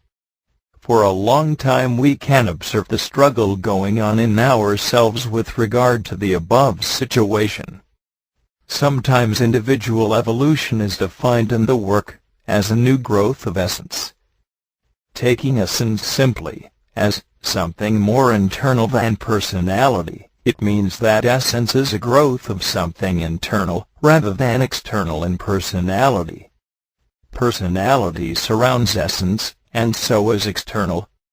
As we know, personality, that is, the acquired side of us, may so surround essence, that a person becomes dead. He is completely cut off from essence. He may appear to be a very highly organized being, or have a strong personality, and so on, and yet he is dead. Now when a man is held by personality, there is no real man inside him. I would ask you to pay attention to what is going to be said. If a man is held by personality, and by nothing deeper, he is not a man at all, and there can be no individual evolution of him. When, however, a man is held by something internal to personality, he begins to be a man, and is capable of an individual evolution into a conscious being. We are, of course, mere outlines, experiments. We are experiments in the creation of a self-developing being. At the same time we have to be able to live an ordinary life. For this reason personality is acquired, which enables us to make contact with outer life, and to do our work, and so on. But this is only an external development. You can talk, if you like, about the evolution of the personality, but this is not what the work means by individual evolution. Certainly this is a preliminary step, and the richer the personality, the more material, the more inscribed roles and centers, the more experiences, the more knowledge, the better. But this does not make essence grow. Essence can only grow through the weakening of the personality. From the ordinary state of an adult person, where the personality is active, and the essence is passive, a new state must be eventually reached in which the essence is active, and the personality passive. You can understand that this is a very long journey, and you can also understand that you cannot understand it right away. But it is very useful to remember it very often, especially in moments of struggle. Now for the essence, or inner, part of us to grow and become gradually active, a man must be able to be utterly sincere with himself, when the occasion arises. Essence cannot grow from anything false. I said just now that as long as a man was held by the personality, he was not really a man, nor could he evolve individually. When a man is held only by the personality, everything he does is insincere, relatively speaking. It is pseudo. For instance, he gives something to the poor because he wishes to appear charitable. Or he may do it in secret, and yet in a false way, in order to keep a picture of himself alive, or in order to be found out later. Let us take a man who keeps the law only from the external side of himself. He will be afraid of loss of reputation, of being arrested, and so on. He will not do many things which he would do at once if these external restraints were removed. So you see that he is not really a man. Now when a person is in this state, and a great many people are, they are really governed by fear of consequences. They will pretend, and ever pretend to themselves, that they would not steal, for example, but as soon as they feel they can do so without being discovered, they will proceed to steal in all the thousands of ways that it is possible to do so nowadays. And if all external restraints were removed, law, police, government, social opinion, etc., they would simply do exactly what they wanted. Now when a man is bound by no inner restraints, if he has any conception of God, it will be of a God of fear and violence. It is quite possible to see what is meant here. To a man bound by nothing internal, God is fear and violence. Now when the internal or essential part of a man begins to develop, his conception of God, however vague it may be, changes. It changes from the negative sign of fear and violence to the positive sign of affection or interest or valuation. The internal, essential part of a man cannot grow through fear, because, when a man does a thing, because he is afraid of the consequences, if he does not do it, he is doing it under the compulsion of fear. The case will be quite different when he does a thing from himself. Now what does it mean to be bound by something internal? In the first place, it means that such a person will always maintain a certain integrity quite apart from outer circumstances. He will have a center of gravity in himself. He will not completely alter his conduct when external circumstances change, or when there are no legal restraints or fear of police, and so on. When a man has seen the truth of something for himself, and feels it emotionally, it is no longer a question of the external personality, but of a deeper inner side evolving. Many people take their impression of life from what happens in life. Such people lose their hope or become cynical very easily. The work teaches that everything simply happens in life, and that life is a big factory used for cosmic reasons. Now when a person begins to see that there is something else, and begins to see for himself the meaning of it, he begins to grow internally. A person may not manifest negative emotions, because of external reasons. Socially we are taught not to express negative emotions, at least in public, but once the external restraint is removed, once the fear of social criticism is temporarily absent, a man or woman will express his or her negative emotions to the full. But if we have ever thought and seen deeply enough, we will realize what the work teaches about negative emotions. We will realize the truth of this knowledge we have been taught, and realize it for ourselves. It is then possible to begin to work in a quite different way. The more essential part of a person will then begin to grow. Let us look briefly at the idea of evolution, as taught by the work, and compare it with the modern idea of evolution. This work, just as science, teaches that evolution exists. The difference is that the work says that mechanical evolution does not exist save within already created types. In the case of some particular species of animals, those who are hardier will naturally, or mechanically be selected, and so tend to survive rather than their more weakly brethren. Also, the work says that a particular species of animal, such as the horse, can be bred by selection by man, and so be improved. But it teaches there is no gradual mechanical turning of one species into another. A monkey does not, little by little, turn into a man any more than a sow's-ear gradually, little by little, turns into a silk purse. This earth, so low down in the scheme of creation, is subject to many influences apart from those already known, such as solar radiations, or cosmic radiations. All living things on this earth, in the thin film of organic life covering its surface, were created by that level, that corresponds to the sun physically in the ray of creation at that point, in the octave of the ray between Fa and Me, where a shock is necessary in order to transmit influences to the moon.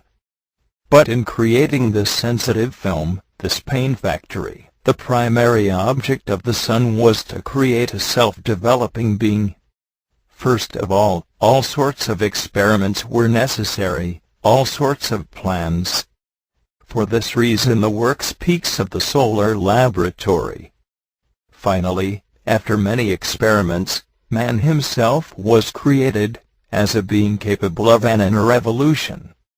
For this reason, in esoteric psychology, man is called a seed. As a machine he springs from a seed in the womb. All this is given to him. This is his first evolution, the result of millions of experiments. But he is capable of a further evolution, an individual evolution, through his own understanding and efforts. In every age, every epoch, every period of history, there is sown into the world esoteric teaching which gives the outlines of his further self-development.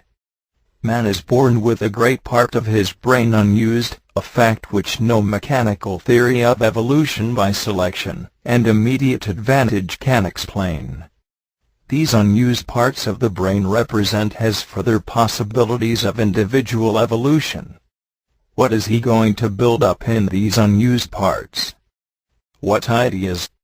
In our epoch we have had given the esoteric teaching in the Gospels indicating the direction in which individual evolution should take place at this stage.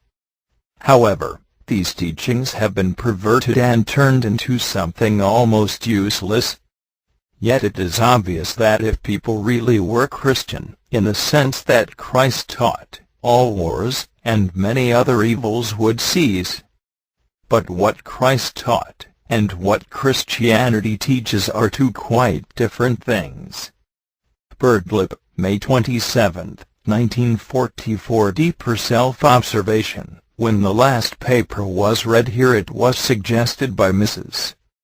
Nicoll that people should observe their inner angry conversations, and their own particular forms of self-justifying which repeat themselves continually in these deeply negative states that were spoken of in the paper.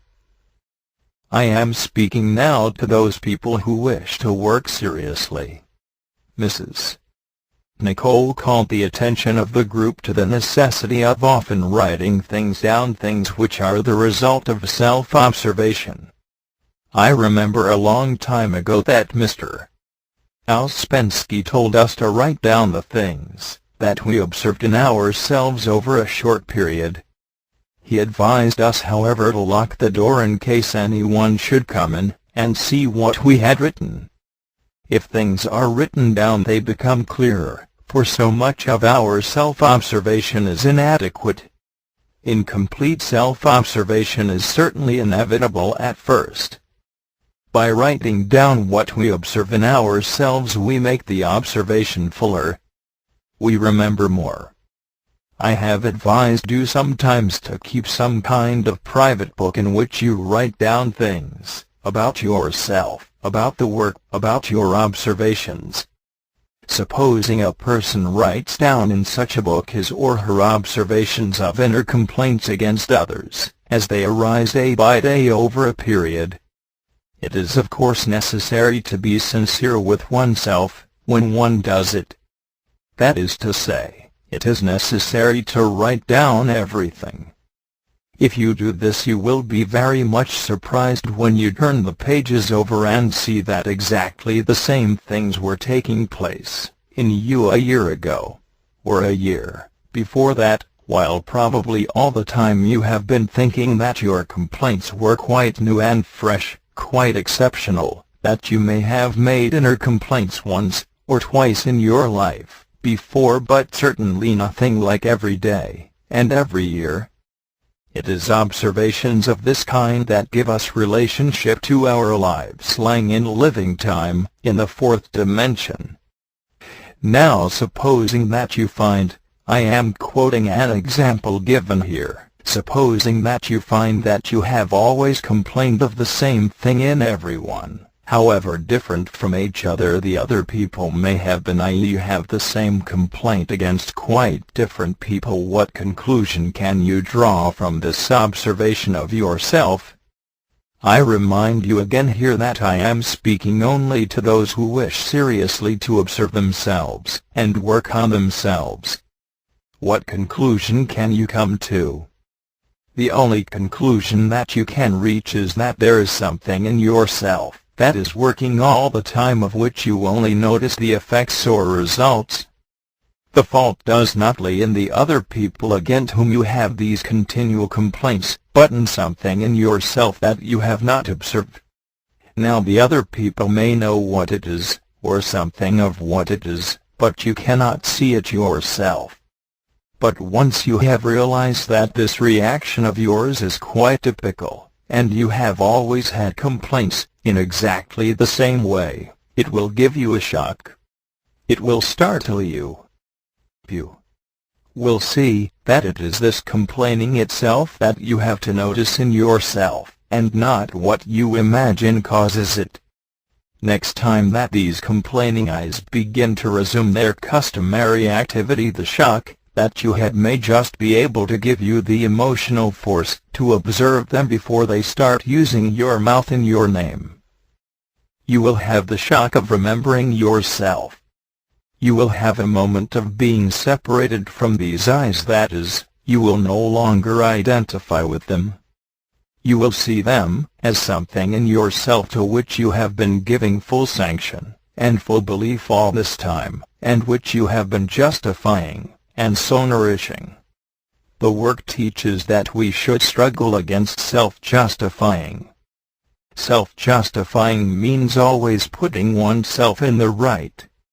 If a man always puts himself in the right in all circumstances, he will of course never know what real suffering means. He will become negative, he will pity himself, he will seek comfort and pity from others, and he will use a great deal of force in justifying all that he does. Such a man has of course no real conscience. When real conscience awakens in a man, he knows what real suffering is. This only begins to happen to a man when he can bear it. The work teaches that real conscience exists in everyone, and is exactly the same in everyone, but that it is deeply buried. So we have to find it outside in the form of esoteric teaching which, when it is accepted by the understanding, and lived by the will will begin to connect us with this inner and real conscience by means of which we can know and see what everything is and its quality and use. Now if we continually justify ourselves, and who can stop it, we will always be in the right, and the more our blame is pressed home on us, the more, so to speak, will our pride and vanity make us, as it were, kick and scream, and shut our ears, and refuse to listen. I mean, that, when better and more conscious eyes in us try to speak to us in the midst of our self-justifying, we simply will not listen to them, and may be very violent. They will get their chance at a later stage, when our attack of sleep is beginning to pass away.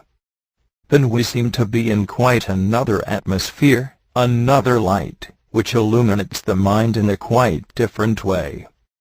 The state we were in, the eyes, under whose power we were, are at a distance now, and can no longer hypnotize us. It is a very good thing in self-observation to try to remember what happened in this state, how things looked, what eyes said what voices spoke, what arguments were used, and so on. Only you must be careful that you do not identify and re-enter the state. This can easily happen, especially at first with rather chronic negative states. Indeed, it is sometimes a very interesting experiment to make with oneself to deliberately revive some sore place in the memory, and observe what power it still has. As long as you are in conscious attention, you are in no danger. But if for a moment your attention is distracted, as by someone coming into the room, a little later you will find all those eyes that you revived actually in charge of you once again. That is, you have identified with the eyes. But when you observe yourself in a state of attention, and all real conscious self-observation demands inner attention, you will be in no danger of becoming identified by calling up older scenes. It is like being surrounded by a magic circle, when a magician calls up spirits, but once the attention breaks you may fall into the old state once more. Different states have immense power over us, when we are in them. Everyone should notice this with regard to every side of life. When we are out of them they lose their power. Usually we go round a circle of recurring states which exert power over us one by one in turn. Negative states attract other negative states to themselves, and you will all have observed by now that when you are in a negative state your memory is different. The unpleasant things move up into the foreground, and the pleasant things become faint and indistinct. Or again, say, the argument for a thing becomes emphasized, and the argument against it becomes weak. You cannot be identified with unpleasant things and with pleasant things at the same time. In the case of eyes, you are identified with one eye, although you may see and hear another eye sometimes by completely relaxing, knowing that one is in a wrong state, and trying to stop all thought and movement and tension both in the muscles and in the brain. The situation is quite suddenly reversed, and a better state takes its place. You suddenly feel a change of sign in yourself. Everything becomes lighter. Or it is as if you had been wearing a lot of oppressive garments, and they suddenly fall away from you and you feel free again. The stopping of thoughts and relaxing, which it is so important to practice every day, is a form of self-remembering. Self-observation without self-remembering is simply not good practice. The two things are quite distinct by inner taste, and I would be glad if none of you asks questions now as to what is the difference. You can think of self-remembering from one standpoint, as a kind of lifting oneself up from the uproar of things in oneself, or of opening a door and going into another room, and shutting the door, and sitting down quite quietly. Remember that when we are identified with all our thoughts and feelings, our emotions and sensations, our grievances, our inner monologues, our self-justifying, our account-making, etc. We cannot possibly remember ourselves. We are right in the thick of things, right in the noise of the traffic, right in the crowd which is not oneself. It is a very marvelous thing to experience a moment of not being identified with oneself, with all this uproar, with all this ever-returning and useless turmoil. It is then possible to realize how we always identify ordinarily, and how nothing can ever be real, nothing can ever be right when we are in this state. And we realize how true it is that help cannot reach us while we are in this ordinary state called the second state of consciousness in this teaching. It is only when this quietness begins that help can reach us from the higher parts of our own centers, from higher centers themselves, which are fully developed, and always working in us, but which can only reach us when we are in the third state of consciousness, i.e., in some degree of self-remembering. Birdlip, June 3, 1944. Non-identifying. In reply to some questions asked on the last paper, you will remember that it was said that it was a very marvelous thing to experience a moment of not being identified. When you are in such a state, you seem to live in a quiet central place in yourself, although you are aware that on all sides things are trying to advance on you and seize hold of you. It is like a crowd being kept at bay by some invisible policeman. In such a state you can see what one of the main objects of self-observation is.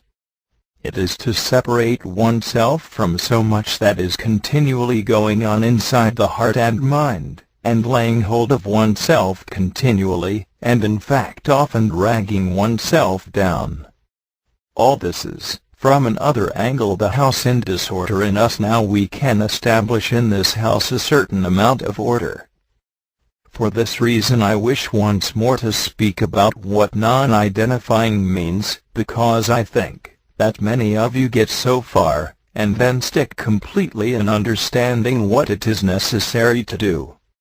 So once more I will say to you that when you are trying to observe yourself, you must not put the feeling of I into what you observe. You are observing it, a machinery of emotions and thoughts, which is self-running, and never still, and, if you look, you will observe an I in you, a person in you. But this person is not you, although he lives with you, and feeds on you, and takes your name, i.e. your force. You will only get into a state of complete confusion if you think that you are one I, and think in some way that this I can observe this one I. People have the illusion that only one thing acts in them, and feels, and thinks. Having this illusion, they can form no idea what self-mastery may mean. If we suppose that there is only one thing that acts in a man, then it will be impossible for one thing to command, another to obey. When the work says that man is compared with a house in disorder, a house that is full of servants who are under no proper control, it means what it says. It means that there are a great many people in man, a great many persons, all quite different, whose master is absent, who speak through the master's telephone, as if in his name, and just act as they please in the house that does not really belong to them, but to the master. Now if one observes any part of this house in disorder, and keeps on taking it as oneself, one is making a fundamental error in self-observation. One has to observe that one is many, and not one. I have very often told you that this is a very difficult thing to do. I mean, it is difficult to realize it, and to practice what results from the realization. At the moment it is one of the most wonderful discoveries that one can make in this work. Now if you identify with everything you observe, you will not be able to stop it. You will be continually standing in your own way. You will be continually holding on to what you should separate from. Now listen once more. If you take yourself as one, you can separate from nothing that you observe in yourself. Yourself is not one thing, but composed of many, many selves. Self-observation is to observe these selves that we take so easily as I myself. Now self-observation must not be done with identifying. You must not identify with the idea of observing yourself. It is very different from identifying with what you observe in yourself. People sometimes get very identified with some word in the work such as self-remembering, self-observation, negative emotion, internal considering, and so on. This prevents them from understanding what such terms might mean. If you practice self-observation in a very identified way with a kind of anxiety, or exaggerated tension, straining, as it were to do it, then there will be no results.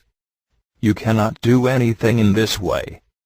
You cannot do anything in an over-anxious state, because you are at once in wrong parts of centers. You are really working in a negative state, and so failure depresses you.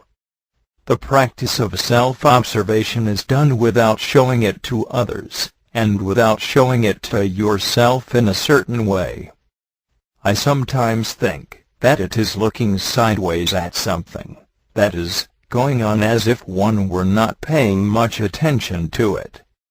A great many processes taking place in the mind stop when you try to look at them too directly. This is of course especially true of the imagination. Self-observation requires a very delicate touch, because the machinery that it is touching is very sensitive and delicate.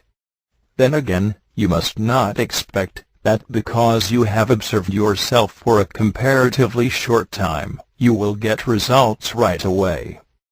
There is a saying in the work that we should not work for results.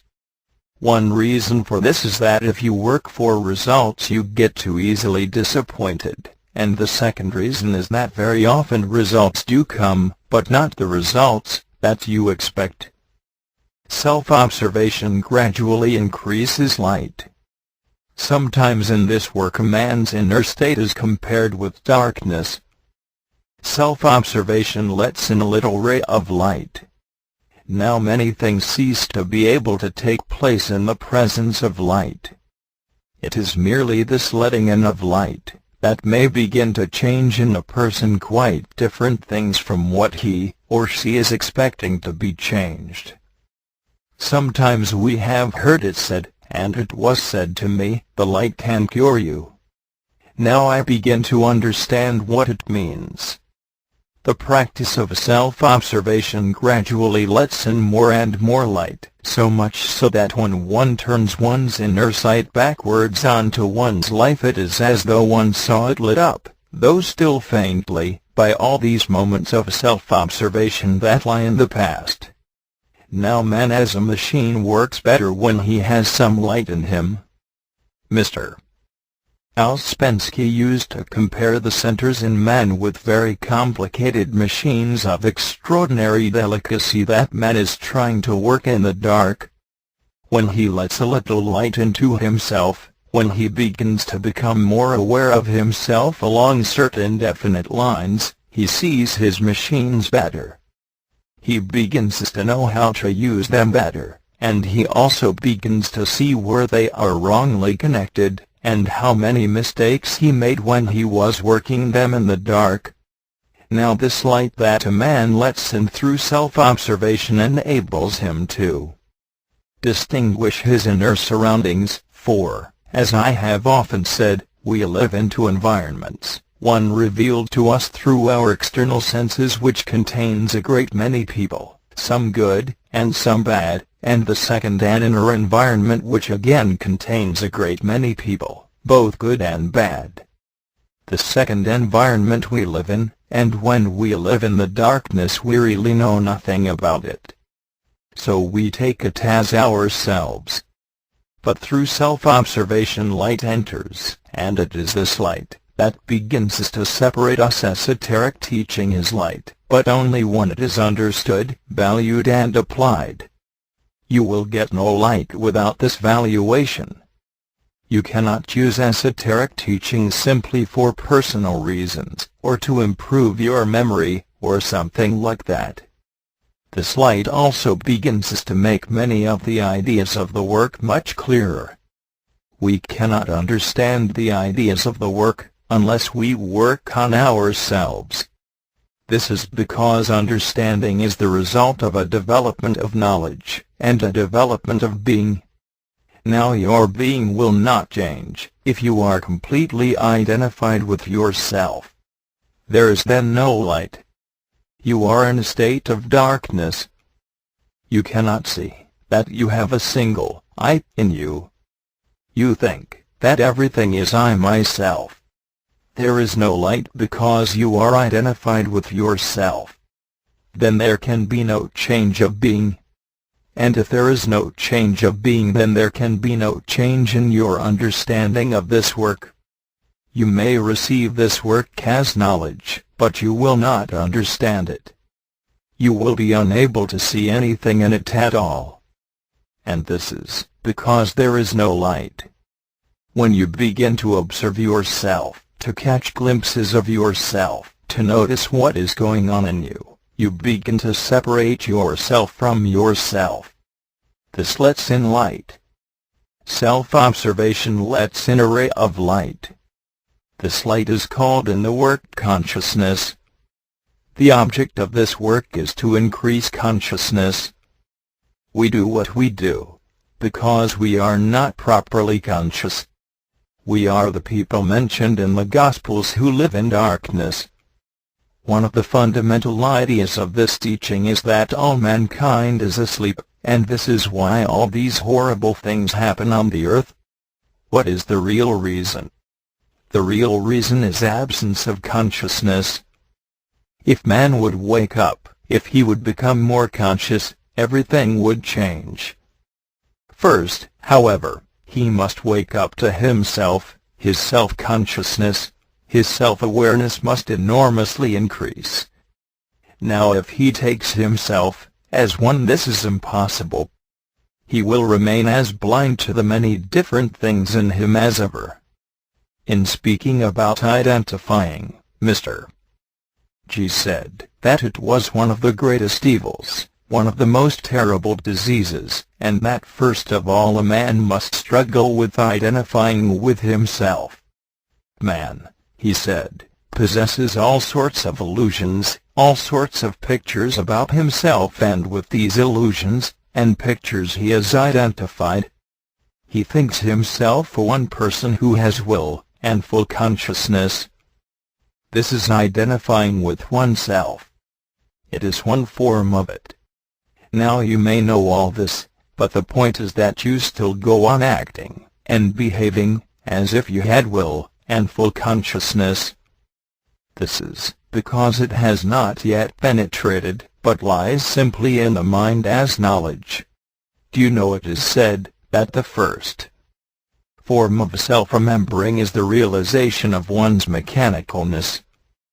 This is direct realization that one has no will, but many wills, and no real consciousness, but many intermittent small consciousnesses.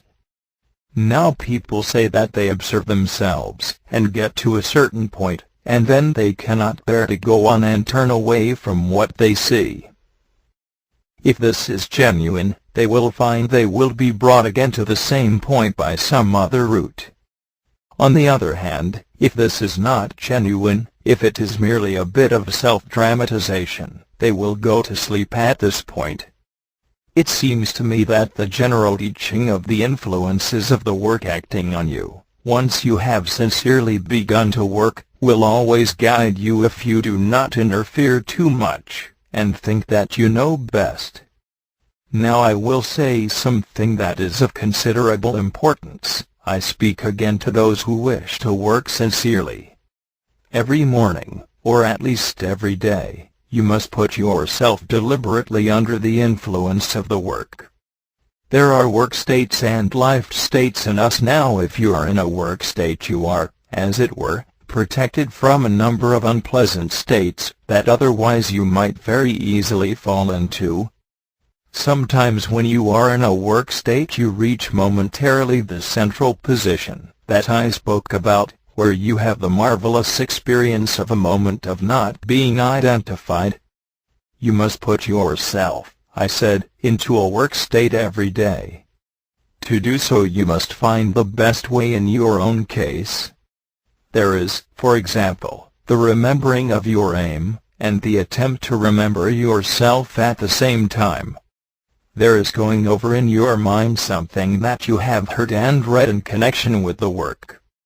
There is going over in your mind the previous day, or remembering something that you have to be more conscious about in connection with another person, and above all, there is the feeling of standing in the presence of the work, and seeing things in the light of the work. This helps very much, in fact, to an incalculable degree. But it will depend upon the quality of the effort. If you give nothing you cannot expect to get anything. Birdlib, June 10, 1944. Stages of awakening in the work. We are accustomed to our own smells. Now as long as we live comfortably in the thick and nauseating atmosphere of ourselves, taking everything for granted, including ourselves, we cannot awaken. Why is this so? It is because we have never begun to ask ourselves any questions as to what we are, or what anything means. We simply eat, and sleep, fight, and quarrel, talk, and hear, see, and touch, move, and feel. We take it all for granted, not having the slightest idea that it is extraordinary. We are easily satisfied in this respect. We move about on the surface of things, and like, and dislike, or love, and hate, and so on, and it is all, as far as we are concerned, taken for granted. There is no sense of the strangeness of the whole business. If this is so, then certainly we are asleep, and it will take a good deal of pain and unpleasantness, a good deal of startling experience, many heavy shocks, to awaken us to the beginning of our real thinking. Life contains many natural shocks, of which one is death. Being confronted with death can sometimes make us begin to think in a real way.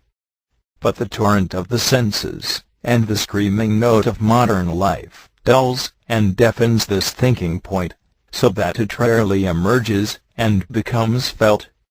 Certainly we are upset if we do not have our own way in matters that closely concern us, but this does not make us think about what and where we are, but, on the contrary, usually puts us more to sleep than ever. We again plunge into life expecting to have our desires ultimately fulfilled, and regard all temporary or continual failure, in this respect, as very exceptional. However, all this is necessary until we begin to think. Then a new situation is begun in us. We have begun to think. This work is to make us think, not to think how we can get the better of someone who we feel has let us down, or how to attract someone who ignores us, or how to get more personal power, more attraction, or more pleasure, more comfort, better position, or how to say more unpleasant things of others. No. This work is to make us think exactly of all that side of us, through self-observation, so that we begin to see what, and where we are ourselves. However, this takes a long time, and nothing is worse than to pretend we know already. A person who pretends to have or know what he, or she does not have, or know, such a person has a picture of himself or herself. This stops everything real in every direction of development. Of all the casting out of devils mentioned in the Gospels, the casting out of pictures of oneself must surely come first, for pictures hinder every new experience, and every line of inner development. We all have pictures of ourselves. Wherever they lie, There they stop development in a more real sense, and a ton of concrete will prevent anything from growing beneath it. We think of the imagination as a light airy nothingness. But the imagination is very powerful, very real, like concrete. Pictures are formed out of imagination, controlled by vanity. They are fixed forms of imagination, woven by vanity. Vanity is a terrific force in us, and imagination is the powerful builder and bricklayer of vanity. It builds pictures of ourselves. Then we cannot move into a new stage of ourselves, into new ideas and feelings, and experiences and meaning. Of course we do not see either our vanity or our pictures of ourselves. They are too close to us, we are them. We may see the results of vanity, but not it. We see the results of it when we are insulted or taken for granted. We take ourselves for granted, but do not like others to do so, a paradox at first sight, but not really so. In short, where we are vain, there we are blind to ourselves. None of us thinks he or she is vain. None of us really thinks he or she has dominating pictures that are served all day. They are too close, too much ourselves. The side of what we actually are, and the side of what we pretend and imagine we are two contradictory sides. These two contradictory sides, however, exist in everyone without exception. The action of the work, once it is beginning to be wished for, makes us become gradually aware of this contradiction over many years. Then we begin to have traces of real suffering interspersed with all sorts of attempts at self-justifying, and excuses and reactions, until we become, by inner taste, sick of self-justifying and excuses, and so on. This marks a stage in the work, a definite point in self-development. Here pictures weaken. For a long time the work is something outside. One makes notes about it and draws diagrams, and asks questions about words. Then it either begins to penetrate into the understanding, or not. If it does, and you wish it, the work enters oneself. Then it begins, as it were, to judge you, to point out this or that, very mildly at first, more distinctly afterwards. One tries to avoid it, of course. But, once it has penetrated oneself, by trying to avoid it one only increases one's inner difficulties, realizing that one cannot do without it, and that to be deprived of its mild current of new meaning is worse than death. One realizes then what it means to be dead in the sense of the work. The stage is easily imitated, and often is. Then one talks a lot of one's difficulties, etc. Later one becomes more silent. To talk about one's difficulties is a sign that one has not understood much. But it is a necessary stage for everyone to pass. The work is a series of stages in the understanding of it. If it does not penetrate, it remains words on the surface. Then you argue about everything. But its ideas are spermatic, that is, capable of penetrating and fertilizing the mind and feeling, otherwise it would not be work real teaching. It corresponds to something we have forgotten, something waiting in us, something to which we have gone to sleep long ago, something covered over by continual life. That is why this ancient teaching can awaken us all. Awakening is unpleasant. One can always avoid unpleasantness by means of all the apparatus of the false personality, by ingenious or even stupid arguing, by insincerity, by buffers, by self-justifying, by negative attitudes, by lying, by not trying to think, by resorting to pictures, by resorting to all kinds of things to keep one's sleep intact. But if the work penetrates, this becomes more and more difficult. one begins to become aware that the work is really saying something hard to catch and that perhaps it is quite true. This is painful. It is sometimes scarcely endurable, and at the same time a very marvelous experience. It is painful to one side of us, marvelous to another side.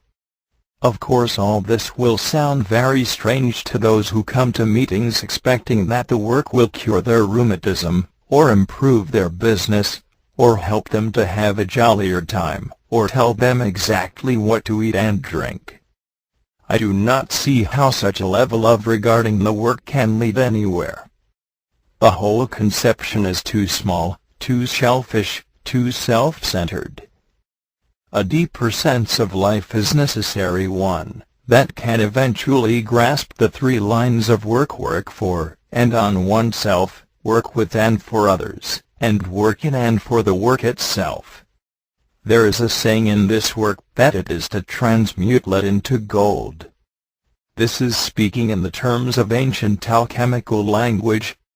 The subject of real alchemy was man, and his inner transformation. But the work has that a person must already have gold to make more gold. A person must have some special understanding to start with.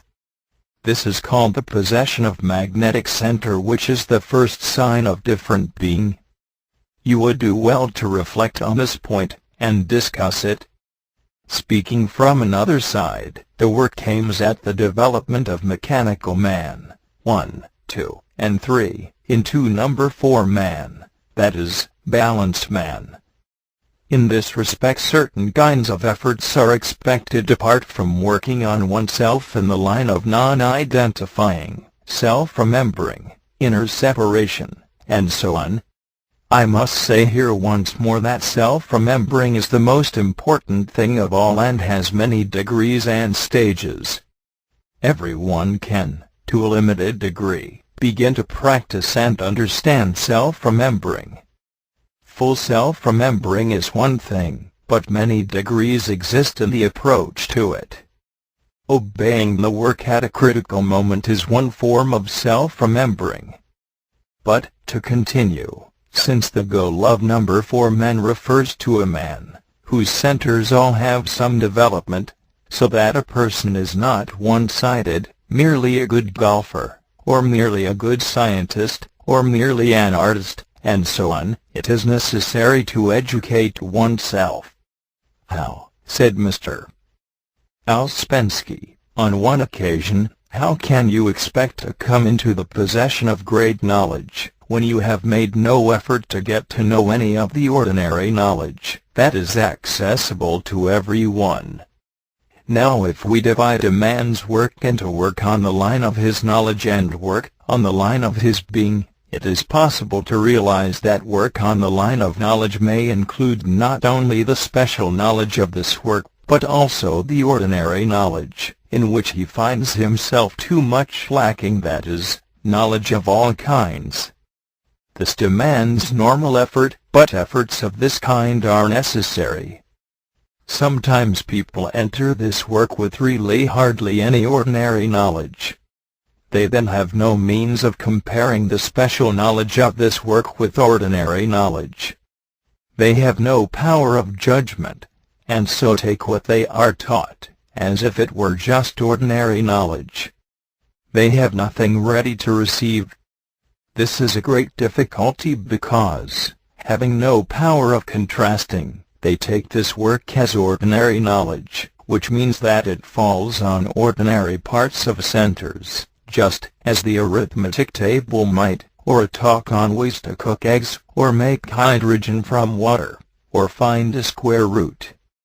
The more you study ordinary knowledge, the more you will see how all that the work teaches is extraordinary knowledge, and how it rises over the ideas of ordinary knowledge which are all disconnected.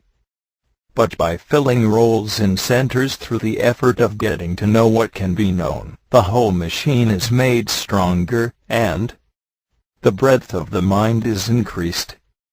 I repeat, that you cannot do this work from a too narrow basis, emotional or intellectual. Again, Ordinary knowledge sometimes nourishes the work directly, as when one can see connections and illustrations, and sometimes indirectly, by showing us how it is wrongly understood.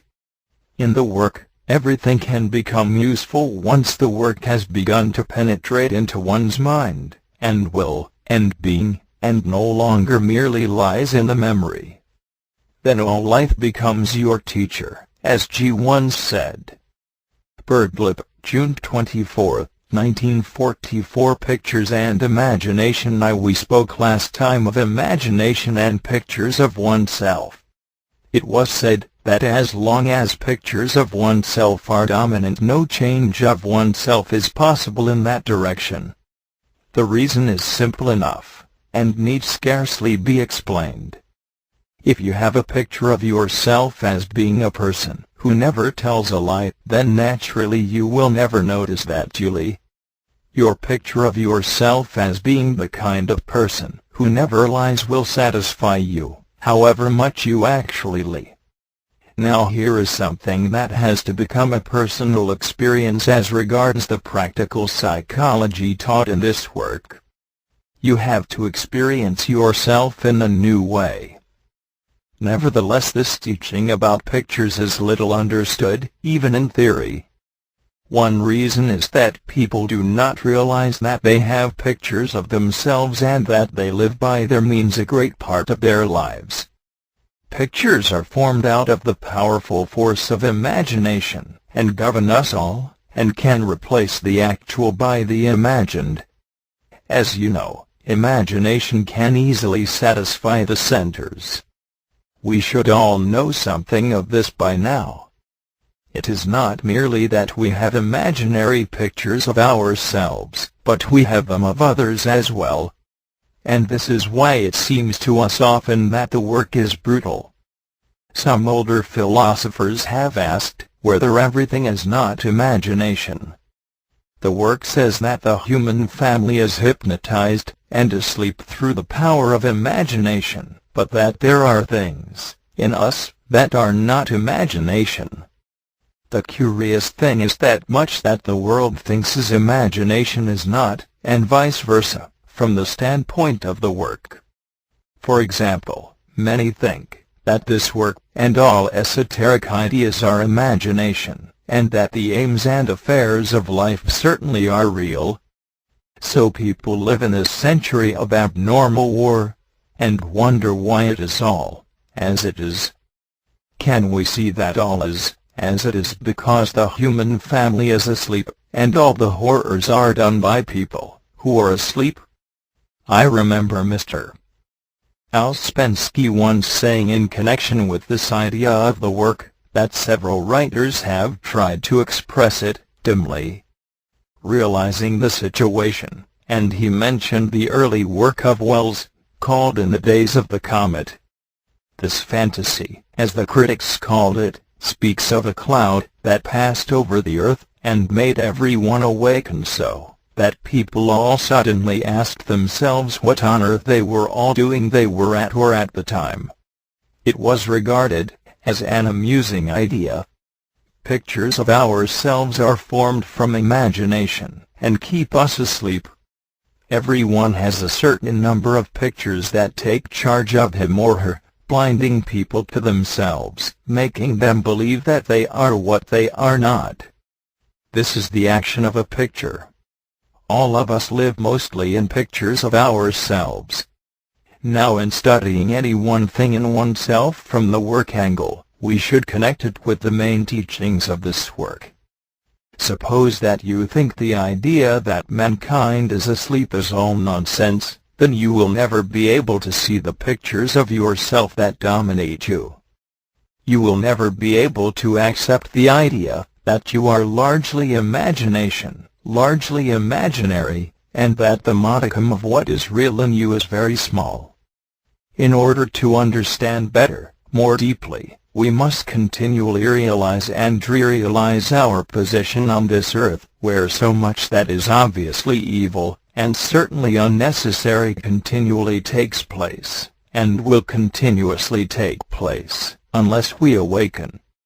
The work says we are kept asleep, because we are part of a substance called organic life which covers the earth, as a living smear, or sensitive film, and whose function is to transmit force from the higher part of the ray of creation, to the lower part, like a wireless receiver. We come at a place where a shock is necessary in the cosmic creation. Yet we are actually created to get free from our bondage on earth.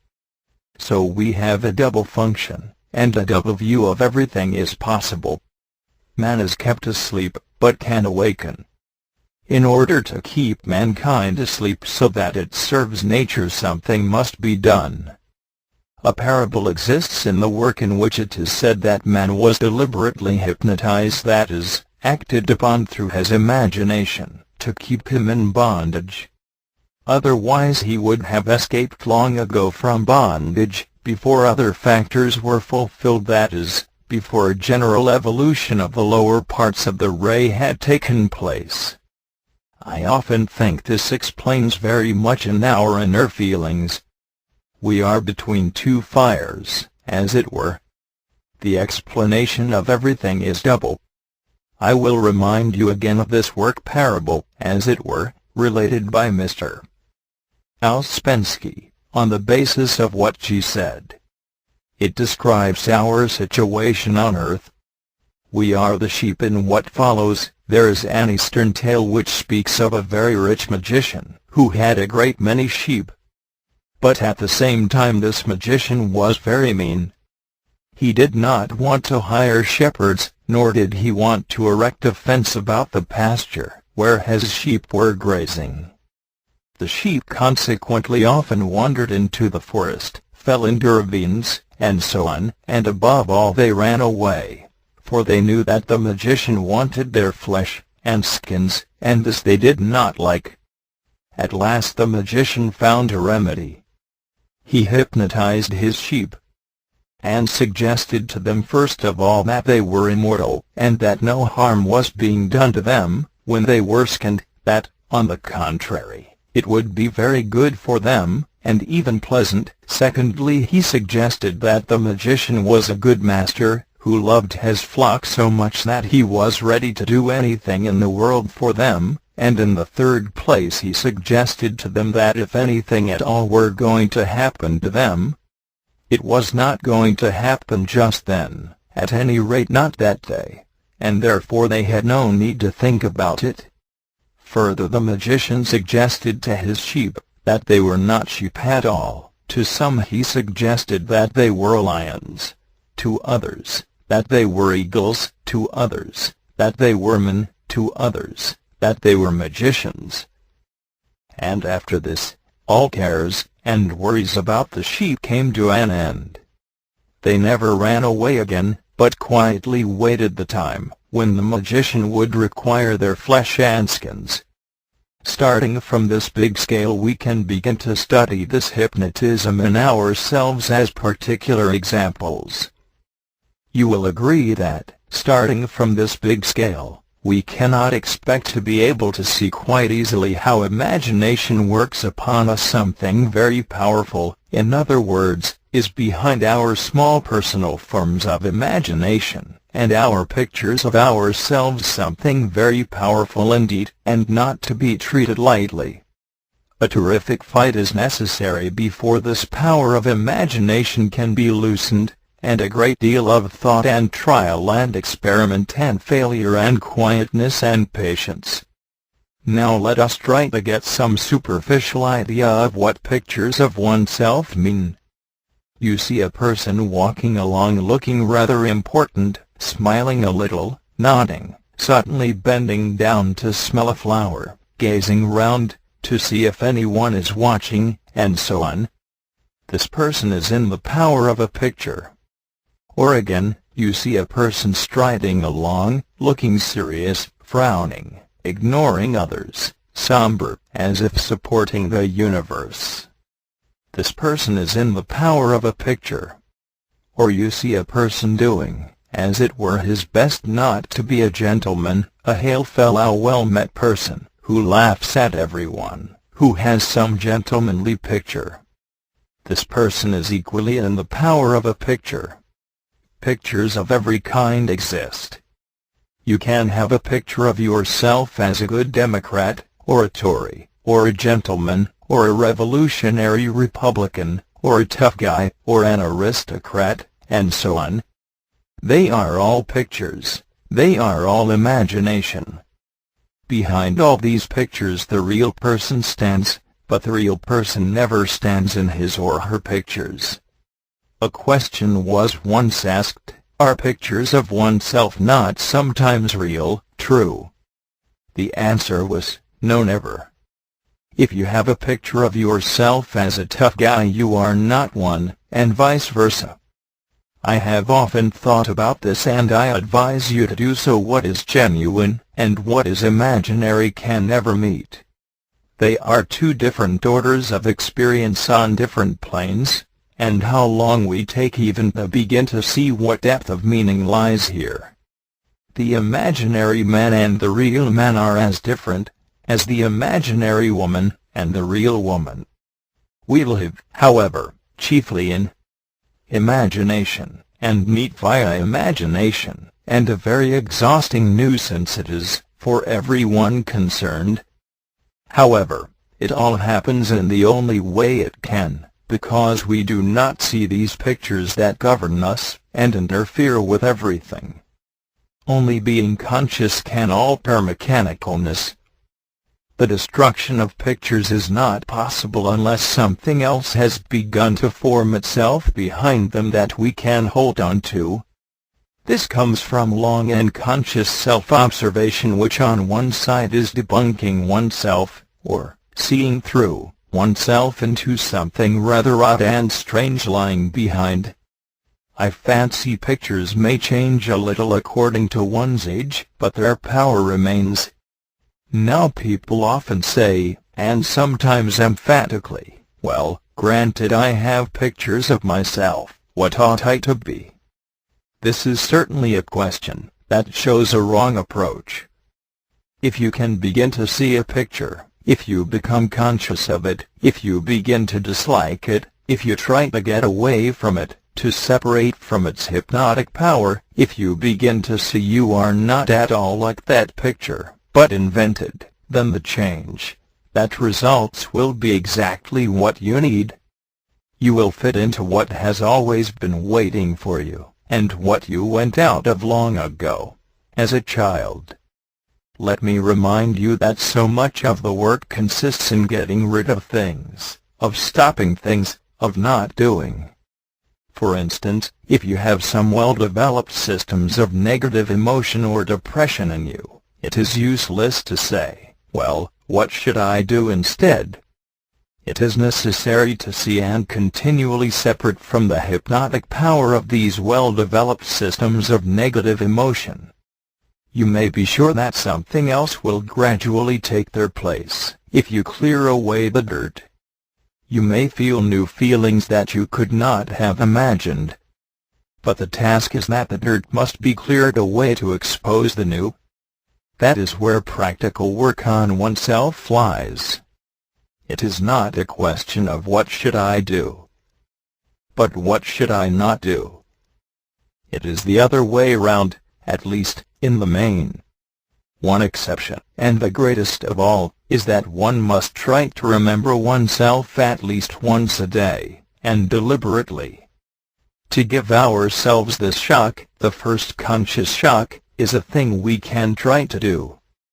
It is possible. But we have no time. There is always the roar of things, the torrent of thoughts and worries. There is always something to worry about. Yet self-remembering is not going against the flood stream of inner and outer things. It is raising oneself, not contending. Contending is another kind of effort. Self-remembering is a non-identifying with oneself for an instant, as if one were merely acting, and had forgotten. When one remembers oneself, one forgets oneself. One is no longer in a picture. However, it is possible to form a picture of oneself remembering oneself. Just notice here how you work, And what is the quality of your effort? To return to pictures, occasionally pictures are in abeyance, and something odd and strange emerges. I remember it was said of someone she is very nice when she forgets herself. It is often said that a person is nice when you get her alone. Men sometimes relax. They are no longer in uniform. These uniforms, these dresses that we wear, belong to the side of pictures. I am at least married, or, say, I am at least respectable. These phrases belong to the picture of oneself as being a particular sort of person, having a label. I am an educated man, I am an educated woman, and so on, or say, I am of ancient family, or I am a self-made man. All these phrases belong to this picture of oneself, just as do the phrases I am a wrong person, or I am a genius. Owing to the multiplicity of one's being, it is very difficult to know, to feel, what one is. This is because, 1. We have lost touch with essence, and 2. Because essence is not developed. It is a great labor to feel or know even the beginning of oneself. It takes a long time, this discovery of oneself. But it is always different from what one imagined. People lead all sorts of invented lives owing to pictures. We dress ourselves in pictures which often to others are laughable, but not to ourselves. It is sometimes extraordinary to notice a person active in some picture. One wonders why the person cannot see the picture. This is very simple. What is not simple is to see that you yourself are a picture. Pictures are formed from what you have read at an impressionable age. Novels of a period often form the pictures of a generation, either in one way, or in the opposite way by reaction. One identifies with the hero or heroine, or one tries to be different. The stage also contributes to pictures. I remember behaving like Lewis Waller for a week, until it was forcibly pointed out to me films give rise to obvious pictures, often in quite nice people. They begin to look, speak, in an other way. All this is hypnotism. However, it is more deeply due to the lack of an aerial center of gravity in ourselves, which renders us easily hypnotized. Now we forget the source of origin of our pictures, and after a time are unaware we have pictures of ourselves. We no longer see imitations. We have no gold, nothing real. Gold is something not acted on. This happens perhaps more often today, and formerly. Modern science renders hypnotism more easy by means of films, and the radio, etc. People imitate others and form pictures of themselves being like what they are not. But actually this has always happened in all ages, but I fancy the means of hypnotism are more numerous today. Quite simple uninvented people are hard to find in modern life. Everyone must needs be something he is not. Yet you must remember that all this goes back to the hypnotizing force acting on mankind, which made mankind imagine they were eagles, lions, magicians, etc. And so it has probably always been much the same. She used to say that things were always much the same in all ages, that is, the general balance of things. I have often been interested in the remark, I am a man who respects himself. This has given me many thoughts, even before I met this work. However, it is a picture. Which self? I can understand a man respecting his work, yes, but not himself. If we possessed real self-knowledge, and if we began to come into the feeling of real I suppose we would never make any statement about the kind of people we are. Real being makes no statements about itself. It is to be. Is not to imagine. It is what it is. However, having more lie we have to make shift first, and to keep up some pictures such as that we are ideally happy and so on. Unfortunately we never see these pictures. They make us behave as we do. They act us we do not act them. This is not a misfortune as long as we are not dissatisfied with ourselves and begin to desire some definite knowledge that can make our existence more real. People are satisfied by their pictures of themselves. A thick dark dull atmosphere is produced as a result, but a very ordinary one. It is possible to dislike it, and wish to come into a greater sincerity, and more light. But this is not necessary for life for cosmic purposes. We strut about satisfied. Really we can expect nothing but what happens to us under such circumstances, and there is nothing further to be said.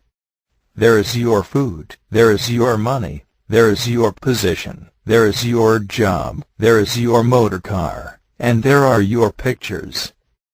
It is all quite simple. But it has nothing to do with age-old esoteric psychology. It has nothing to do with the work and the efforts it demands. You are encased in jelly. But this jelly of life is hypnotism. One is transfixed in self-illusion. It is really a tragedy. Why is it a tragedy? Because all the time we are not doing anything actually belonging to us, we are not being anything we can be, we are not in the right place in our sense of ourselves, and so we are eventually discarded as useless experiments in self-evolution. Is this too harsh a statement? I think not, for first we must fulfill the function of a good householder. That is a definite and real possibility. Why? Because a self-satisfied person will say, why on earth should I alter my viewpoints, my thoughts, my outlook, my standards, once I have become a reasonably good householder, a reasonably responsible and educated person? Certainly. I often wonder why anyone should. Why leave Egypt and go out into the wilderness? If pictures of oneself are very strong, very profound, and so very much identified with, the idea is sheer nonsense. Do you not know who I am? This is a summation of all pictures of oneself. Yes, we all say this after a certain degree of insult. All the same, it is a tragedy. We crystallize out long before it is necessary. We keep on driving about in the carriage of our picture. We never discover ourselves. Is not this a tragedy? Instead we cling to, and fasten onto our pictures of ourselves. I am quite certain that it is a tragedy. It is hypnotism. Do you think that when the work says we are deliberately hypnotized on this earth it means nothing? Why, if you begin to see pictures in yourself, and to see how you have been identified with them all your life, then you will know that you yourself have been actually hypnotized and shared in the general hypnotism. But to see how you yourself have suffered is exceptionally difficult. It is of course obvious that everyone else is suffering from hypnotism, and that therefore everyone else is rather a fool or silly. But not oneself. No one thinks he is a fool. What you really think is this: I am a lion, a genius, or an eagle, a remarkable, a fine person, an exceptional person, not in this particular and common way, but in that subtle, unnoticed way, a violet not yet disclosed, a person not yet grasped, and, in fact, a person who should never have been born into this soulless world. Yes, we all have such delicate false pictures without exception, but do not notice them. They furnish us with a great deal of satisfaction, until there arise in us, when we begin to awaken, very powerful contrary forces that for a long time we cannot understand. That is, because we still cling to those ideas of ourselves, or that sense of ourselves, that are derived from our not realized pictures. Let the forces of growth and evolution act on you, and if you have not yet seen at all what stands in their way, you naturally suffer unnecessarily. You do not see what they are at in you, as long as you are accepting your pictures, and not seeing them. But if you have begun the laborious task of removing your sense and meaning of yourself from these rather cheap pictures of yourself, these forces become infinitely full of meaning. Naturally, one cannot change if one clings to what one is. However, this is what we do for many years, until at last we know that a turning point has been reached.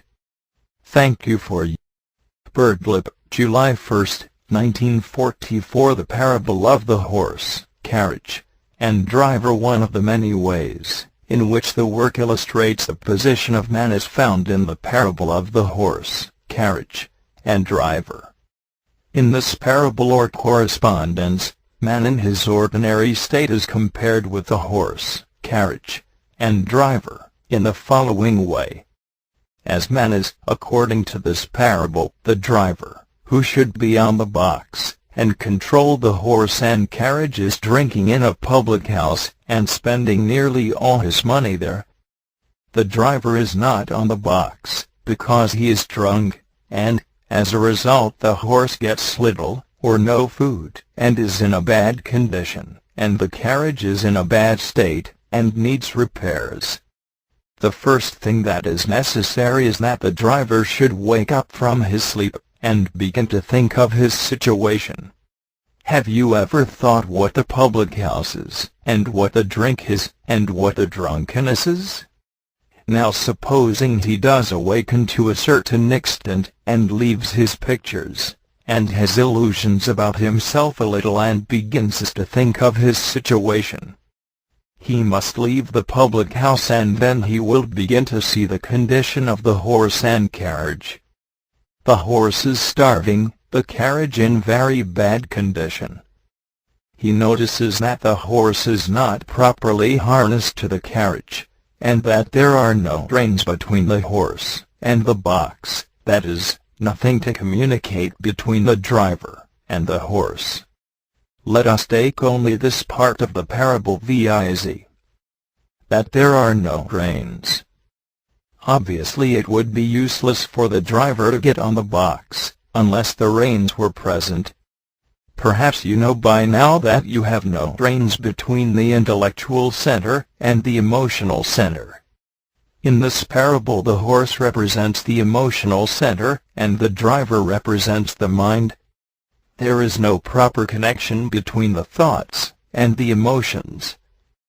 We may mentally think and decide to behave in a certain way, for instance, not to lose our temper.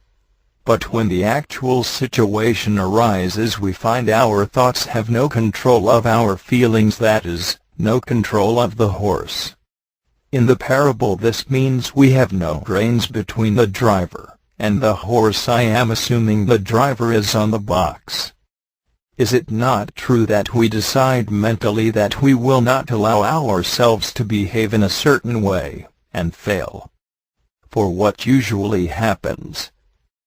We cannot control the horse. The horse behaves independently of what the mind has decided upon. You may, for instance, decide to be very brave in the presence of danger. A bomb bursts and you find yourself unable to control the horse. You begin to shake all over and so on. This is because there are no reins connecting the driver with the horse. The trouble is that the driver and the horse speak different languages. The horse, that is, the emotional center, does not understand the words of the driver, that is, intellectual center. I remember how often G used to speak of the reins, that is, the way of connecting the driver with the horse. What language does the emotional center use? It uses the language of visual imagery. The emotional center does not know any intellectual words or theories, but it understands visual images.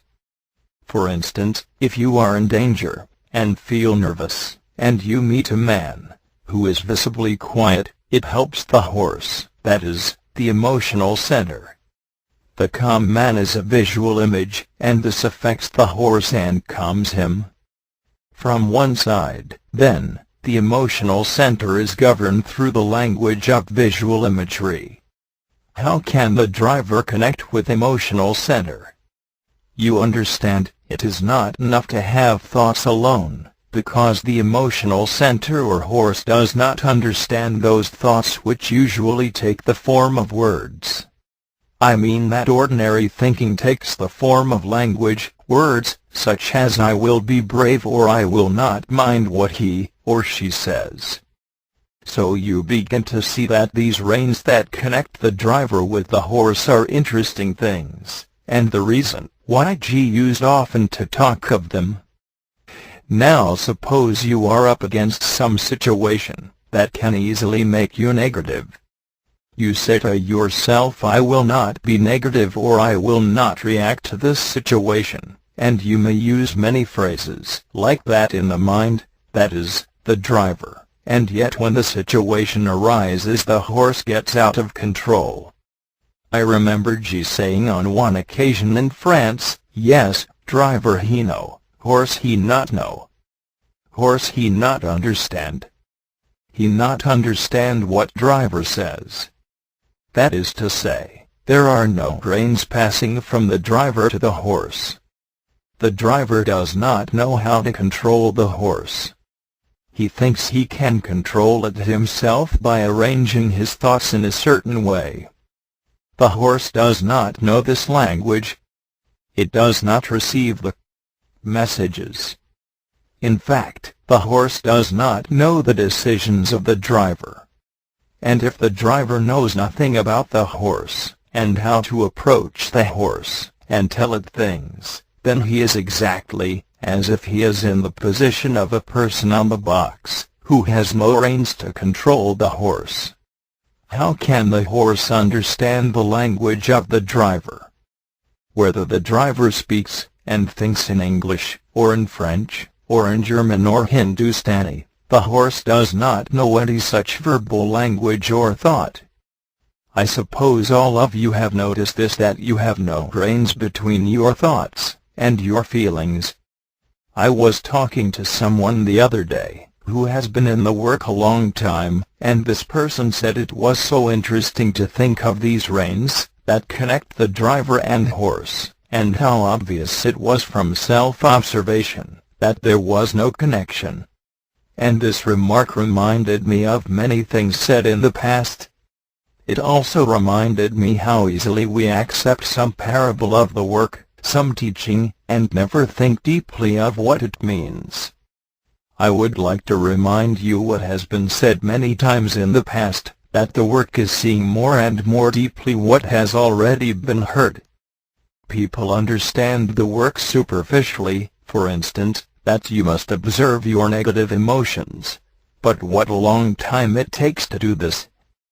All development, all inner evolution, depends on the seeing more deeply what we at present see on the surface.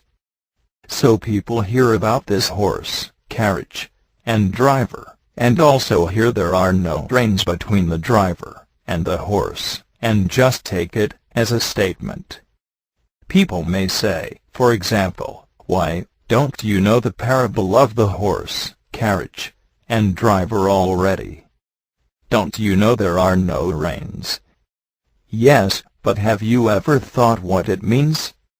Now you must understand that we are not talking about the waking up of the driver in this conversation.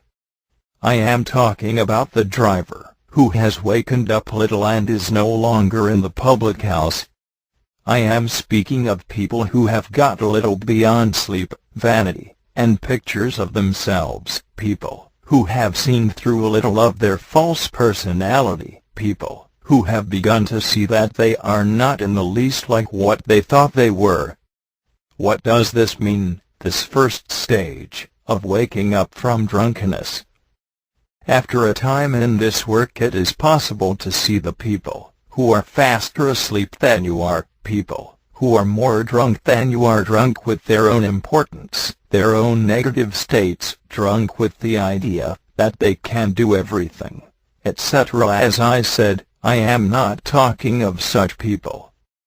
For it is quite obvious that as long as a man or a woman thinks that there is nothing wrong with himself or herself, and that they are going to take this work as something added to themselves, as they will remain drunk in the public house.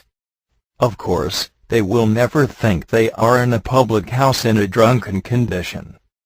On the contrary, they will have wonderful ideas of themselves, namely, that they have will, that they can do, that they are efficient, that they know best, that they have a real permanent I, and all the rest of it. Unless they have wakened up from these profound illusions, and have begun to feel their own helplessness and nothingness, they will never be able to climb on the box. We are speaking of people who have wakened up a little and are trying to sit on the box and control the horse, and are not still completely drunk in the public house. Now let us reflect for a moment on one meaning of the connecting reins between the driver and the horse. I suppose each one of us who has gone far enough in the work begins to know a little of this connection.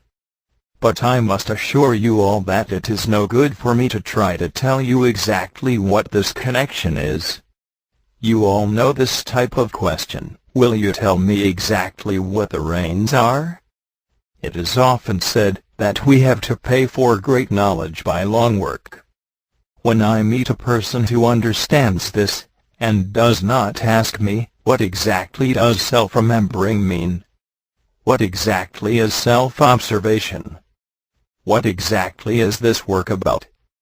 I know he has begun to wake up from his drunken sleep in life, that is, in the public house.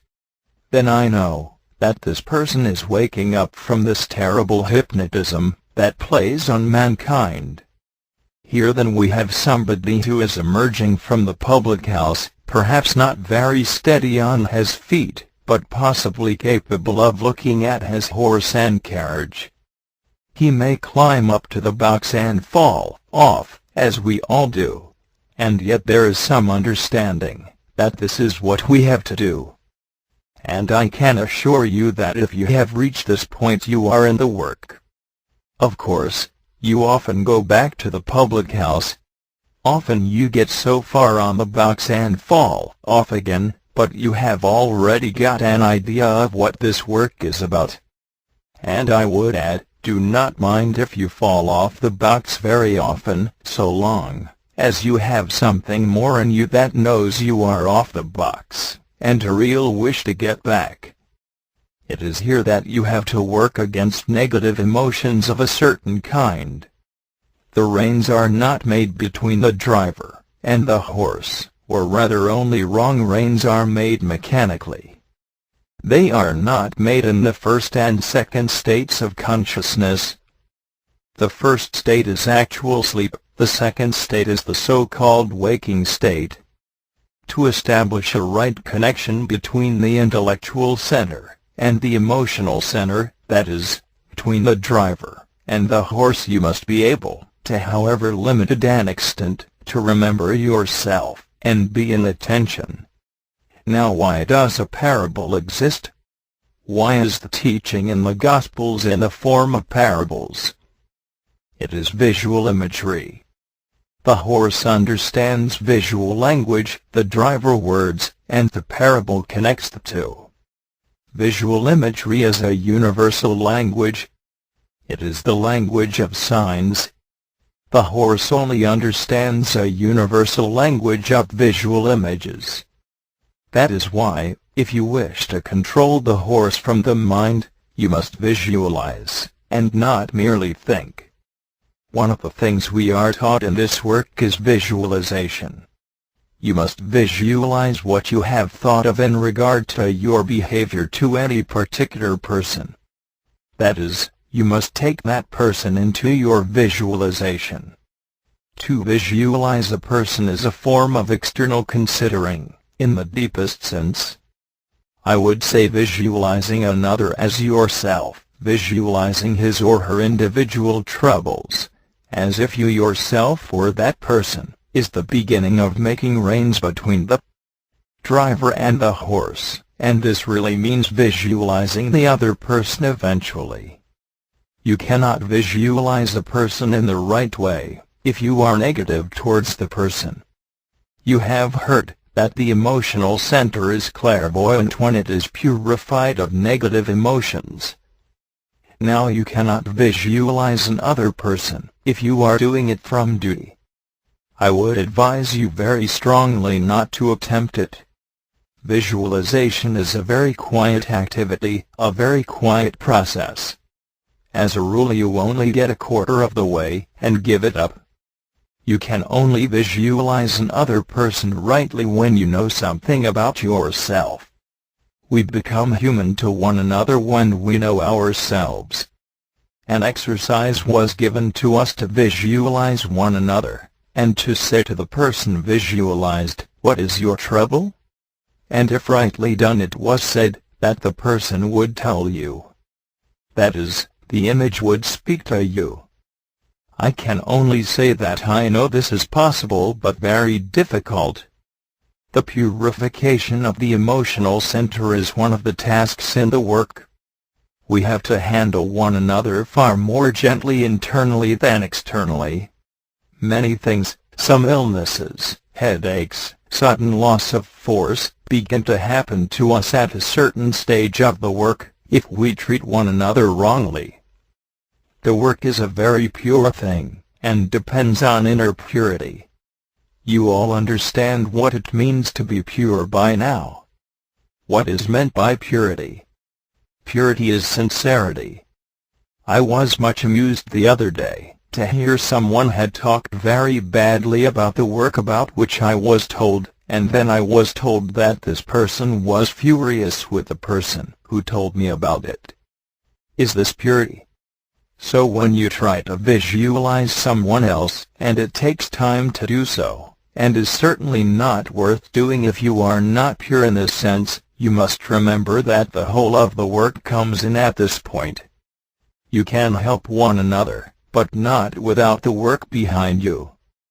This visualization is the connection between the intellectual center and the emotional center, and if you have an aim to behave rightly towards somebody, you must visualize yourself behaving rightly, and not merely think it. It is remarkable that a little pure visualization helps everyone, and yourself.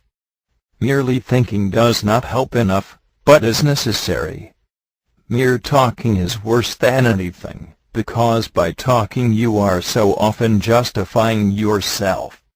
Do you know how often you say, "Well, I am going to do my best to help him and I promise you I won't say anything unpleasant"? And then what happens? Well, observe it in yourself. You have merely fed your imagination and your vanity, and done nothing to help the situation. Do you know when a cat rubs himself against your leg he is caressing not you, but himself? Visualization is directed imagination, not a self-pleasurable imagination. Birdlip, July 11, 1944. Further notes on meaning. Reflect for a moment on the world of meaning in which you live, in which all people really live. What is meaning for you? Do you want food, say, or you wish to get some appointment, or to see someone? All this is meaning, different meanings in the world of meaning. Now, is this meaning tangible or visible? I do not see how you can say that meaning can be touched with the organs of sense, or seen by the eye, or heard or smelled or tasted. For example, money has meaning to everyone. But is the meaning of money touchable or seeable? It is surely not an object of any of the senses. As an object of the senses it can take any form: paper, silver, gold, script, or just credit, but the meaning remains the same quite apart from the visible form. It is necessary to point this out, as people often take an object and its meaning as identical. Meaning is not the same as the seen object, or the object of the senses, as this particular external world of things which we are wired into by our present sense machines, this particular variety show, with its ever-repeating program. Now you notice how meaning waxes and wanes. The object does not alter, but its meaning alters. You get sick of a thing and then later think it is not so bad, and return to it. All this happens in the world of meaning, not in the external world of the senses. You see that when it is said that we live really in a psychical world, in an invisible world, and we are really invisible to one another, it is not an exaggeration. If you observe in yourself the changes of meaning, you may come to the conclusion that the visible object and its meaning are different things. Now once a person can separate, in himself, or herself, what might be termed meaning from object, that person begins to understand this work. This work is not about external objects, but about meaning, and what gives you meaning in regard to them. We all live in a world of meaning, and we are all deeply ill in this world of meaning. How are we all deeply ill in this private world of meaning? Do you catch what is meant here? How much illness is due to wrong connections of meaning, and has nothing to do with the external object, the person? Well, I could write about this for a long time. But unless you begin to understand that every external object is a question of the meaning you project into it, unless you see what is meant, I think it is a vain task. The object and the meaning of it to you are two different things. This is the first separation, I would say. The revival of former meaning, or the deliberate bringing into a present event other meaning apart from the meaning the event has for you mechanically, constitutes one of the fundamental ideas of the work on its practical side. This is effort about meaning, not about the external event. Efforts are not external things, like taking long walks, or giving up smoking, etc. Work efforts are inner efforts in regard to oneself, and the way one takes life, and its ever-turning events. Work effort is all about our relation to life events. A person is an event. If you are a function of life events, you are mechanical. Yes, but what does this mean? If things go well, you feel grand; if things go badly, you feel gloomy, depressed or negative, and so on. Then you transform nothing. When it is said in this work that it is psychotransformism, it means what it says. What is psychotransformism? It means that one has to transform psychologically one's ways of taking things. Yet people think the work should transform the external situation, the things. No, how is that possible? You cannot change life. But the meaning of the external situation can be, for you, transformed. One can be, as I say, very ill in the world of meaning. Yes, this is very true, only we do not notice it. The meanings that we live by may be very bad, very inadequate, very poor and mean. Psychotransformism is changing the meaning of things, of events, of situations, for yourself. It is about taking things in a new way, that is, changing their meaning. Here all the first efforts of work lie. Let us consider for a moment what mental effort means. This work starts from the mind, not from the body. It speaks of changing the mind. You are not at first asked to change your bodily habits, but your ways of looking at everything, such as, say, your ways of taking your own life, of thinking of yourself, your ways of taking other people, and your thoughts about them. It starts, as does the esoteric teaching in the Gospels, from it, i.e. changing your mind, literally, going beyond your vous, or mind. This means changing your meanings for things and people. It means much more. But it means changing your meanings for life. Everybody lives in a narrow set of meanings that contract gradually. The work is new meanings. Meaning is a fitful, fleeting thing. A person, for instance, always trying to put across some picture, some imaginary meaning of himself or herself, becomes tiresome. Things have their place and time, and often we do not see this. But today I am talking of how things have their place and time in oneself without their being uttered in speech, or in outer behavior to others. In this connection we have to realize that it may be possible internally, in oneself, to catch real and new meaning for a time, and not later on. Remember that the Enneagram turns its different points of meaning and for certaining. What you see today may not be possible tomorrow, or even a second later. But it will return. That is the point. It will come back. All psychological development consists in seeing new meaning in finer meaning. What develops us is meaning. By efforts, by work, we begin to catch new meaning. If we do not, then there is something wrong in our valuation. I am speaking of those not yet crystallized out in habitual views and personal esteem.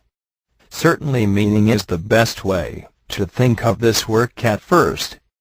The ideas of this work are to conduct, transmit, new meaning, like a new radio station, like leaven, that transforms what it acts on. This work is self-transformation. However, if one just remains as one is, not trying to change one's way of taking life, but expecting that the work is going to add something onto the person one is at present, a mistake is made. This mistake runs through every wrong form of esoteric teaching. Now let us speak of impulse. We constantly start off from impulse, and I wish to say here in a special sense that we start often from the impulse of new meaning. Meaning always gives force, impulse. So when we have seen new meaning for ourselves, we wish in some excited way, either to speak of it or to carry it out into permanent action. Of course, it is impossible. In the first place, a trace of new meaning entering a dark and almost dead life is not strong enough to affect anything, and secondly, even if it did, the Enneagram turns, and you may have to wait and remember. Habit is constant repetition of the same thing. But this can be thought of as being due to not noticing what follows on. To do so requires an increasing sensitiveness to the work. The work can start the conscious Enneagram in us. One thing should, as it were, be noticed, and then it leads on to something else, and then eventually, although everything returns again, it is not quite on the same level. This means giving a shock. But to try to keep on at one fixed point, that is, habit, is wrong. G said, the trouble is, everything becomes mechanical. This refers to the circle of habits and habitual meanings, the mechanical Enneagram, without any conscious shocks. It refers to a person who has no self-consciousness, no power of seeing himself and the other person together. Birdlip, July 15, 1944. Commentaries on Self-Love. If you consider what self-love is, you will see that it contracts everything. However, it is impossible to get rid of it. But it can be mixed with something else of which I will speak in a moment. No one can possibly act beyond some degree of self-love, that is, beyond self-interest, self-feeling, self-esteem, self-admiration, self-delight, self-praise, self-seeking, and so on.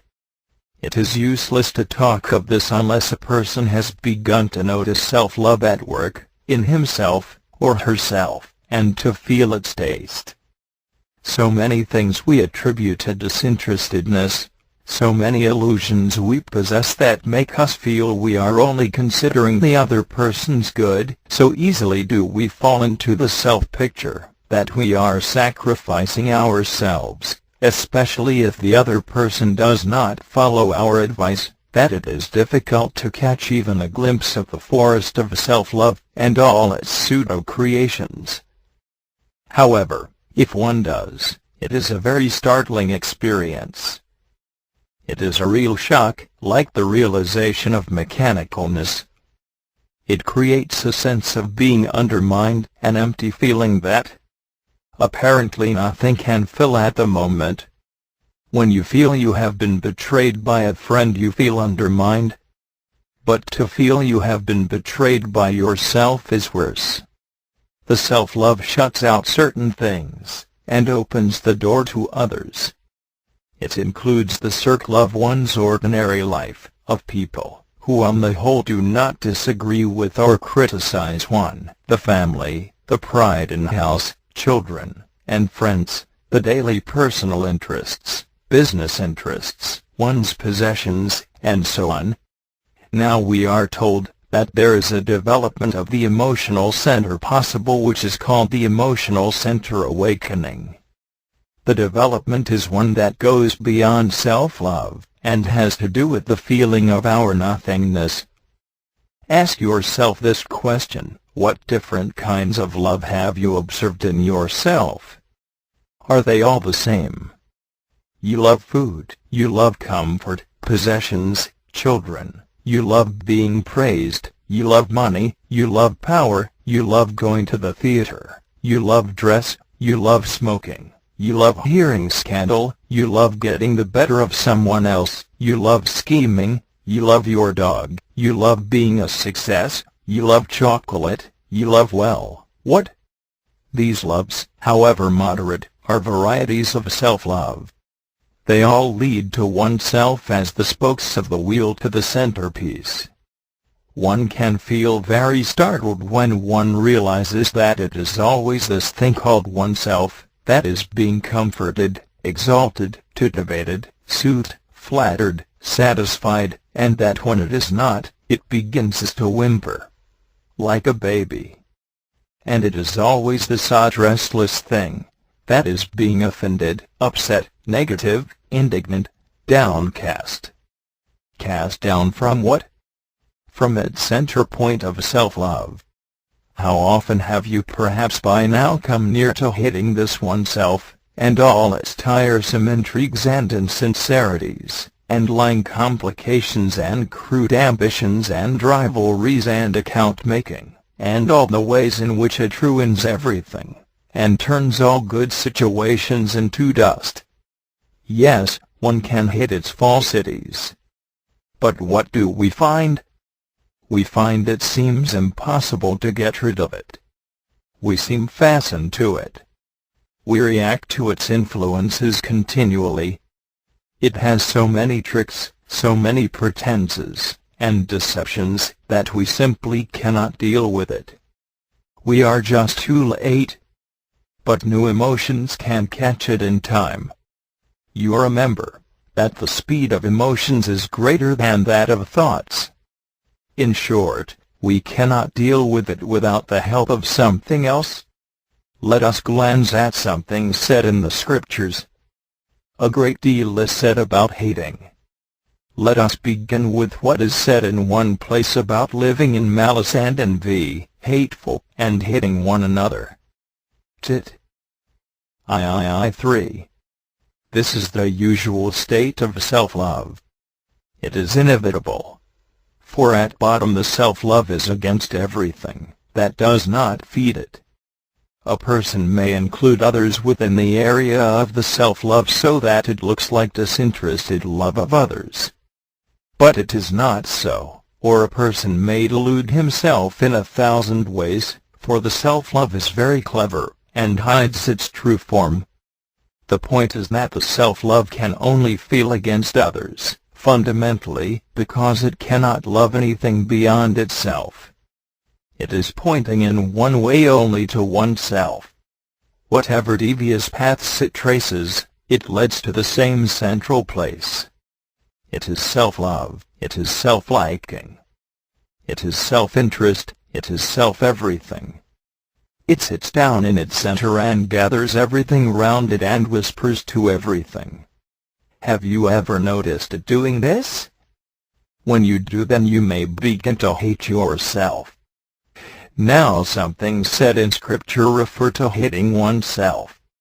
This is going against self-love. Sometimes people say they hate themselves. You may be sure this is a pretense, a subtle picture that they imagine is real. But imagination is never real, and the false personality, based on self-love, is composed of the powerful substance called imagination. We are told somewhere in Scripture that unless a man hates himself he cannot understand the teaching of Christ. We are also told, in a strange manner, that a man must hate father and brethren. Christ said, "If any man cometh unto me, and hateth not his own father, and mother, and wife, and children, and brethren, and sisters, yea, and his own life also, he cannot be my disciple." In the Greek, the word translated one's own life means soul, or psyche. For example, the phrase to lay down one's life for one's friends should be translated to go against one's own soul for the sake of one's friends. We can understand that going against one's soul is equivalent to going against one's self-love, and that to hate one's life is to hate this oneself that is formed and controlled by the self-love. We can conceive the soul at our level as a point of intense self-love through which we are made to identify most powerfully. When it is interfered with, we hate. It is curious to notice that hate is the opposite to self-love, and that we do not understand love as a positive emotion, that is, as one to which there is no opposite and so no inner contradictions. It would be another matter if the opposite to self-love were self-hate. Again, we might conceive that the opposite to love is self-hate. But love, as was just said, as a positive emotion has no opposite and attracts no contrary to it, having everything in itself, as one. It is a union of opposites, a third thing that we do not know, because we swing from one side to the other on the pendulum. When, through the practice of uncritical self-observation over long periods, photographs begin to be taken of typical aspects of yourself, and they come suddenly, like a plate being developed, being suddenly formed by a great many separate observations running together into connection to form one photograph, then uneasiness or dislike of oneself can begin. Now there is danger here unless the work is followed. It is a mistake to think there are no instructions in the work, or that in any case they have no significance. You will learn otherwise, and learn by experience, how and why you must follow instructions, and think them out alone. For instance, if this dislike of yourself is genuine, and not another fashion, and it becomes negative through self-pity, it is dangerous. It has slipped into the wrong place, and got mixed up.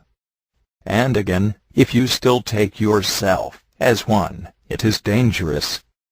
We have got to realize that we are not one. It is essential for the eventual action of the work. We must realize it daily. Otherwise we stand in the way of everything. We stand in the way of ourselves. The work cannot act on you, if that is the case. It cannot alter or take away anything from your room, so to speak, because you shout, "Hi, that's mine." Also, you cannot get to certain emotions that come from beyond the zone of self-love if you take yourself as one. One of the first of the many subtle strokes against the self-love that the work gives is the idea that we are not one but many, and, in fact, that there is no real I. This is not flattering to the self-love. Of course, the further idea that one is mechanical is such a stroke against the self-love that it can scarcely be agreed to by anyone. And to say we are all asleep and not yet conscious is intolerable to the self-love. You may be sure it will defend itself, and tell you the whole thing is nonsense. That is, it will, like Pharaoh, continue its rule, and will not let you go free. Something else in you, apart from the self-love, has to see the truth of such ideas. And if there were no emotions possible beyond those belonging to the self-love, this would not be possible, and so no development would be possible. It is upon the appearance of these other and new emotions, and their gradual strengthening, that development depends, and this is when being changes. Birdlip, July 15, 1944. Commentaries on self-love. I let us form some image of the self-love. It has a broad base and a narrow apex. It can be diagrammatically thought of as a triangle, the base of this triangle as the extent of the self-love. As it grows from its base into life and others, it narrows until it is a point. In these commentaries on self-love, I suggest that this triangle can represent the rapidly narrowing interests that extend from the broad self-interests of the self-love. In matters a little further away from us we are less and less interested. We care nothing for anything far away, for other people, other countries. Nor do we care about any ideas about this world we are in, or the cosmos, or anything so remote. What, we say, what on earth has it got to do with me? The symbol is very ancient. Like any symbol, it contains many meanings. G once said that symbolism should act as a shock to our knowledge, and spoke of 4 kinds: Hebrew, Egyptian, Persian and Hindu. The symbol with which we are dealing here belongs to the Hebrew symbolism, and is called the Seal of Solomon. It represents the interpenetration of 2 things, or 2 media or principles of levels. Notice that one triangle ends as a mere point in the other where apex and base meet, and that there is a lozenge-shaped intermediate area, where both mingle, and 4 corner areas, where there is no mingling of the 2. If one triangle were cut out of blue glass, and the other out of yellow, then there would be 2 blue, and 2 yellow areas, and a middle green area, where the colors mingled. Now let us suppose that the triangle with its breadth above and its apical point below represents some principle which runs counter to that of the triangle of self-love, whose breadth is below and apical point above. And let us understand that the symbol represents a universal interpenetration of a lower by a higher principle in everything, save at the cosmic level of the moon. The recognition that there are 2 orders, or principles, or forces, or influences, acting on life is the characteristic feature of magnetic center. You remember that magnetic center is that discerning power in us of distinguishing between and influences. We need not here explain all this again. Influences are created by life, and they obviously have connection with the self-love, love of power, possessions, and so on. But there also exist unusual, and really inexplicable influences, and also curious sides of history, and strange examples of things that have no connection with business interests, and so on. The quite marvelous things that survive in our culture, that have clearly no connection with small self-interests, are a visible expression of some other kinds of influences that have been felt and expressed by those having magnetic center, and more, and translated into architecture, painting, poetry, literature, sculpture, sainthood, teaching, chivalry, and so on, which are unconnected with immediate personal greed or private advantage. Unless this wonderful wave of force, this extraordinary light, had been transmitted in 1,000 ways, we would be nothing but barbarians, that is, we would have no idea of anything beyond the self-love, and its greed and narrowness. Let us draw a similar triangle, but the other way up and superimpose them. It is true to say that a person may recognize all this theoretically without seeing his or her own condition in this respect. One object of self-observation is to become aware of one's motives.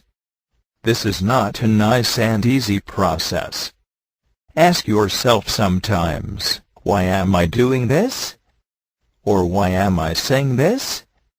Or why am I behaving in this way? Or why am I writing this? Whatever imaginary robes of self-righteousness we clothe ourselves in, these questions tend to undress us again. In this respect we should understand that the work is rather terrible and cannot be denied. People imagine they can pretend. It is impossible. Only what is real can remain. When we have gone more deeply into self-observation and self-knowledge, we simply have to give up a lot of the manifestations of the self-love, disguised as something genuine. Do you remember what was said of the work in Revelation? All the churches shall know that I am he that searcheth the reins and hearts, and I will give unto each one of you according to your works. Rev. I 23. The object of this work is to separate us from what is false. I once told you that when my wife and I went to the French Institute we were warned that personality here has almost no right to exist. But the more the self-love, the less can it happen. What a long journey it is! Yet it is a quite real one. It exists. It is not invention. Esoteric teaching is not an imaginary thing. It is the most real thing in the world, more real than a check, more real than a house, more real than another person. So we are speaking at present about a deeper honesty to oneself, a deeper sincerity, that has nothing to do with the requirements of life. Now we must return to this upper triangle which is upside down to the triangle of self-love, that is, life. If you are certain that this life is all, and if you take your meanings from it, and think only in terms of it, then there is no upper triangle at work in you. We spoke recently of meaning, and how a visible thing is one thing, and its meaning is another, and how, if you could not see this, there could be no inner work of separation and transformation. We can transform life by new meaning. We cannot transform people and things, whose existence is revealed to us by our senses. But we have inner senses. The mind is the first transformer. Thinking in a new way, our attitudes change, and so the meaning of the world changes. But to think in a new way, we must receive and acknowledge new knowledge, new ideas. It is really quite simple, but the enormous difficulties that arise in us before we can do so do not make it quite as simple as all that. We are so fixed, so identified with our opinions, and so on, that it is really a very great labor. Do you remember the allegory or parable about the labors of Hercules? One of his tasks was to cleanse the Augean stables which were full of dung. What is dung in the meaning of parables? All your negative emotions, all your petty viewpoints, your personal values, your self-love, and so on. Hercules diverted a river to cleanse the stables, and cleanse the horses of the mind. Water means truth, as you know. The work teaches truth. Truth about what? Truth about what ways, what ideas, what efforts, are necessary to this change of being, that we, I think, all of us, secretly long for, in the background of ourselves. This means that esoteric truth, esoteric knowledge, can cleanse us from this continual, inadequate, uneasy and half-guilty feeling that probably all normal people possess. And a normal person in the work means a person with magnetic center. Normal being means that if you are content with yourself, then it is far better to remain, so the work will only upset you and do harm to you. This is one of the difficulties that has to be thought of in connection with other people. A good householder in the ordinary sense is a person who does his job properly and decently. But in the strict work sense, he is a person who does his job without believing it leads anywhere, and yet sees his responsibilities and fulfills them. He has not yet got magnetic center, but is close to it. He does his job and sees that he must, but realizes vaguely that it leads nowhere, and does not yet realize there is something else. I do not mean that he denies there is anything else. This way, the way of good householder, is a definite line of ascending being by recurrence, only, we are told, it is a very long way. There is no sense of an upper triangle, only a dissatisfaction with the lower triangle. However, this is at least genuine. It is infinitely better than pretending, from hearsay, from pseudo-attitudes, that you know about the upper triangle, when actually you are dressed up in the clothes and ribbons of the lower triangle. The most terrible crime in this work is pretending, because it means lack of sincerity, and the work is based on sincerity, and if you have not a very deep and sincere relation to the work itself, from yourself, great dangers may result if you pretend. This is why it is important to think of people whom you wish to touch this work. It is a live wire, a 1,000,000-volt circuit. I speak of what it is ultimately not in its introductory stages. I remember G saying once to us all in France, "Why are you here?" This made us all think.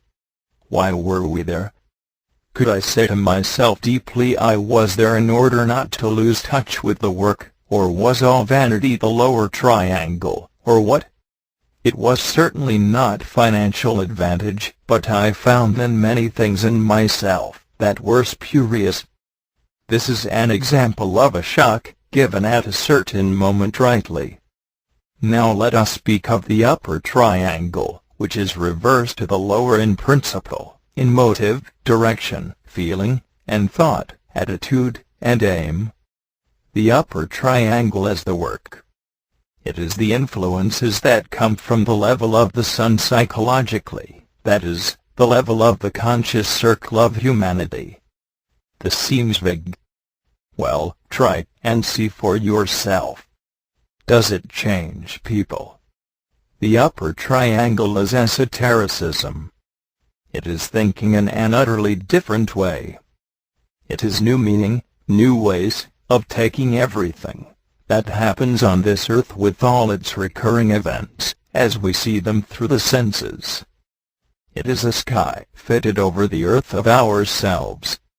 It demands a love quite different from self-love. In fact, it is against this thing oneself, and it demands a struggle with this thing oneself. It seeks to start up this struggle in each of us. Every idea of this work, of the esoteric teaching of the Old and New Testaments, and a vast number of other sources and fragments, is about this. It always goes against the self-love. It does not make you feel more comfortable. Not at all. It makes you first uneasy, and then definitely uncomfortable inwardly, but with direction.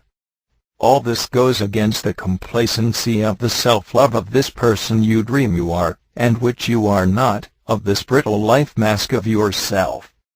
If you never apply the work, if you never observe yourself through the teaching of the work, if you never judge yourself from the work, you remain, as you are. A spark is necessary. It is necessary to catch fire.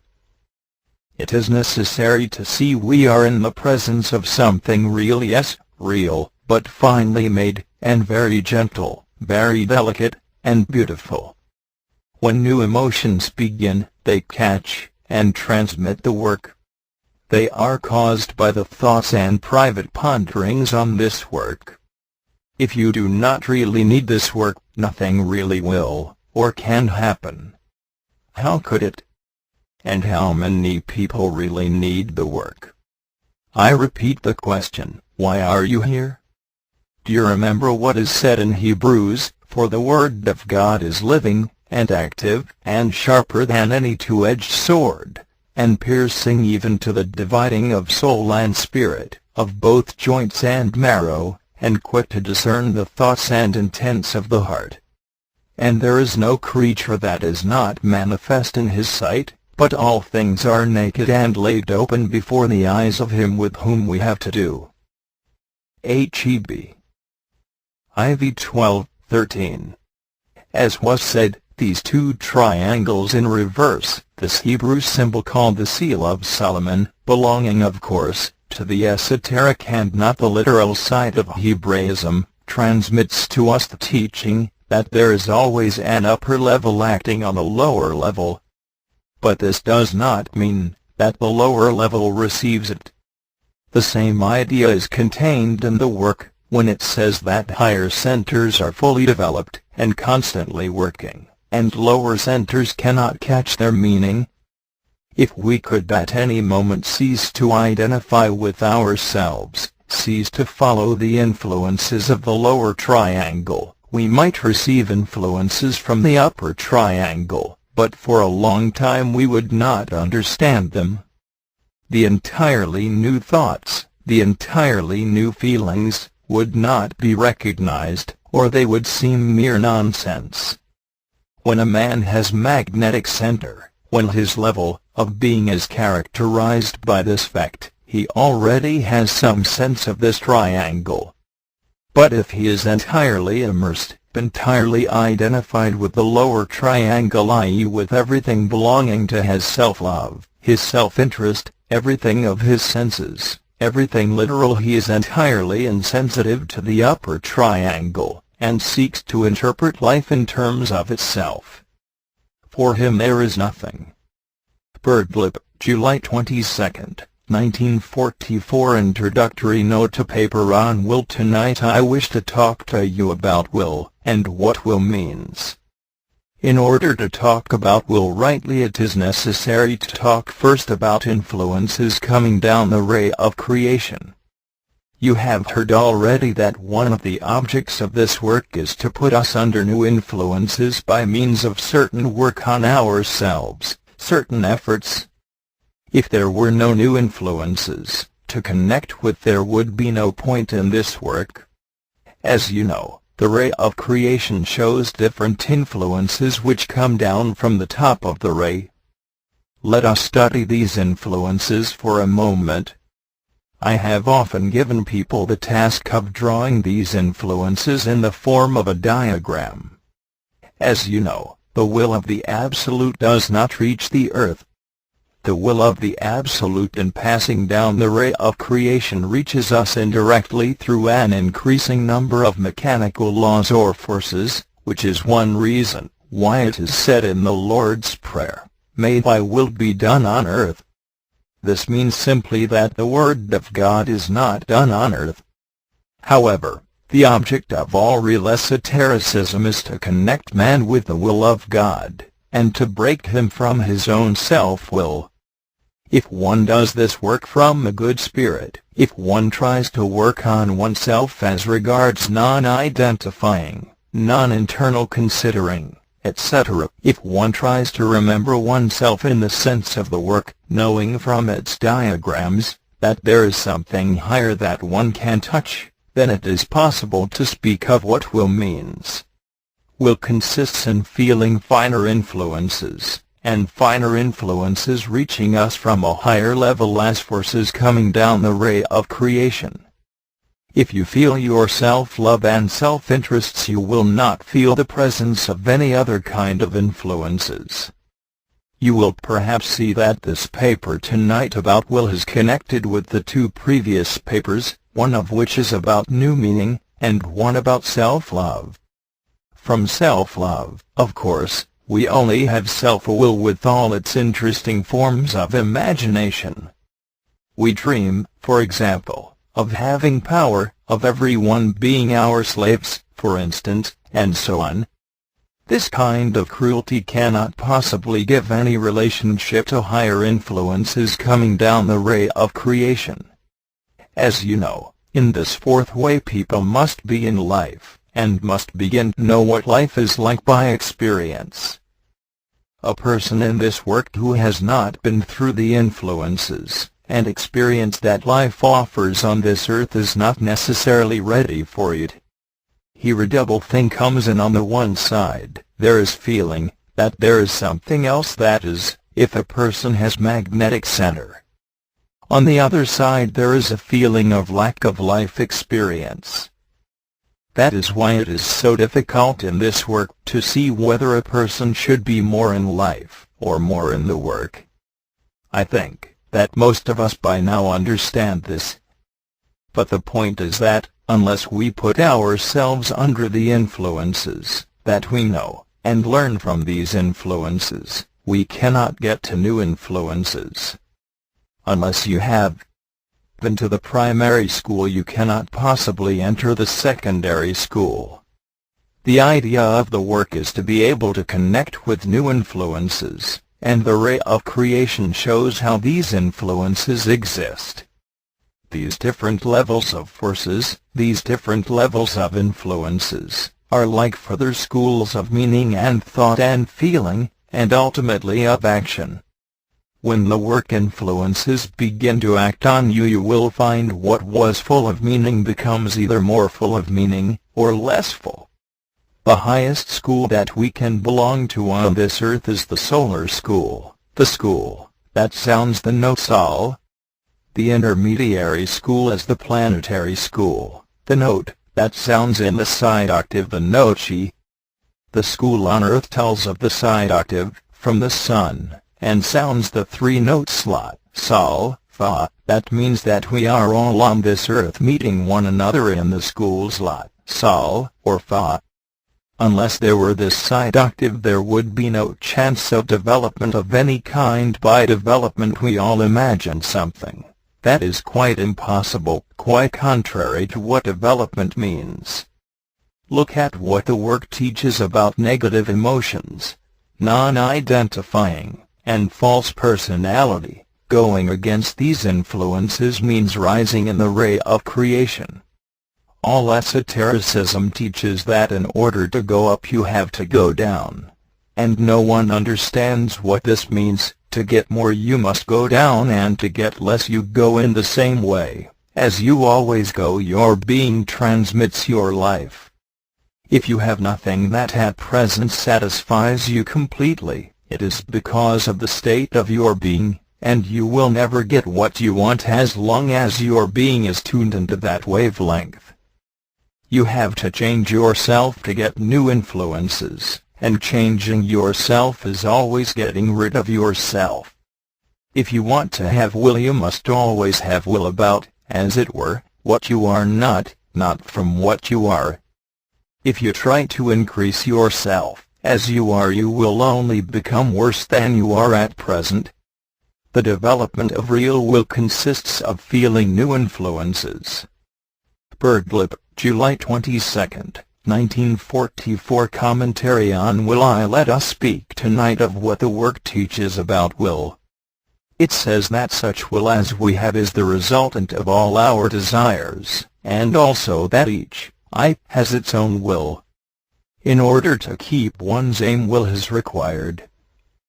Let us suppose a person makes a small aim, such as not to walk in a hurry, or something of that order.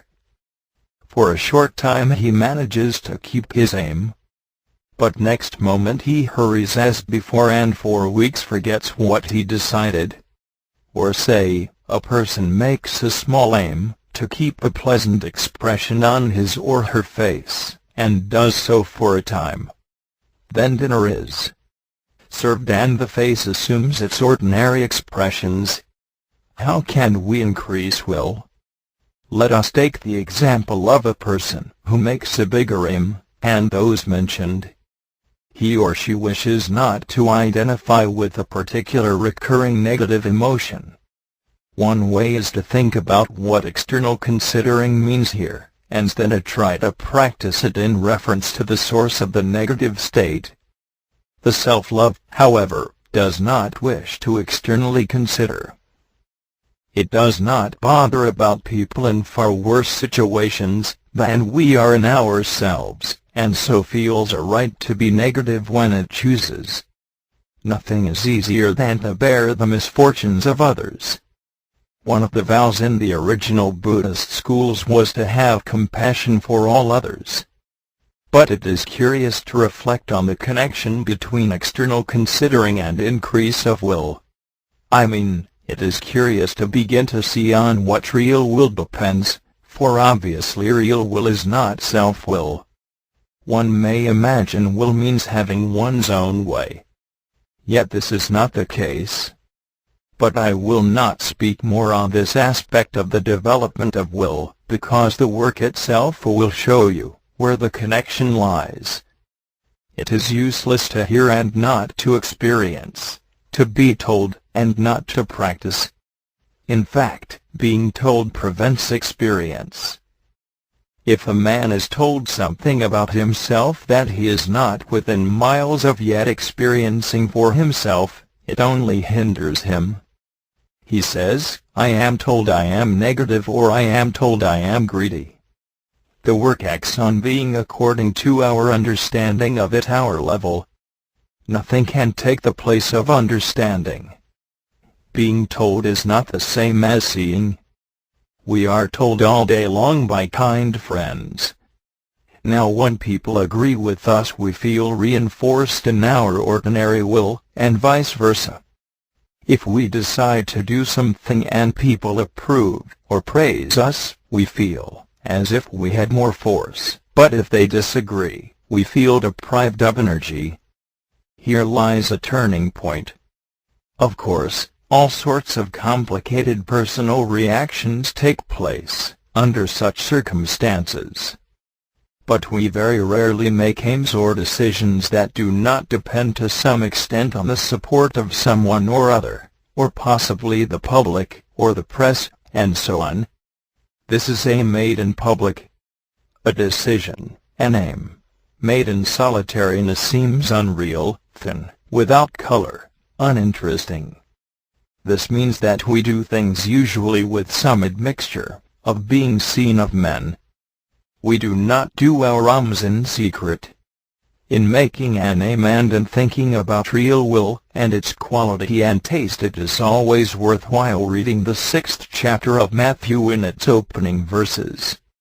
Here are some very deep formulations about wrong aim and will. Will made from false personality, however, is interesting to study. It fails, of course, but that does not mean it is necessarily wholly wrong. But it has no soil, no depth. As an aim descends in depth, it changes. It becomes more essential. It becomes an aim without words, a wordless thing, a direction one seeks to go in, rather than a phrase. Yet it must start with some kind of phrase, some sort of word command, some formulation. On one occasion I had a conversation with Mr. O about will in the work sense. I said that it was possible to see how from one moment to another what we call our will changes, and this was due to the separate wills of different eyes, so that whatever we did finally was the resultant of the desires of all these different eyes. Yes, he said, but people must see this first. People do not realize it. They feel they have will. I asked him, is it possible to describe what real will is like? He said, it is like suddenly seeing the solution to a mathematical problem. This reply eventually gave me insight into some things that I had not understood. Usually we associate the concept of will with a set jaw, a dogged resolve, etc. This is a negative view of will. The idea that real will is something positive is eventually of great value in personal work. Ordinarily we think of will as something negative because we conceive it only as being exerted against something. We say often, for example, that we will resist this, or we will not do that. We tend to associate will with resistance to something, like brakes to stop something. This is a negative idea of will, and it has its place. But you will see that Mr. Thought refers to a different idea of will. It is something that finds right solutions. It unites separate things, it arranges in right order, and so creates something new. It contains the idea of new possibilities. It is not mere denial, mere negation, mere stopping of everything, but the reaching to a new combination, or a new attainment. It has to do with the certainty that a solution is possible, and with a certain kind of active patience towards the at present unsolved situation, where one does not as yet see the next connection. I say a certain kind of active patience, because it has nothing to do with resignation. Very often Mr. I used to say to us in our difficulties, the work will find a way. This is the patience required. Often enough we feel confused, especially after a shock. It seems that everything is scattered, in little bits, without relation, particularly when we have been asleep for a long time, and working only in imagination. Now if we lose our orientation to the work, things can indeed break up. What does will mean in such a case?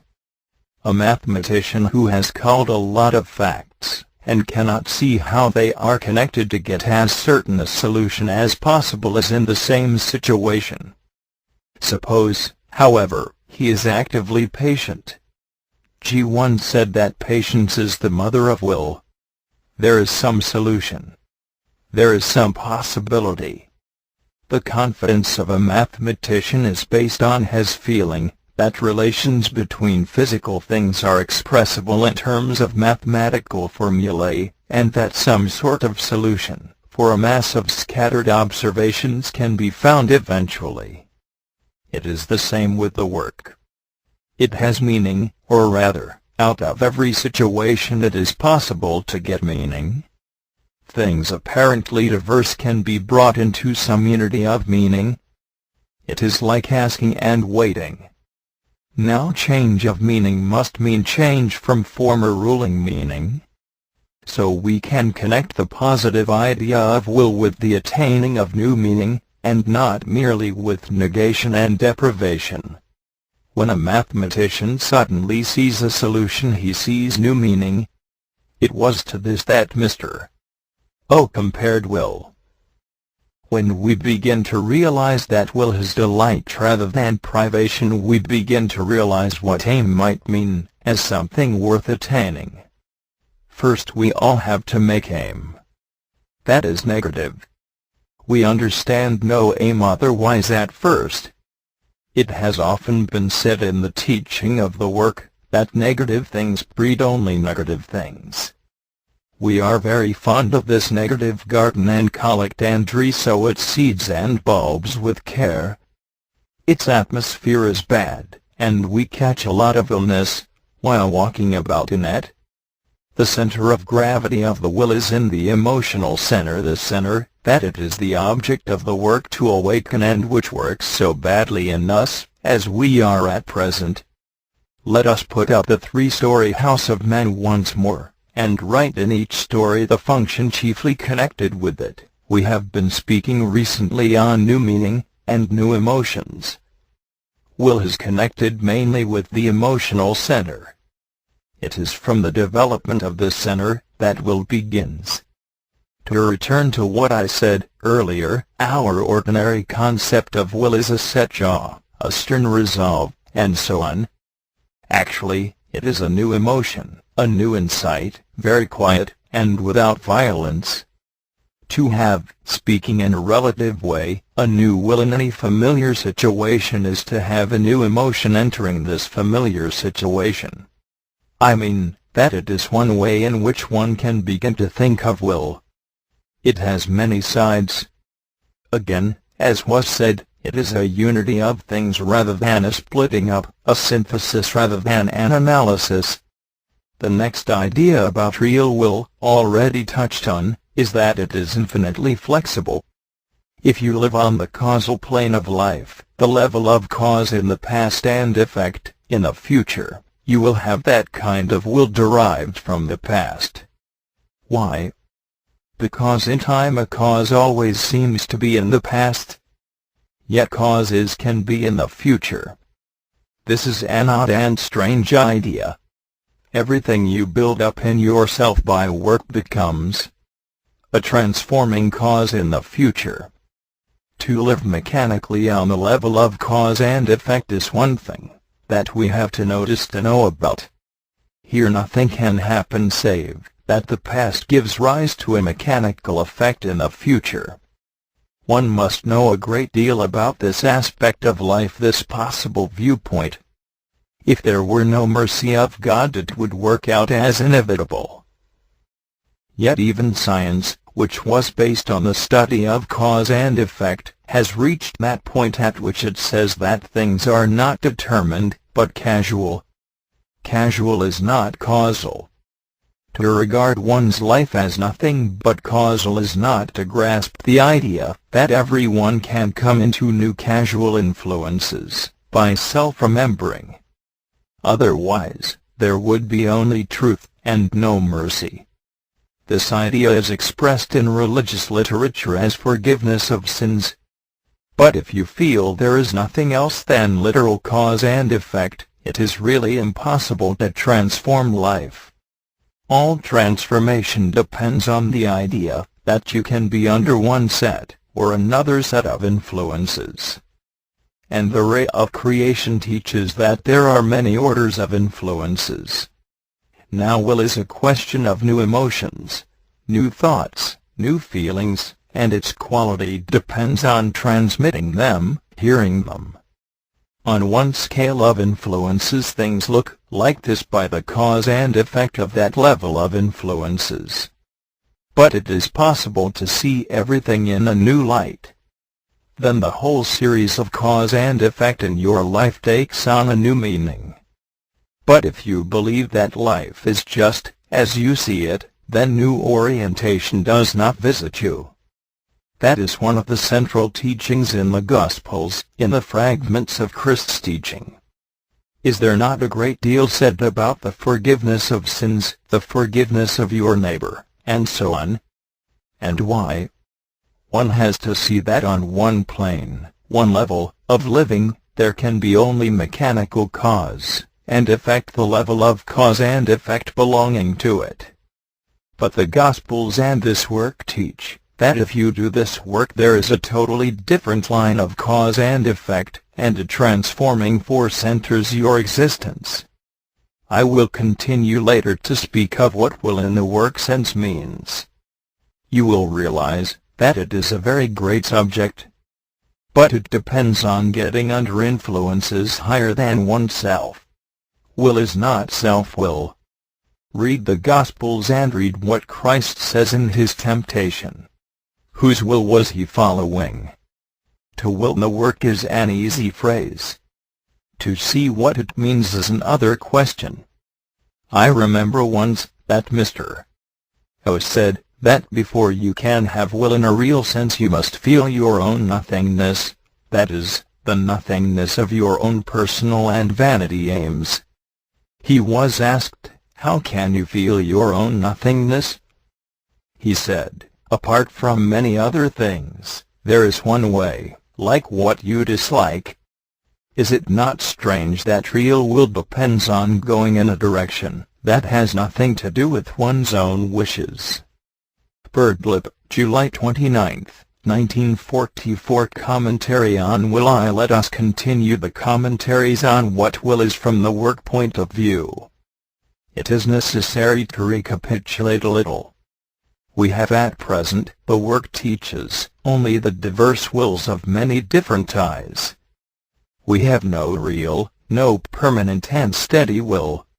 First of all, each I uses us at the moment, and so each speaks through the telephone, that is, through our mouth, and says all sorts of things, and calls itself I.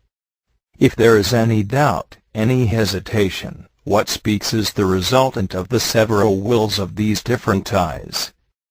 This resultant decides. It is called will, but it is not real will. It is a compromise between many different voices, like a parliament, which means a speaking house. The final vote is the resultant of many different parties. It is the resultant of many different wills and desires. This is the state of what we call our will. It is the resultant of many wills, many different desires. But real will cannot be a resultant, for will in a real sense is master, and is above the desires of life, and all life is. On one occasion G was speaking of aim. He asked people round him what was their aim. People said different things, such as that they wished always to be happy, or to do good to others, and so on. Someone said, I wish for self-mastery. G said at once that this was a real aim.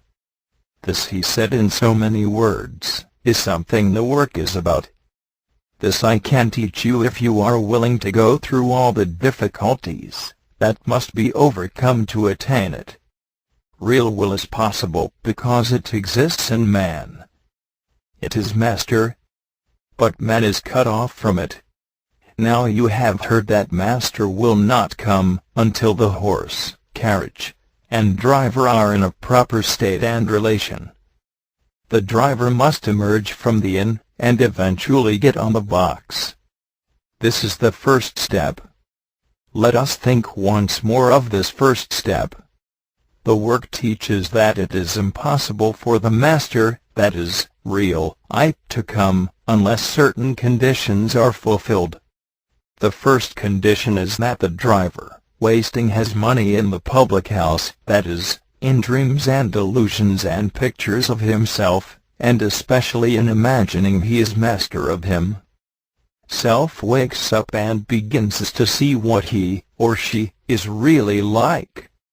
This shock requires a special force. I mean, people can even enter this work, and yet remain for years in the public house dreaming, and pretending they are working. They merely add this work, like an extra cockade, to their dreams of themselves. However, no one can use the work in that way for long.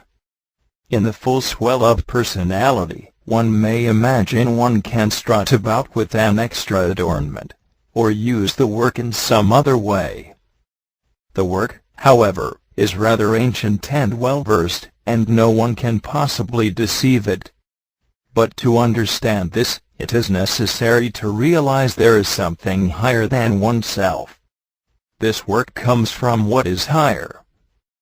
If a person has no inner relation to the work, and cannot see it, or sense, or feel it, in himself, or herself, as the beginning of real conscience, that is, work conscience, then, naturally enough, there may be a wrong contact. This is always dangerous if the force of the work is withdrawn. Things may suddenly collapse, being founded on the sands of false personality. I say this tonight because of the subject on which these commentaries are being made. Real will, that is, master, comes from above, not from life, and its level of interests. If you have no above in you, in your thought and outlook, there is no chance of touching either real conscience, or real I, that is, one merely fails in the real purpose, of having been created on this earth. One is no good, useless, so much chaff to be burned, as the Gospels say. Let us examine once more the ideas taught by the work on this question of master, which is real will, that is, real I. You understand why G was interested at once in the remark, I wish to have self-mastery. Self-mastery, from the word teaching, means having master in you, and this is only possible if driver, horse, and carriage have been put in some right condition. Then, as the work says, then the driver, sitting on the box, with the reins in his hands, with the right harness, and so on, may, on looking round, find the master sitting in the carriage. But he must, so I once heard, start driving himself in the way he thinks best. He must start driving before he can expect any directions from the master. Let us see where master comes from, that is, real I, which we all lack, and keep on inventing in so many unsatisfactory ways. If one really knew, if one really felt, if one really saw where to go, would it not be wonderful? Real I comes down from above, as the diagram shows. That is why it was mentioned that if you have no idea of anything above yourself, you cannot reach your reality and meaning, that is, real I. You will always be an invented figure, now trying on this suit or dress, and now trying on that one. Inside you will be uneasy. If you have a well-trained facade, you will spend a lot of money painting it and restuccoing it, and, so to speak, sailing out into life each day as fresh as possible and quite empty inside. This work is not about that kind of thing. It is about finding where, and what you are. It is about opening connections which have been lost. You can say, if you like, that it is about finding oneself, but not exactly in money or position, or in successful affairs and so on. I wonder if some of you see what is meant. The inventions, the pseudo-yourselves, etc. are many. It takes a long time to get underneath them and separate from them. It is not really a long time. Why? Because it is really not a question of time, but a question of sincerity with oneself. One may profess the work and talk very badly of it. Is this sincerity with oneself? This branch of the work suffers severely from this kind of lip service. It is just as well that I stress it at this moment, because, as was said, if you touch this work up to a point, and are really insincere to it in yourself, it can become very dangerous. It may kill you, as G once said. I must confess I am still astonished by the inner insincerity of people who profess this work. Now, what does inner sincerity mean in connection with reaching real I, that is, real will? Can you see any connection yourself? Suppose you are not sincere with yourself and are always pretending, and imitating sincerity, and have none in yourself. Can you possibly reach anything? Suppose you take the work as a temporary convenience. Can it lead anywhere? Of course not. Yes, but why? Have you reflected on this yet? Have you seen for yourselves that you can get nowhere in this work save through inner observation, and in her sincerity? It is strange that this has to be said. It is still strange to me, after many years, that people think they can belong to this work without working, or think that they can belong to the work by pretending to work, which is worse. I still cannot quite take it in, and certainly I do not understand people of that sort, and cannot grasp what they mean. However, this is a useless thing to speak of. Either it is so, or it is not so. A certain purity of feeling is necessary, and if it is not there, then it is not, and if it is, then it is. Otherwise everything becomes argument. One sees, or one does not see. One feels, or one does not feel. One understands something, or one does not understand anything. Something is planted, or it is not planted. Something grows, or it does not grow. There is no argument possible. It either is, or it is not. It is either worthwhile, or it is not worthwhile. One either wants it, or does not want it. One either values it, or does not value it. There is no argument. Persuasion is useless. A persuaded person is worse than useless, to himself, or to herself, or to the work. It is possible to buy a person for a time, but not necessarily a good thing. One cannot transom another, if there is no magnetic center. If there is not, then there is no magnetic center. If it is all really nonsense to the person inwardly, it is all nonsense, and it is no good, and actually evil to pretend it is not nonsense, when your inner side sincerely thinks it is. That is the situation. I mean, as has been said from the beginning of this teaching, that inner sincerity towards it is the only thing that counts, no matter how you fail, however badly you do. To pretend, to imagine you can act as if you believe, is of all dangerous things the worst. The work says that to pretend is the worst thing possible to do, the most deadly thing in its ultimate effects. Pretending is lying. Lying in this sense destroys essence. Essence can only grow through truth, through what is sincere. If essence is destroyed, everything is destroyed except nervous excitement. The driver must awaken, before the master, that is, real will is felt, as a guiding force. This work is a guide. The fantasies of oneself, the pictures, the ideas, the valuations, the various senses of superiority, and all the stuffing we stuff ourselves up with, all must begin to weaken under this guidance. By what means? By uncritical and remembered self-observation. Something then awakens, and emerges. It eventually climbs on the box. A tiny thing. Yes, a very tiny thing. A very little man. A very small woman.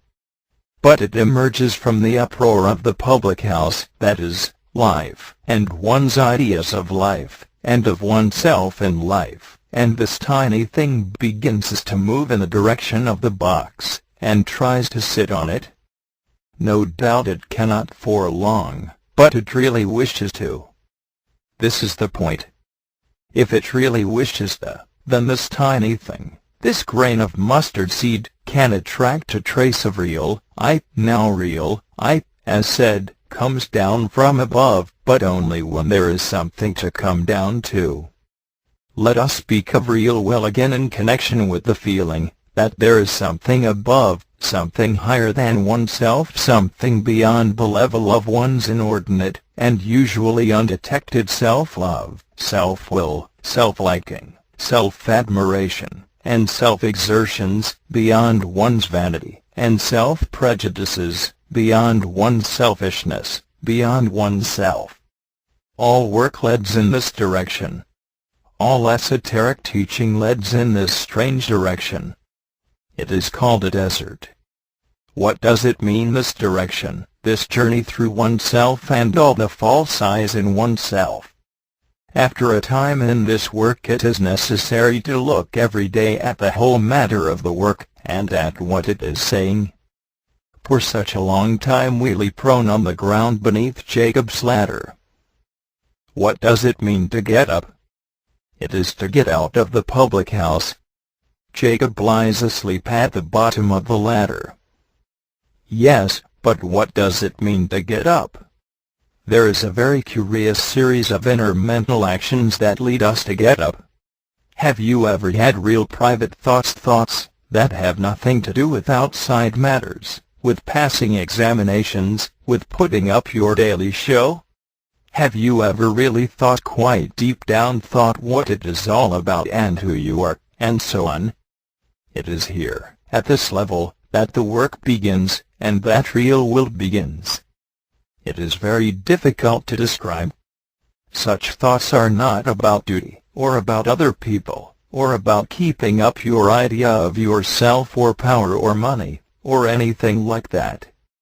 This kind of thought is very strange.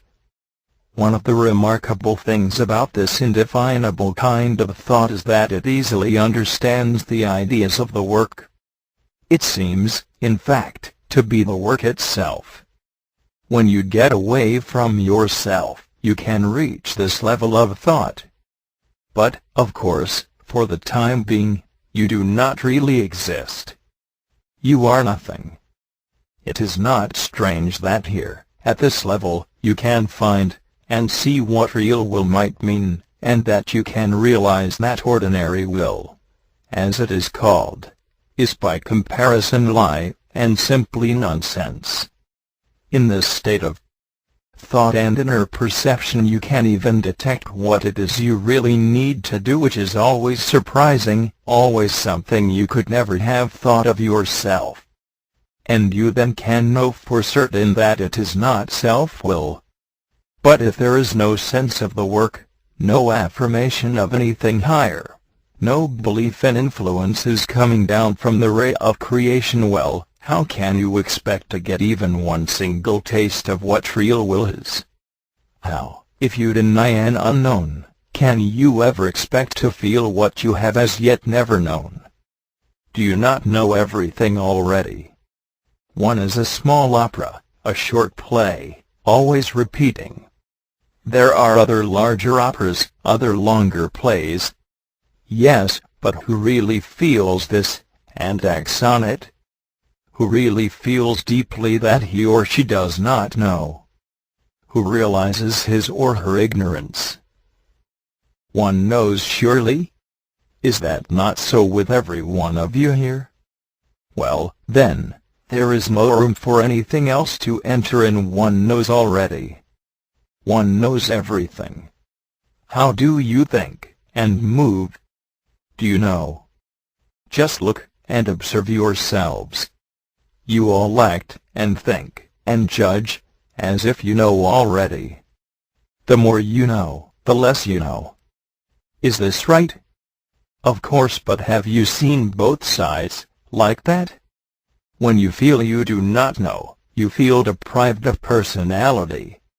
That is why we have to learn what it means not to be negative in the face of a possible new stage of understanding. You will never get to a new level if you are going to feel negative when your present level is attacked and diminished in self-importance. Will, in the work sense, comes from a level above the level one is at, and so is above all self-will and self-importance. Will is a higher influence acting on you, and responded to by you if you can't sense it. But how, if you are sure you know already, can you give room for anything new?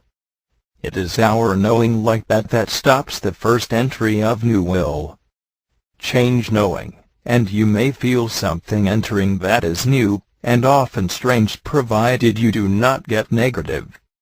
That is letting go. People often say that they do not know, and that they are ignorant. But do you think they mean it? Do you really think you do not know? Don't you see that all your judgments and inner ways of taking your problems in life are based on the idea that you do know? And so, as a consequence, from this mess of wrong acquired knowledge, we live and condemn and quarrel and kill and argue and speak. All that is your machine. And have you noticed that most machines seem created for unhappiness? We are told to study our machines. Have you yet begun to separate from yourself, from your machine? How, if not, can you expect any taste of real will, of master? Why, there is no room for him. Do you know already, don't you? You chatter away and criticize all day, as if you knew. You do not yet notice that you do not know, that you really have not yet the faintest idea, and that you are talking nonsense, and lying all day. No, but why? Because there is no self-noticing, no inner sincerity, no pain with oneself, about this thing to which one is bound, as to a huge machine, of turning wheels of thought and feeling. How then can real will visit one, when one is so identified with all this machinery, and keeps on saying that it is I, and that it knows, and keeps on feeling one knows, and keeps on acting as if one knew? Catch yourself at the moment of saying something. Is a dissolving of personality necessary? Yes, certainly a dissolving of false personality, and all its imagination and illusion. This the work teaches. A realization of one's mechanicalness is necessary. This the work teaches. This is already a form of self-remembering. Will, real will, can find this level, the third level of consciousness. Then one feels a new taste, something very extraordinary, something delicate, vitalizing, full of meaning, not something harsh and negative, and denying, as we think will is. How can we expect to reach such will, if we do not take hold of the work and work? If we identify with everything in ourselves, if we think we are already conscious, and have real will already, if we think we know, and can do, if we believe we are one, if we live contentedly in negative emotions, if we always make accounts, if we ascribe to ourselves 101 qualities that are purely imaginary, if we justify ourselves all day long, if we never observe ourselves, if we never remember ourselves, and so on, then what can we expect? Have you noticed what the work is about and is always saying? Real will comes from above, from a higher level. What does higher mean? Where we see one thing at our level, at a higher level a million things exist. We imagine will as inflexible, but we have to conceive that real will is infinitely flexible and discerning, and ultimately contains all things, and so has direction towards fullness. This was called in the Gospels a fullness of all meaning. However, I will try to explain it in this way. Real will is full of new meaning. It is not the absence of things, the negation and denial of doing things. Its real nature does not consist in the words, I will not. I will understand more as a better formulation. Do you know the sterility of people who always will not? They seem to die in themselves early owing to this negative idea of will, that conducts no new meaning.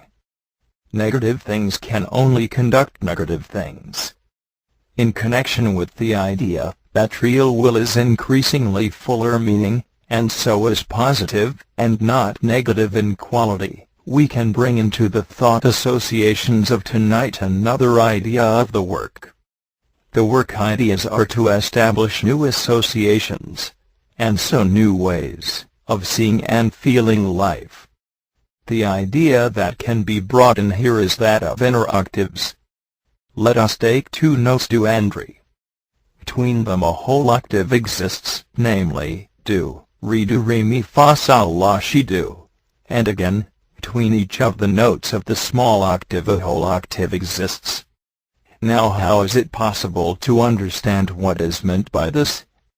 What is meant is increasingly finer and finer perceptions, increasingly finer seeing of differences. Where one saw simply do re, one now sees a whole octave of finer differences, and so on. And this means seeing finer and finer meanings. We imagine we know ourselves, or others. This is, as it were, do re on a coarse scale. But in order to develop these finer perceptions, and so to lose the violence of do re on a coarser scale, a willingness to accept the work and its ideas is required as a starting point. Then by this first real willing, the work, that is, your own higher centers can begin to teach you. So real will must first be made possible by accepting the way to it. If you do not will the work, you begin wrongly. There are many meanings to every single thing. To see a thing only, and always in one light is like seeing do re on the coarse scale, as we do in terms of buffers and prejudices. A thing is either right or wrong. There is no real thought. But things are more complicated, and that differentiation, that is, seeing many differences, where one saw none, or where one saw only opposites, is the beginning of the growth of will. We can handle ourselves very roughly, as well as one another, by lack of inner perception. Mr. O. once, when speaking of aim and will, said that at first it is as if we looked across a valley at night, and saw a distant light which we wished to reach. And off we went, thinking it all quite simple. But between this distant light and ourselves lies the whole valley, and many other smaller lights, and many winding roads. When you think of what goodwill means, say, to the work, or to another person, you realize perhaps that it can easily be self-will. Realizing this, you begin to see that real will means great meaning, and great understanding, and great flexibility, and a great amount of going against what you thought best. This requires that active patience that the work demands, and which becomes so easy to understand once you cease to have illusions about yourself, and your knowledge, and your right judgments, and all the rest of the lies that we try to live by. Patience of this sort is called in the work the mother of will. Now let us try to gather together some of the things said in this paper. People are often fond of doing things, as they say. This they call will. They like arranging things, and so on, doing things on purpose, as they say. This may certainly be right on that scale. But it so often happens that they miss what is being done for them, or do not see what is lying to hand, before their very eyes. They go along one straight line and think it is manifesting will. On a small scale it is, no doubt. But can you all see that it is possible to miss so much by sticking to one narrow line of self-will, and mistaking it for real will? It is, of course, self-will having your own way, being efficient, being first, and so on. But real will is different. It is, in taste, very gentle. When you reflect that external considering is realizing the existence of other people, and seeing their difficulties, from the realization of your own, and acting accordingly, if you can, then you will understand why I said in the previous paper, that real will and external considering are closely connected. To see another apart from what you want to see and do, is to take in new impressions. To take in new impressions is to have an increase of meaning, actually, a new octave of force. To solve a problem apart from self-will, apart from having your own way, to see a solution from a new intake of meaning, this is one of the ideas of will in the work. To repeat what I asked Mr. O, is real will like? He answered, it is like seeing the solution to a difficult mathematical problem. That means, it is a force that draws things together into an enlargement of meaning. Recollect that in higher centers there are no opposites, no contradictions. Try to imagine what it would be like to feel the influences of higher centers, in which there are no opposites, no contradictions. Then think of the level of will that we think is will, that is, self-will. Does it produce opposites on every side? The whole of the work, the whole pondering and feeling of esoteric teaching, leads to real will, that is, master. So you will perhaps see in a practical way, that unless you will this work from good will, nothing can happen in the attainment of master. This is why I have emphasized so much the question of inner sincerity to the work.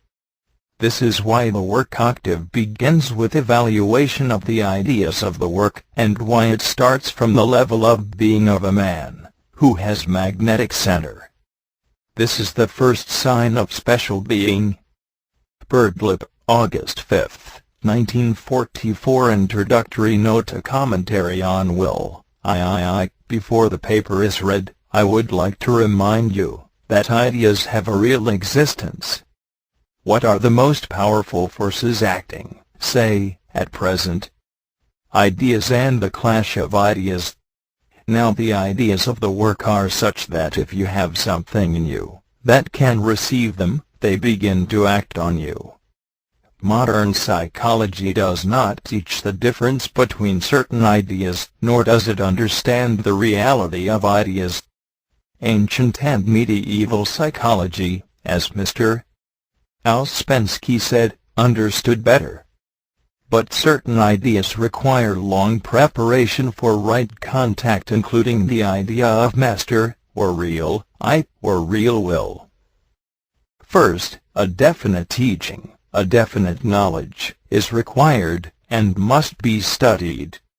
Every idea is a delicate machine liable to act wrongly if it is wrongly handled, as, say, by false personality. Unskilled handling of an idea may result in an explosion. Also wrong reasoning, formatory understanding, the literal, logical level, can destroy ideas, or turn them into something dangerous. Some ideas can reach to the depth of the soul, and leave a trace, even in early life. But a wrong trace may be left. The whole work is to prepare people for the reception of higher and subtler influences, that is, ideas. Its knowledge must become your knowledge, that is, if you really want the work. For a very long time, one has to study the work, make efforts, think of and nourish it with the most genuine parts of oneself. Then one may become aware of being in contact internally with its ideas. Birdlip, August 5, 1944. Commentary on will. Every day it is necessary to think about identifying and what it is, and in what forms it is at work, in oneself at this minute. It is not a word. It is a psychic activity, very wasteful, continually taking place, something that the work says must be continually struggled with. We lose force by it. If we knew for certain that there was an other and better world, and had seen that, we would not be drowned so much by the events of this very imperfect one. If we knew we were in a strange and dangerous country, we would be careful how we acted. Would it not be wonderful to know for certain, like that? By our knowledge and certainty we would be protected from identifying in the way we do with everything and everyone. Since the emotional center has in it the center of gravity of will, see diagram, we can realize that identifying is not likely to lead to any contact with real will or master.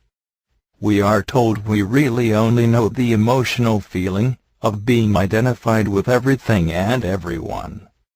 The emotional center is swamped with identifying. It is not that we identify merely with our negative emotions, but with all such emotions as we have. By this identifying, which sometimes takes the form of a continual sense of worry and anxiety, the right working of the emotional center is prevented, force is continually lost, wrong inner chemistry is set up and wrong connections are made between centers. Whatever we identify with, we are under the power of. But if we had real will, if this master the work speaks of were sitting in the carriage, and the driver heard his voice, and obeyed him, we would no longer be under the power of what we identify with, but under another power, having nothing to do with being identified. I say, nothing to do with being identified, because when we are identified we are, so to speak, deaf. One cannot, for instance, hear the work, when one is identified. To obey the master would be to obey the work. To obey the work would be to have will. The work tells us not to identify first with ourselves. Suppose we try, after seeing a little what this command means. a small part of oneself awakens to the influences of the work. Of course, this is not yet real I. This is a few eyes comparable to the stage called deputies to herd. Now suppose one begins to see more deeply what is meant by struggling against identifying with oneself and the reason for it. Then the matter is no longer a question of obeying something you heard from outside, some commandment, a truth entering by the external senses, but becomes something better understood from within. One begins to perceive the excellence of the work.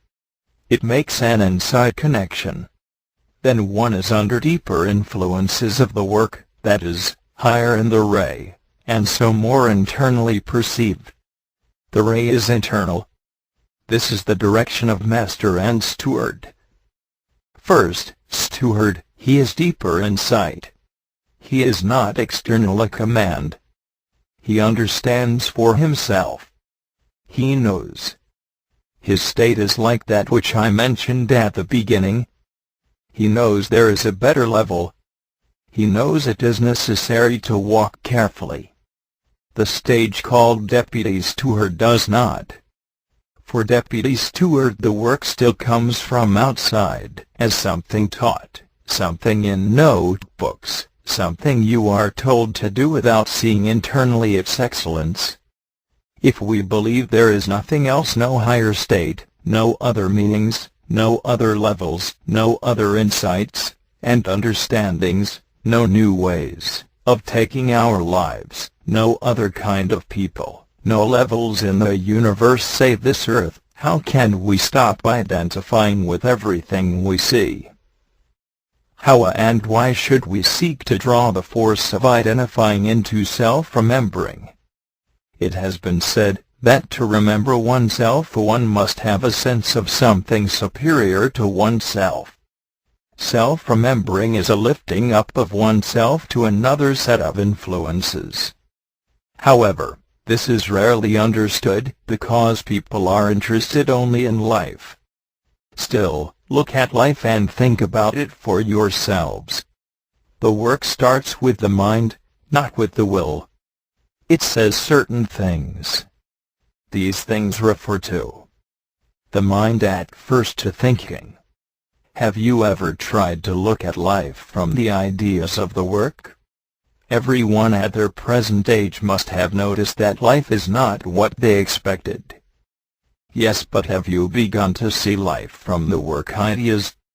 The work is not exactly encouraging about life and one's imagination of it and of oneself, but it suggests another direction as possible. This is an important thing to begin to understand.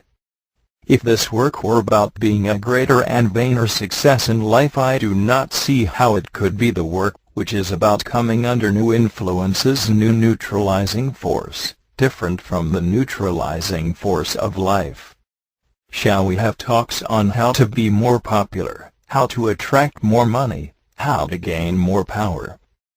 I cannot see that the work has this direction. Is the work about that?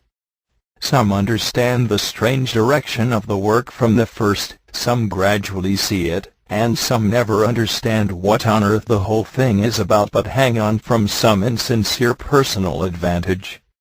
The idea of new influences, and of coming in contact with them, is the center of the work. If there were none, the work would be about nothing. It would be mere nonsense. However, the work is actually about something real, because higher influences exist, and contact with them depends on inner change, not imitated change, not pretended change. The smells? But it is impossible to deceive the work. When one eventually becomes sensitive to psychological bad smells, they are not a thing of which one particularly likes to become aware. In the function of will, a great deal depends on realizing oneself, and seeing from what any momentary will comes. Say that you want to have will, in some real sense, and suppose you know nothing yet of yourself. It will be own will or self-will, some form of having your own way towards life, or other people. You cannot possibly begin to have real will as long as it goes in this direction, having more power, more possessions, more this, more that. This is not the direction of real will. It cannot work in this direction, for real will knows nothing of the external world. This is the secret. It comes from the upper triangle, which is merely a point in the lower. Higher level, lower level real will is from the upper part of the diagram of master, steward, deputy steward, and the many eyes. It is about master and steward. It is about something else. It is not about smoking or sleeping or exercise, or even about another person, however dearly loved. Real will is about the work and not about things down here, things and people visible via the senses. So you see that when the ideas of the work, and all its significance, historically speaking, enter into a man, and begin to touch his emotional understanding, he is more likely to begin to feel traces of real I, and a person who takes the work externally, as a thing to listen to, and to try to do because one is told to. In the latter case there cannot be real will, because real will lies deeply, and not on the surface. When we think deeply, we move inwards towards emotional and intellectual divisions of centers. Whenever we move inwards, meaning increases. As said, it is moving upwards in the sense of the ray. As you know, the density of vibrations increases in passing up the ray. Where there was one, there are a million. Now real will cannot impinge on such crude meanings as we ordinarily live by, nor can it be negative in the sense of merely not doing something. Where we saw one thing before, we begin, by self-observation, by inner sincerity, and by much thought, to see 100 meanings. Again, where we thought we knew, we see that we did not. What is experience? Is it not realizing one does not know, not negatively, but because one sees so much more than formerly? This seems a loss. But it is not a loss. Internally one feels loosened. But nothing could be better. How else can anything new enter, and how indeed can real I enter when one is tightly shut up in one's own narrow ideas, which so soon form a grave for so many? Birdlip, August 12, 1944. Levels of consciousness. Let us study the law of 7 or the law of octaves tonight. As you know, the supreme example is the ray of creation, which shows how there are different levels or notes, do, she, la, etc. descending to re, which represents in our case the smallest, most undeveloped part, i.e. the moon. According to the law of octaves, the notes of the descending octave involve more and more laws, and vice versa. A part is under more laws than the whole. The moon is under 96 laws or orders of laws, the earth, under 48 laws, and the summit, do, the absolute, is under no laws save the laws of its own unity. From this it is seen that the lower down anything stands in the octave, the more laws it is under, i.e. the will of the absolute does not reach us directly, but in the form of 48 orders of laws which produce for us in their varying combinations the conditions of our life. Now any organization or organism is built according to the law of 3 and law of 7 in the same way as the whole universe, which is a vast organism. Let us take organic life, which is an organism spread like a thin film over the earth to receive and transmit influences from the sun and galaxies. Man is an organism with an organic life. He is a minute part, a minute cell, in the body of organic life, comparable to a brain cell in his own body. Let us construct an octave between organic life and man. Once Mr. Ouspensky asked us to think about this, and at the same time he himself constructed the octave, as follows: Mr. Ouspensky said that we should think in terms of the law of octaves about the present situation of man on Earth. This was some time before the present tour started. He said that if we would study the octave, as he had constructed it, we would see that at the place of shock between the notes mi and fa something was necessary to make ascending force pass from a national consciousness to a European consciousness. Manasdu had reached the patriarchal or family system re, and later he had reached the consciousness of the note mi, i.e. national consciousness. An Englishman, for example, feels himself as an individual, he feels himself as family, and he feels himself as nation. He sounds, as it were, three notes, do, re, mi, but he does not feel Europe, i.e. he does not sound the note fa. He is not conscious at this level. In this respect it is as if people came up against an obstacle, against something that requires a shock for them to get past. Everyone will agree that at the level of consciousness belonging to the notary, the organism which we can call roughly the family, it would be absurd for them to lock themselves up in their houses and try to throw bombs at each other. Everyone would know it was ridiculous. In the same way, all European war is equally ridiculous and equally criminal. The Franco-Prussian War in the 70s of the last century was a criminal war quite different from earlier wars, when there were few means of communication. Europe is like a house full of flats.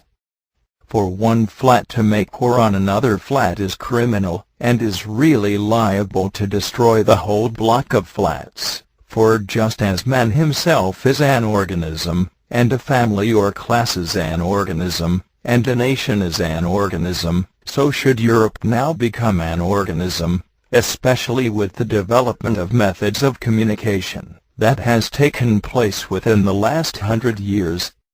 These have increased the power of governments, as is quite obvious, and if government is bad then the situation is very bad, far worse than it used to be, before Europe had the possibility of becoming an organism. There is no nation in Europe that can live without another nation, just as there is no organ in a man's body that can exist without the other organs. Now all evolution is an ascent of an octave. Psychological evolution is an increase of consciousness, a bringing together of more things into a unity, because consciousness means a knowing together. In the same way, an evolution of the emotions is a bringing together of many different feelings, and this makes conscience. And the two, this knowing together and this feeling together, are the lines of psychological evolution, both for man himself and for humanity. So you see that one explanation of the present situation in this century, which should have seen a definite step forward, is due to a lack of development in consciousness beyond the national level, beyond the note mi, in the constructed octave between organic life and man. Now notice that a man, a single individual, must first of all belong to a group of some kind, which in turn is connected with a larger organization. The more one studies the law of seven, the more one sees that it is a uniting framework, a skeleton, as it were, for all forms of life, psychological or physical. Everything is united, everything is connected together, nothing can exist independently, yet each thing has its own individual existence, although it is connected with what is below it and what is above it. You remember that Mr. Ouspensky used often to dwell on this point, that everything is connected, and that nothing is separate. He used to say that people's consciousness was so poorly developed in this respect, that they did not even realize that all our food came from the sun. Sometimes he used to say that the object of this work is to increase consciousness. It is not, he said, based on faith, or hope, or love, although all these are included. What is emphasized is consciousness. He said that G was constantly speaking about this necessity for the development of consciousness, and that he used to compare the inner working of men's being with complex machines working practically in the dark. The first development of consciousness is to become conscious of personality, and of the many different I's that compose it, some useful and some useless. This is a definite development of consciousness, and from this step it is possible to develop consciousness still further by becoming conscious of another person. But without being far more conscious of oneself, one cannot become conscious of another person, save in an illusory way, in imagination. We have first of all to be able to bear ourselves before we can bear others. Now these developments of consciousness are exactly comparable to the developments shown in the octave between organic life and man. Each step seems an increase of consciousness. In the case of an individual, self-study carried out on the right lines leads to a new note being sounded in him. We need not discuss which note, but with the beginning of the sounding of this note he will experience quite new sensations of himself and quite new feelings. He will become unfamiliar to himself, and if he does not know what is happening he may think that something is going in a wrong direction. But if you begin to leave the room in which you have always sat, you will necessarily find yourself in new situations. Now just imagine what would happen if there were a development of European consciousness, and the whole of Europe were drawn together into a new organism. We would, of course, experience quite new sensations and feelings. We would no longer pride ourselves in the same ways, or be connected, as we were before. So there would appear to be a loss of something which we apparently regard as very important. But it is precisely this loss of something that will enable a new note to sound in one's individual psychological evolution. There must be a loss of something for a new note to sound, as all the forms of vanity and most forms of pride must change, must cease to give us their various secret satisfactions, as they have hitherto done. At the same time the conditions under which a new note sounds in the octave of one's own development will necessitate an increase of consciousness in regard to knowing and feeling more together. If we could know everything, our present feeling of ourselves would completely change. Fortunately we cannot do this, because, as you know, we would go mad, because we would become aware of all the contradictions in our lives. In order that we should not see these contradictions, an appliance called buffers is introduced at an early age with the inevitable result of narrowing of consciousness. So you see that an increase of consciousness implies ultimately a weakening of buffers, and I think the same parallel can be drawn in connection with an increase of consciousness in the other octave. For each nation to be at the level of Europe, many national buffers would have to disappear. I will add a few words in this connection about will, of which we have been speaking recently. You will remember that real will is not exactly making decisions or negations, but consists in finding solutions. For this reason, with our limited consciousness we can scarcely expect to have real will. In order to do so we must be able to be conscious of a number of things together, and not merely one at a time. With our narrow consciousness we see one thing, and then another, and then a third, and we cannot see any connection between them, and they seem to us to be opposites, and so mutually irreconcilable. You remember the Eastern story of the sages who had to examine an elephant in the dark. One felled the tail, and another felled the trunk, and another the ear, and so on, and at the end each gave an entirely different description to the caliph. Our situation is somewhat like that. If we could see the whole elephant we could give it orders, and we would understand what all its different parts were.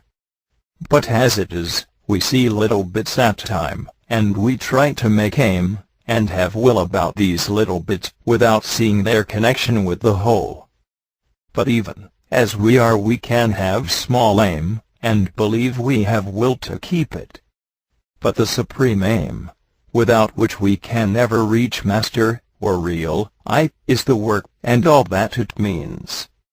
This, as you know, is phrased in the Gospels: "Seek ye first the kingdom of heaven and its righteousness, and all these things shall be added unto you."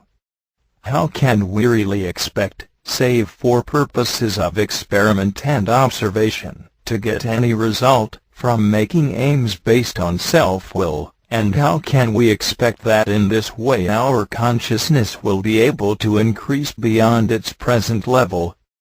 The whole idea of will must become intelligent. You may have to sail north and south and even east at times in order to cross the Atlantic.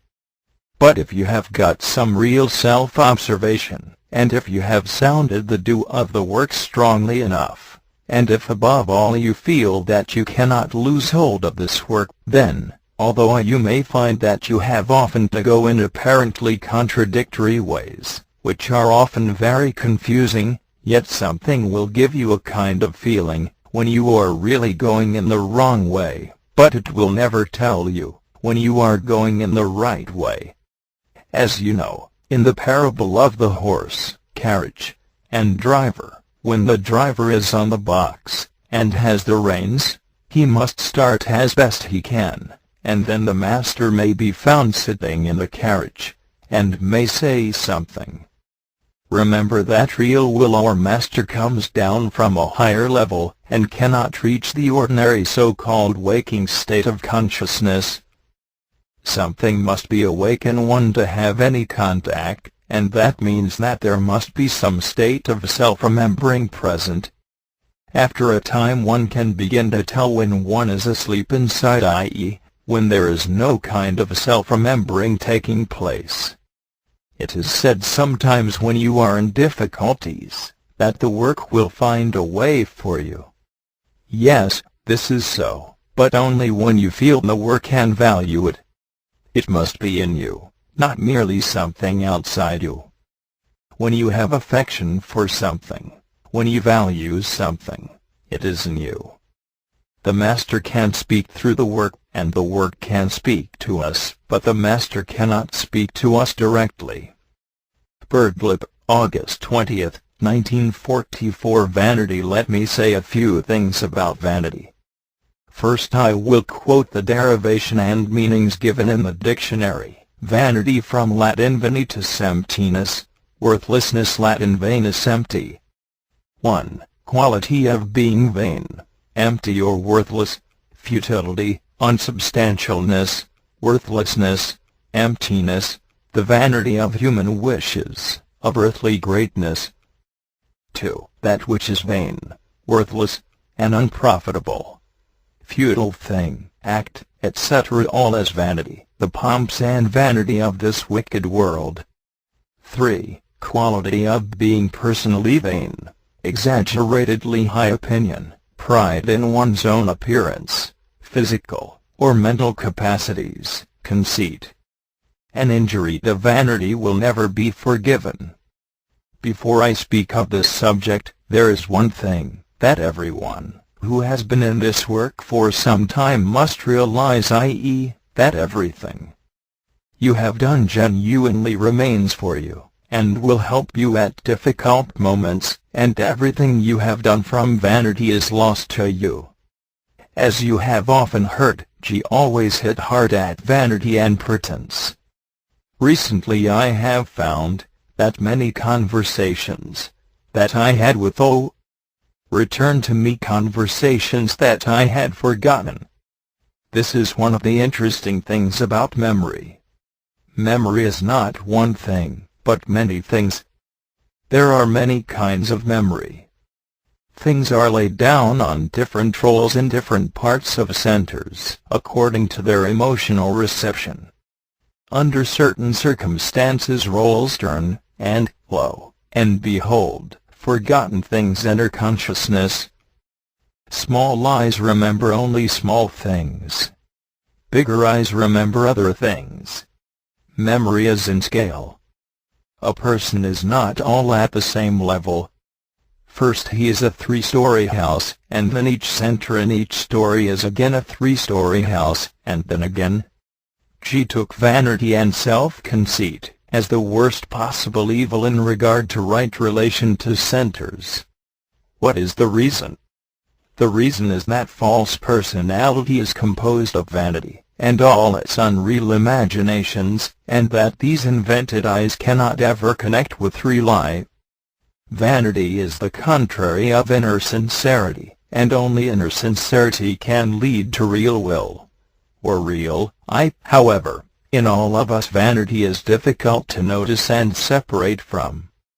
I recalled, recently, a former conversation with all he had spent 2 or 3 meetings of the older group, in asking what was the most important thing to work upon and make passive. Some people said, negative emotions, others sleep, others internal considering, and so on. Someone said false personality. Oh. Still shook his head. At last someone, who, let us say, was called Mr. Robinson, said that the most important thing to notice and work upon and separate from was Mr. Robinson. Oh, nodded. I thought the answer good, but had no realization of what it meant. Afterwards I was speaking to him privately, and he said, people can be divided in a very rough way into those who are living the life of false personality, with all its intrigues, illusions, pretenses, and ambitions, and those who wish for something different, and are tired of themselves. He added, however, this is a useless definition save for those who can catch some glimpse of what is meant.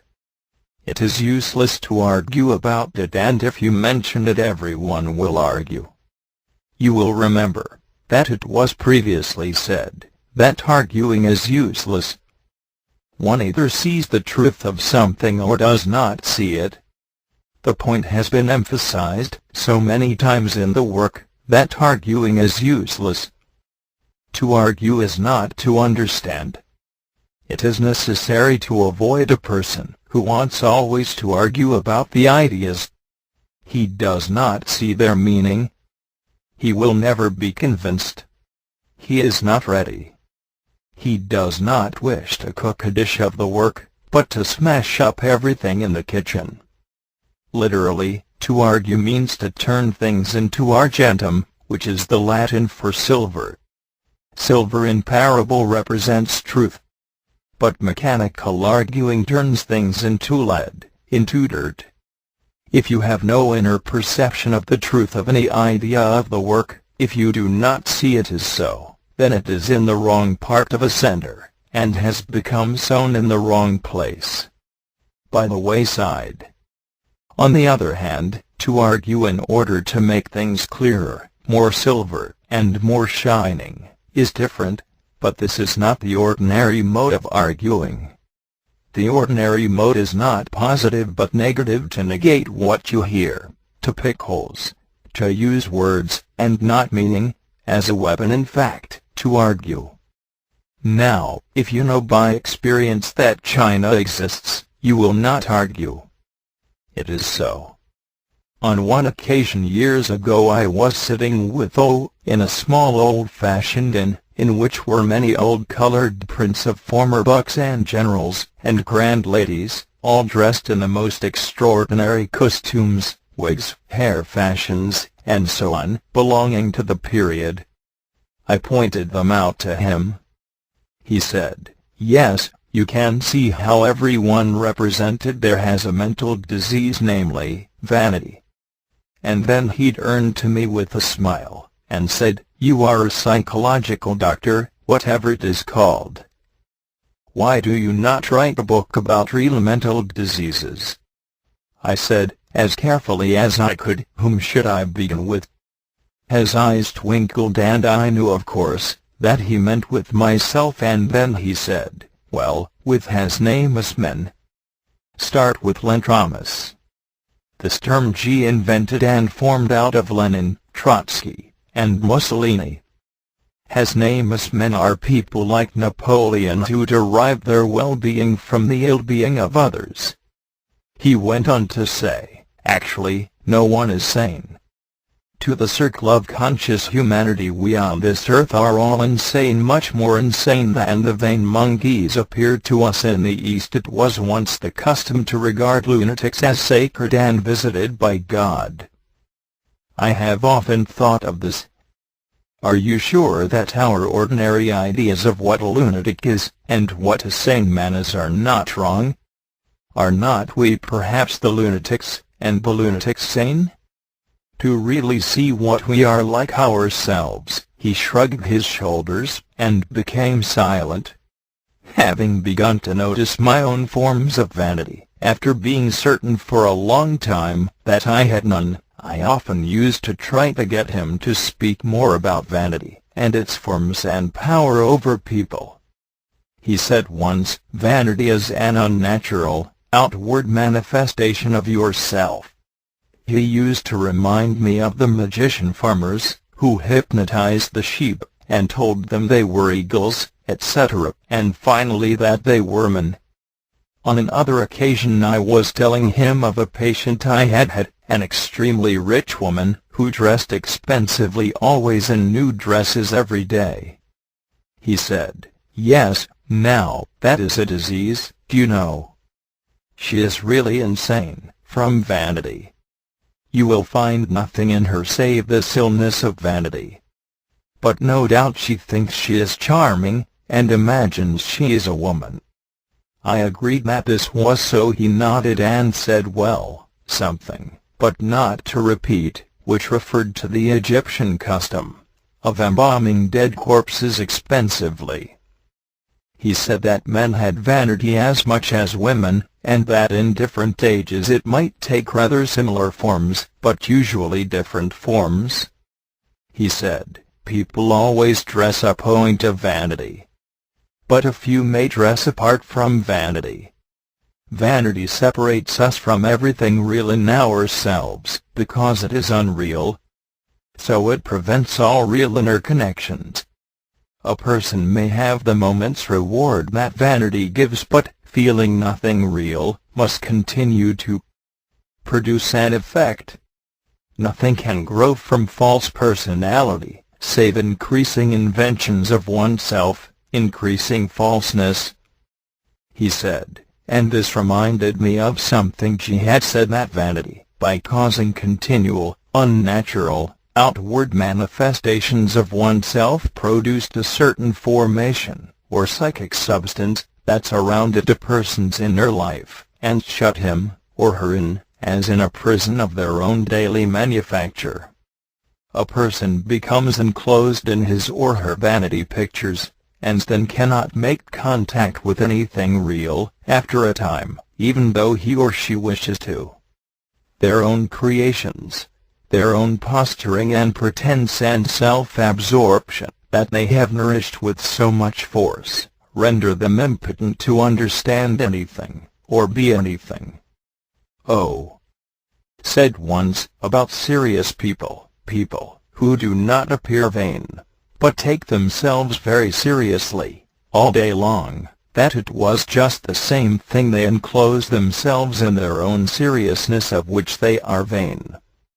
As you have heard, G said, he had found that his task, in trying to teach Western people the work, to quote his actual words, lay in quarreling ruthlessly with all manifestations dictated in people by the evil factor of vanity present in their being. G said, also, we should be really God-like creatures, capable of entering into and understanding the position of others, of understanding the psyche of our neighbor. But, he added, in so many words, this is impossible because of the factor of vanity which, admiring only itself, feels itself better than others, and so produces not only wrong impressions, and wrong results outwardly, but causes wrong connections internally, preventing any deepening of man or woman. The work also teaches that through the terrible power of vanity, of pretending, of affectation, we ascribe to ourselves all sorts of qualities, capacities, and values that we do not possess. The work must undo this in a person. We believe we can help others, when we cannot help ourselves. We believe we have some extraordinary merit or value which is not the case. We imagine we know ourselves, and can do. We believe we are capable of devotion, and so on.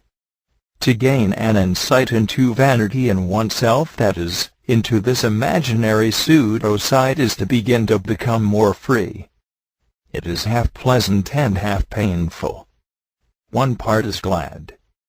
One part suffers. Consider the endless enslavements that vanity compels you to be under, both in yourself, and in relation to others, inventing yourself, and inventing your relation to another. When you think of the meaning of freedom, you must ask, freedom from what? What do you ask to be free from? Vanity, conceit, and so on, all lead to manifestations that are not only unnatural, but, by making wrong inner and outer connections, prevent any further development of understanding, and so prevent any evolution of man on earth. We should already be tired of the manifestations of man on earth, and our own. Suppose we were to ask ourselves the meaning of the Eucharist, and then consider how such a feast would be impossible if everyone present were occupied with vanity, with being first, with intrigue and sly unpleasant things, with getting power over another, and with inner hatreds, and negative states, and so on. The meaning of the word Eucharist is good grace, or good charity, meaning in Greek good, or well, and grace, mercy, a sort of inner beauty. Do you know that the word evangel, in the Greek means good news? Suppose that no real inner and outer connections can take place without goodwill. Will originally in our language had the meaning of choice. To will was to choose, and good meant rightly put together.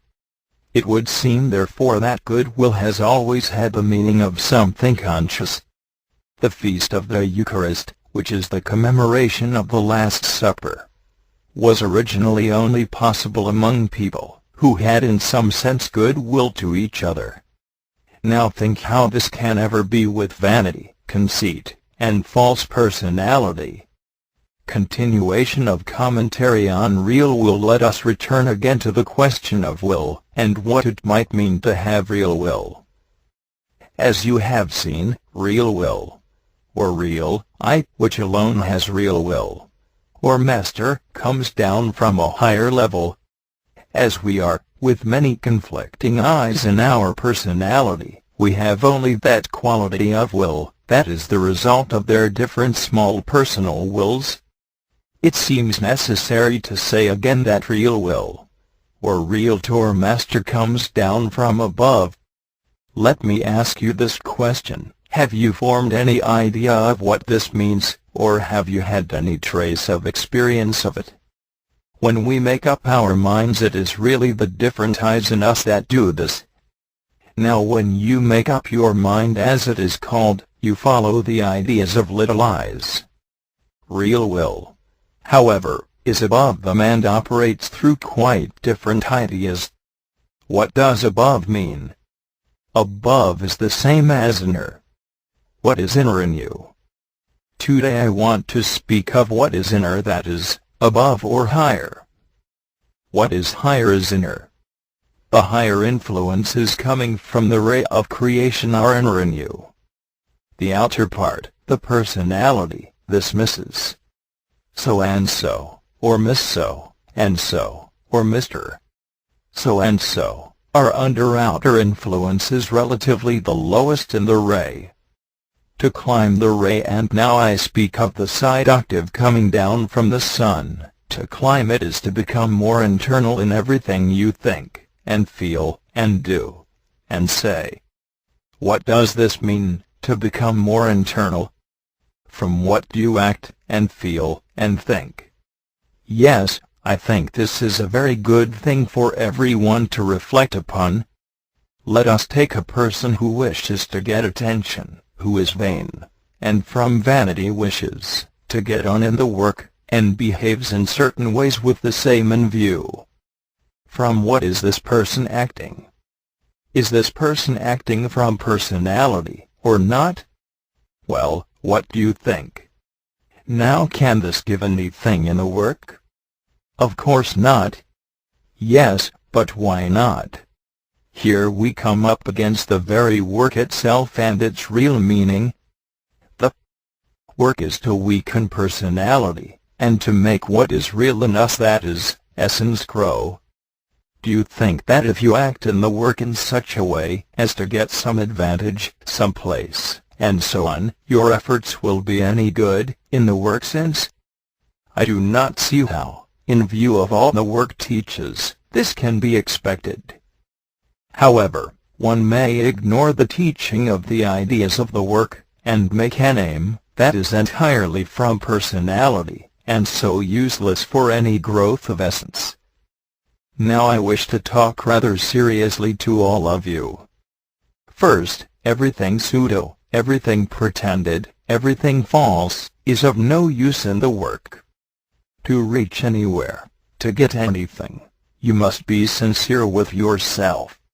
You must have inner sincerity, and that means that at least you must be able to detect by self-observation when you are not genuine, as far as you can at your level.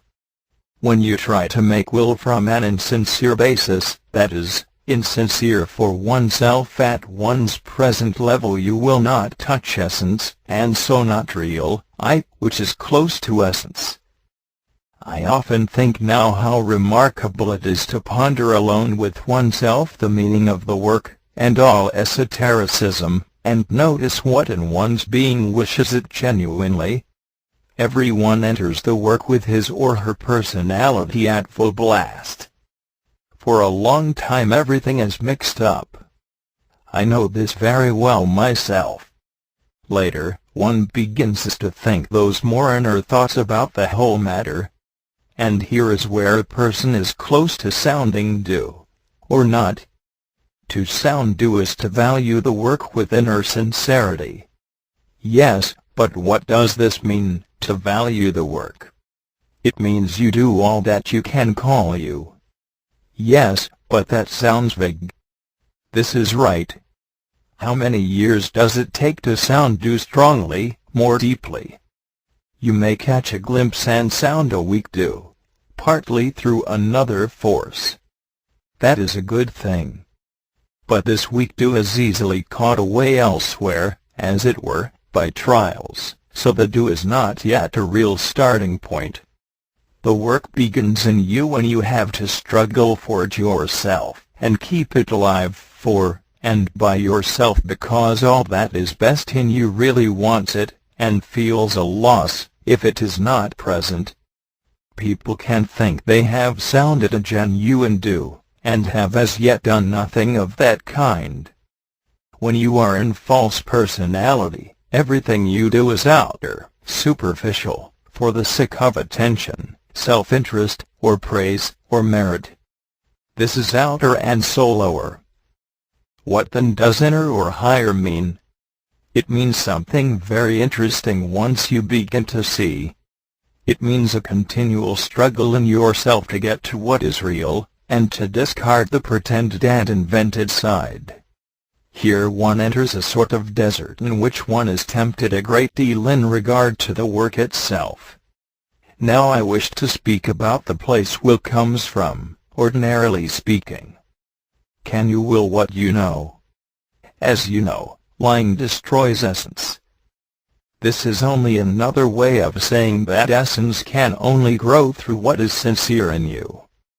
We take a long time to connect the work with life, and what happens every day to us in life, and our reactions to what happens. For a long time there is a gap between the practice of the work and one's actual life and behavior. One sees people taking what happens to them in life as if it has nothing to do with the work, and one sees people obviously entranced by their imagination of what life should be like and their reactions to their imagination. In both cases, the important thing is non-identifying. Certainly it is difficult and long work. It is difficult to wake up. We have to connect the work with our daily lives. One cannot dream of the work or dream one is a conscious person. However, the imagination can satisfy every center and part of a center, and continue to do so for a long time. We were once told to try to use imagination actively, as, for instance, to imagine what it would be like to be conscious, to visualize it, and then to will it. There is a certain kind of necessary in her persuading of oneself that has to do with the directed imagination, and so with deliberate visualization it tends to create something definite. However, this cannot be spoken of at present. You remember something was said of this in connection with the reins between driver and horse. Now as regards the place of origin, and the quality of will. Will originating from alteration and false personality is of no value. Again, so-called will from daily, momentary, small lies, which have short memories, and go to sleep, will soon vanish. We must found will on something better and deeper. Now that is a quite wrong phrase. Did you notice it is? You cannot found real will, you must attract it, because it comes from above, that is, from within, from deeper thoughts and feelings. But since to pray is very difficult, and requires a very great intensity and sincerity, we must find out some other preliminary way of gaining access to real or will. It was said last time that the Master cannot speak to us directly, but only through the ideas of the work, and unless the work is already represented in our understanding we cannot hear real. The first thing is to try to understand the work, and what it is about, and what its background is, and why it is necessary, and has always existed, why the influences exist, and so on. This is the first step to attract real will. No one can do anything like this from vanity, from false personality, which is the most outer, most turned to life side. Since real will, our Master, is internal to us, as we are now psychologically, internal to all the things we say and feelings we have, internal to all jealousies and troubles and identifications and account-making, since real lies deep to all the stossing sea of oneself, it is necessary to observe oneself as the starting point. For self-observation means that you begin to move inwards, behind yourself, deep to the surface upon which you have tried to find the full meaning of your life. Birdlip, September 2, 1944. Commentary on chief features. Sometimes it is necessary to start more small octaves in one's life. All octaves must begin with a do, and this means that in order to start something one must begin actually. One's life, as it passes, easily contracts if one simply turns around in the interests one has already, which may become mechanical habits. On one occasion O said, it was necessary to have many irons in a fire. He was speaking of the difficulty of getting beyond some present stage of oneself, or of getting on further with one's aim. He said, octaves can give shocks to one another. You may stop at me on one octave, but another octave may give the right shock to the first. By going on with something else you may be able to get on with what you started first of all. The difference is like playing the same tune on a few well-worn strings, and feeling the need of a larger instrument with more strings. However, it is not easy to get one. We become creatures of mechanical habits, long before we realize it. Then what one calls new experiences are really the same as before, the same tune. They fall on the same place. All this is held together by the chief feature, which governs the personality. What one believes is new is really the same, because it leads as before to chief feature, which must be satisfied, and will not release us without very much trouble, and indeed humiliation on our part. However, it is possible to begin to free oneself from this ruler of earth, that is, of one's personality, which is one's earth, and to begin to experience another voice, another sense of one's life, another feeling of oneself, another idea, another view of what it is all about. The ordinary circle of things in our lives, interning continually, daily, weekly, yearly, brings us to the same points in sequence. As the special memory, the consciousness of oneself, grows through uncritical self-observation, the taste of this always returning to the same points, the taste of recurrence in life, becomes stronger until it is stronger than the attraction of the points one revisits, which have in the interim grown fresh graces. All this is very confusing for a long time, unless one realizes that in this constant returning, and the consciousness of it, one can have a new attitude, and a new way of reacting to the old. The effect on oneself may then change. The things, the events, may not change very much. But to change anything in oneself, there is always this obscure problem of the chief feature which governs us, as we are, and holds us to the same circle. One may sense after a time that something always seems to keep us where we are long before we can see what it is. Why, one may ask, am I always here at the same place? This is no handicap for many prefer the same. Now ordinary memory is very short. In the work memory, this returning of familiar experiences may begin to awaken one to oneself, because it becomes a source of an inner flatness, or even misery. One may become aware of where one is in this turning circle, and remember how one was there before and before away back into the past. This is an expansion of consciousness already. One says to oneself, I have been here before. Even so, the power of the point of the event one is at is too strong with this slight insight. Why, one says, should I not be here again?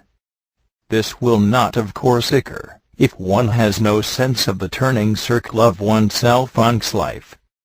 The illusion of being free and able to do what one wants, the illusion of time going straight on as if to new things, instead of seeing that time is repetition, and so a circle. This illusion we hold, in spite of the self-evident circle of day and night, summer and winter, that the mere passage of time will bring us what we dream of. All this makes it difficult to understand oneself, and one's life, and what has happened, and is happening to one. Now the approach to beginning to see chief feature depends on one's power of enduring it. We forget how sensitive we are to the slightest discouragement or criticism, and how very difficult it is to endure any loss of esteem, even if we imagine we are either hardened, or have full self-knowledge. In no case can anyone be told his or her chief feature, because no one would believe it, and then no one could stand it. The action of the work gradually brings an individual to the point of catching glimpses of it.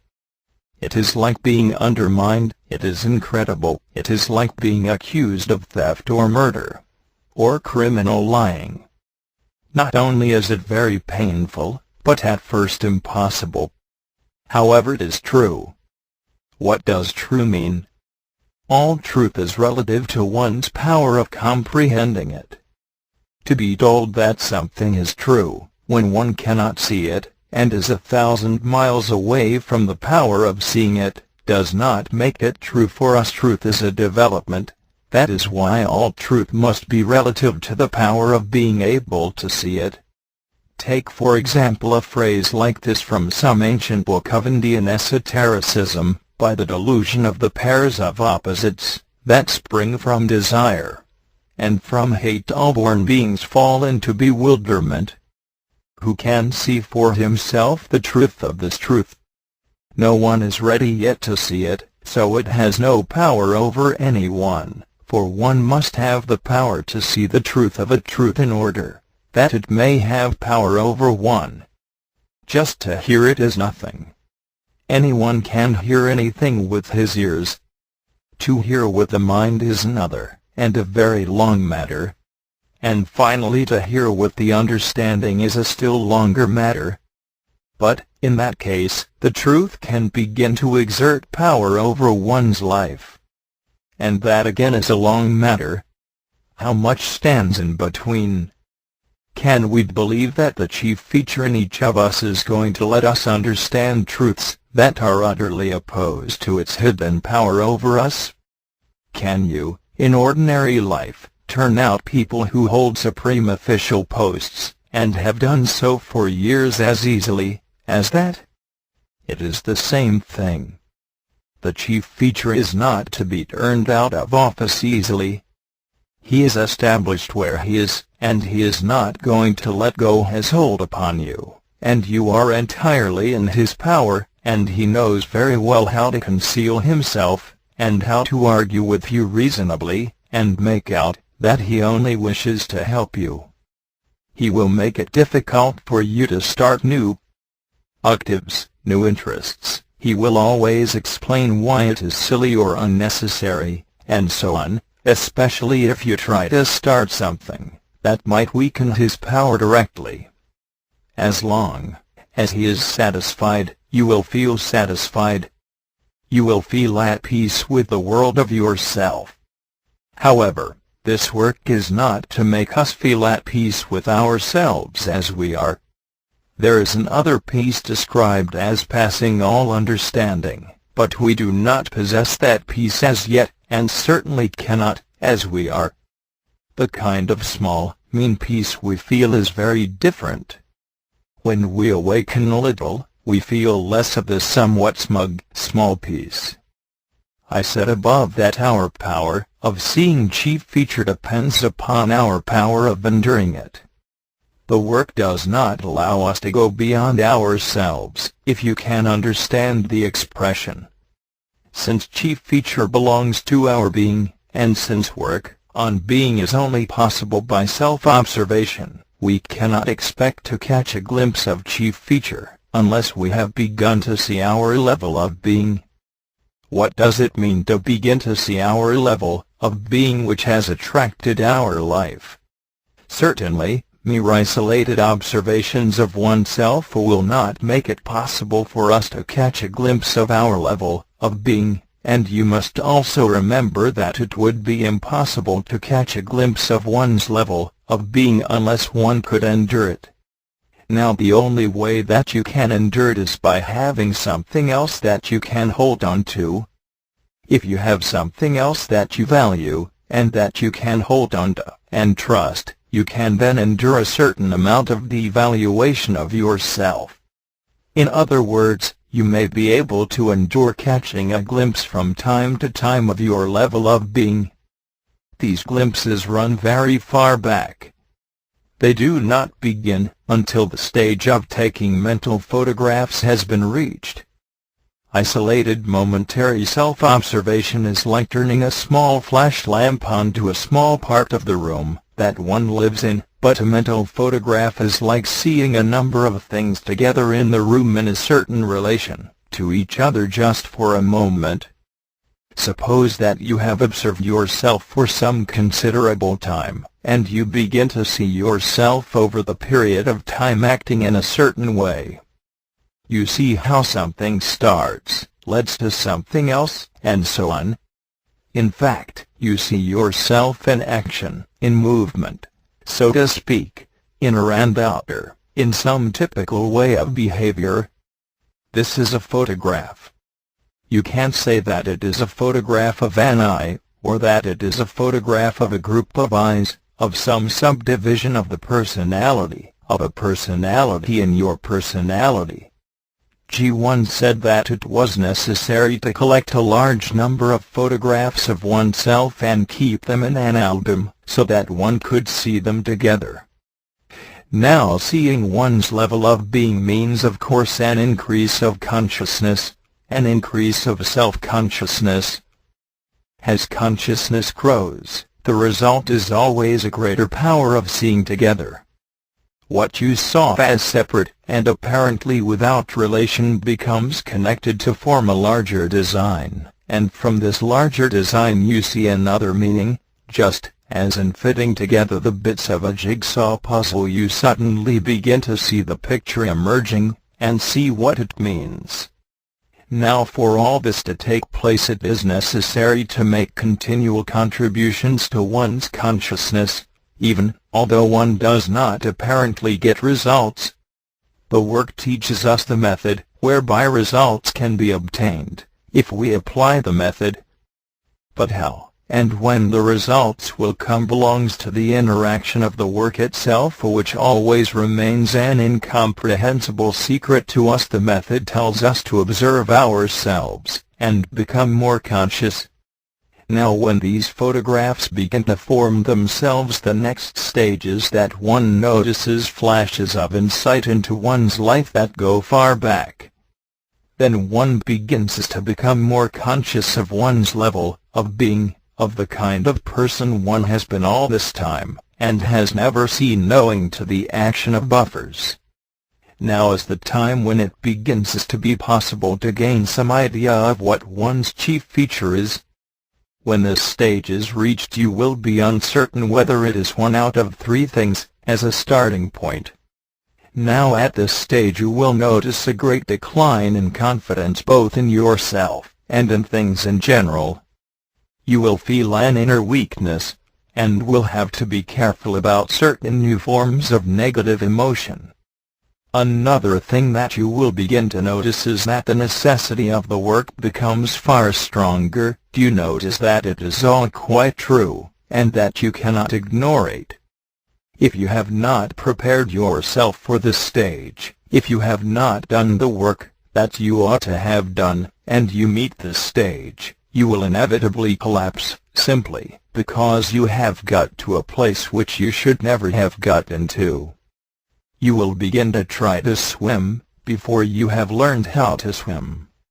Now as regards the kinds of things that form chief feature in the first place, they are never nice things. I mean, that they are, when you begin to see them, all of such a nature, that they are unpleasant. I do not mean horrible. You may feel moments of horror, when you realize that such unpleasant things have been woven through your life, but no doubt you could get quite accustomed to them again, and not notice that they are unpleasant, provided you have not really awakened to them, because it is impossible to die to them unless one has awakened to them. To gradually wake up to chief feature is a preliminary to dying to it, or causing it to die. And you will remember that the right order of these things was talked about once by G. When he spoke of the idea of rebirth in the Gospels. He said that there were many references to dying, rebirth and awakening in the Gospels, but that they were not in the right order. First, he said, a man must awaken before he can die to himself, and then by dying to himself he can be reborn. Now since the chief feature is the axle round which everything in us turns, it is clear that if one wishes really to change, the central axle must be taken out, as it were. In that case, something else must hold the person together. But we have to consider the whole process as gradual, and not sudden. There must be something to hold on to so that you can let go. If your life in life is very important to you, you will find it difficult to let go. If you do let go, your friends may not recognize you. Here it is necessary to act, if it is possible to do so, if by means of work. Over a long period a man begins to awaken to himself. He is going in the direction of awakening to his chief feature. He is on that journey. It would be foolish for him to attempt to die to himself without having worked. Some people have attempted this by terrible forms of asceticism. They have attempted to die to themselves without having awakened, and, although they may have made second body, they have simply become things what she called immortal things. All the work that we do at present is connected with awakening to ourselves, with becoming more aware of ourselves, with letting light into ourselves. Consciousness is light. If you begin to observe yourself uncritically, you let in light. Eventually this light will show up chief feature, but not until you have caught hold of the rope, of something to hold you. If you are going to shift yourself from one place, you must prepare another place to stand on. I would advise you all not to identify with the words chief feature. Try simply to understand that everything, all your reactions, your attitudes, your behavior, your thoughts, and feelings, revolve round a central axle, which keeps them fixed. If one can't see one of these spokes, it is like taking a photograph. Then one sees another spoke, and so on. They all lead to the same thing in the center. Remember finally that no one can see his or her chief feature, unless he or she is ready for it. Birdlip, September 16, 1944. A note on personal work. It is always necessary to speak of personal work, and what it means. We have continually to remind ourselves in our private thinking, and to remind others, in the way we refer to the work, and speak of it, what it means to do this work. We easily forget. It is not that we willingly forget, but that we have not the force to remember. A man, said G, is not a man, unless he remembers himself. But, when he realizes he does not remember himself, he soon finds that he cannot remember to remember himself. His habits of forgetting himself, and being asleep in life are too strong. He is then a man asleep, realizing at intervals that he is asleep, and this is our situation, so we have to notice what puts us to sleep. By observation we can see how the events of life put us to sleep, and some especially, and how the habits of imagination and day reveries, inner talking, and accounting, being hurt, having negative thoughts, and all their forms of contriving, self-justifying, and so on, do the same. There is enough to work on. But we can reach that stage that is comparable with half waking from ordinary sleep in bed, as when we know we are asleep, and yet cannot open our eyes, or move our bodies, or, as in some cases, where we cannot get into our waking consciousness, and are still amongst moving dream shadows which we know are dreams. It is as if we can get nothing into focus. There is not enough force. We cannot concentrate enough to awaken. Now in the work we are often like that, going about all day feeling we are asleep, and being unable to give ourselves shock, that is, the first conscious shock of self-remembering, which requires an effort of concentration, of inner attention, and so enough force. Concentration needs force. When force is running into negative states or daydreams, or anxious scares, you cannot concentrate. Nothing is more easy to observe in yourself. For example, you are reading a book that requires directed attention to follow. A sound outside reminds you of something that made you negative yesterday. Instantly, roles and centers begin to turn on which are recorded the incidents of yesterday. Your attention leaves the book, being now drawn effortlessly into this negative state, and no longer directed by effort. You may still sit in the same position, and even continue to read with the moving center.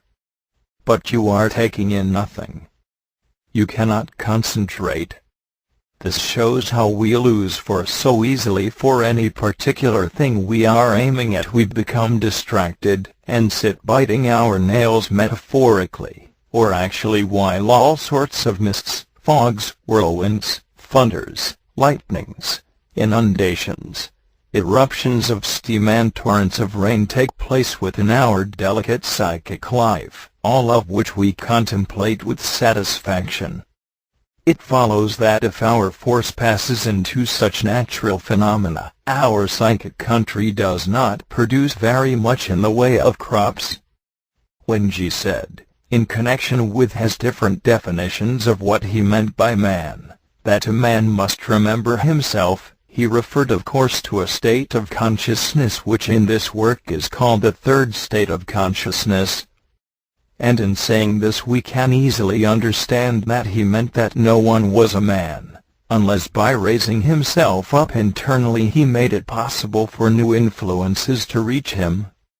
As we all know, this work teaches with the greatest emphasis that in our two ordinary states of consciousness, physical sleep, and the so-called waking state, influences coming from higher levels in the ray of creation cannot penetrate to us our ordinary so-called waking state, with all its cares and anxieties, with all its innumerable forms of identifying, with all its negative states, and with all its totally erroneous outlooks and wrong ways of taking the ever-recurring series of typical events to which we are all exposed every moment, cuts us off completely from the influences coming from higher centers. It has often seemed to me that the idea that we have higher centers that have a far greater knowledge and understanding than we have is not enough reflected upon. The work teaches that there are in us, fully developed, two higher centers that are sending their influences down on us continuously, only we cannot hear them. The centers communicate with influences coming from higher levels. The object of the work is to cleanse our lower centers, to clear them out, to open their windows, so that they can begin to transmit these ideas and directions coming from higher centers. Now at our ordinary level of development, at our level of being, which is such that we cannot hear, cannot even receive these higher influences, it is necessary to practice self-remembering as far as we can, and when we can, because it is only at this level of consciousness, called the level of self-remembering or self-consciousness or self-awareness, that we can receive them. We begin by hearing them dimly, and usually as new kinds of feelings, new kinds of emotions and thoughts and insights. It would be a great mistake to think that our emotional center, as it is now, is developed. Our emotional center, as it is now, is a very poor and inadequate, and, in fact, dangerous instrument. It is largely governed by negative emotions, and the tragedy is that with this poor inadequate emotional center that we possess, we imagine we can love. So we blunder along in life with this wretched instrument, not realizing that our apparatus is in a hopeless condition for any fulfillment of what we really want, and the result is that we become engulfed in a continual mass of perplexed half-thoughts, half-feelings, half-imaginations and disappointments, and so on, that make up our own inner psychic life. Now the work says that we must lift ourselves out of this dark state by acts of self-remembering, and this, as was said above, requires force. It requires some power of concentration, of attention, and you will never have this power if you let your force run into this inner chaos, this continual procession of mechanical associations, this stream of images, this formless vagueness, that is really our inner state.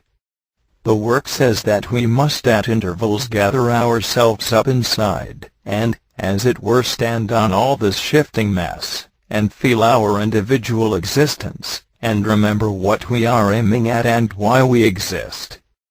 This requires force, and if you will allow your force to be deflected and distracted at every moment by automatic associations, by random thoughts, by the shifting scene of external life, you will never have the force to remember yourself. The stream of things will carry you along. In all self-remembering, the person must remember the work, and what it is about. He must remember, for example, that by the act of stopping all these mechanical streams in himself he may lift himself up to other influences far higher than he is. Unless you feel that the existence of higher centers is a possibility, you will not be able to do this. That is, unless you feel there is something beyond yourself and your poor little muddles in life, you will not be able to lift yourself up and, as it were, surrender yourself to something above you. Of course, if you really think that you yourself make your own thoughts, your own consciousness, your own physical life, if you ascribe everything to yourself, this act will be impossible. The reason is that you will not be able to concentrate force sufficiently, or to have sufficient power of internal attention, because you do not believe in what the work teaches and its possible help. If you do not believe in a thing, you have no force for it. If you do not believe in a thing, it is not important to you. You may give it lip service, and that is all. But if you believe it worthwhile, then the emotional evaluation will concentrate the force for it. In the illustration that I gave about reading a book and being distracted by a negative train of thought, the point is that if I value this book and the knowledge it contains, I will retain enough force not to identify with the train of negative emotion automatically set going by association. It will become unimportant to me in view of the importance of something else. I remember once saying to some of us, if you will make unimportant things important, how can you do this work? One of his meanings was that if you identify with unimportant things, and so put a great deal of force into them, you will have no force for concentration and attention. Your force will continually be drawn into 1001 activities. Everyone should make a real effort to remember himself, or herself, once a day at least, and this cannot be done in the running stream of things. No one can remember himself in the running stream of inner and outer events. There has to be a distinct action, a distinct stopping of everything, and a raising of oneself up to the whole idea of the work, to the idea of higher centers that are speaking the whole time, to the whole idea of esoteric teaching throughout the ages, which has always spoken, and is always speaking of the existence of these higher influences with which man can come in contact. Man has been created to come in contact with these higher influences, and in regard to them he has hitherto missed the mark, and so, in the literal meaning of the term, he has sinned, because the word sin in the Gospels means to miss the mark, and the Gospels contain wonderful fragments bearing on esoteric teaching, and in this connection remember that this work was defined by G as the esoteric side of the Gospels. Now please all remember that you have to do this work fresh every day. Every day it is necessary to make yourself conscious of the work internally, to be aware of it, to think of it, to try to remember any small aim you have, and to try to get what the day will teach. You will remember that the children of Israel were fed by manna from heaven, and were told not to keep it to the next day. So do not think that because you understood something yesterday you will always remember it. Everything is changing, but the work remains the same. Once you have a point in the work, and that means roughly a small center of gravity, you will then know it presents itself differently every day, like a wheel of turning meaning. Do not think that because you understood something last week it will remain always the same. On the contrary, all understanding grows, because the work is life and life must grow. So you will find that your understanding keeps on changing as the life of the work grows in you, and yet it is always the same thing. When you begin to get force from the work through your evaluation of it, you must remember that it requires care. You may for days be unable to make proper effort, yet, as it was said, do you know you are in some intermediary state? If you notice, if you have gone far enough, you are being tempted. Negative eyes, violent eyes, rude eyes, contemptuous eyes, that do not wish to work, are trying to beat down your feeling of the work. These periods are in fact very interesting if you will observe them, and if you have a certain power of noticing binary taste negative eyes. If you will keep a certain integrity in yourself, and make an effort at the right moment, or at least not let yourself be overcome, you will find that after a time this intermediate state passes, and you will feel the work again, but in a new form. Some people always stick here, but you must remember that in passing from one state to another, even in the smallest degree, there is an interval or gap between each state or level, and here you are bound to have doubts and inner distress. I advise here one thing only: if your doubts and distress are connected with anyone external, you will never pass this interval. You have to see in some way that the trouble is really in yourself, and is due to buffers, attitudes, habits of mind, etc. The work is about change of being. Change of being is change of yourself. It is you yourself that has to be pulled through the sieve so that certain things are left behind. When one comes even on the smallest scale to this sieve, the trouble always seems to be outside. Then you lose your force in negative state self-justifying, self-pity. Now suppose you have no real experience in self-observation, and have not done any preliminary sincere work in this respect. What will happen? The interesting state that you are in, which might lead to a new state or level, will lead back again, because you have not given your own authority to yourself in overcoming this state of temptation, so to speak. I mean, you have forgotten that you are working on yourself. You may be dreaming you are working, just as you dream you are jumping over hurdles, but when you come to a real hurdle you do not see what it means, and are merely offended. You instantly identify with everything in yourself, with all your negative eyes. You forget to give any authority to your work eyes. You do not see you are up against a real situation, a real hurdle, that can only be passed over by actual work on oneself, against eyes that are trying to keep you back. You are, so to speak, taking the situation from a life point of view, and not a work point of view, in which case life is not your teacher, but your destroyer. Life only becomes your teacher when you take it from a work point of view.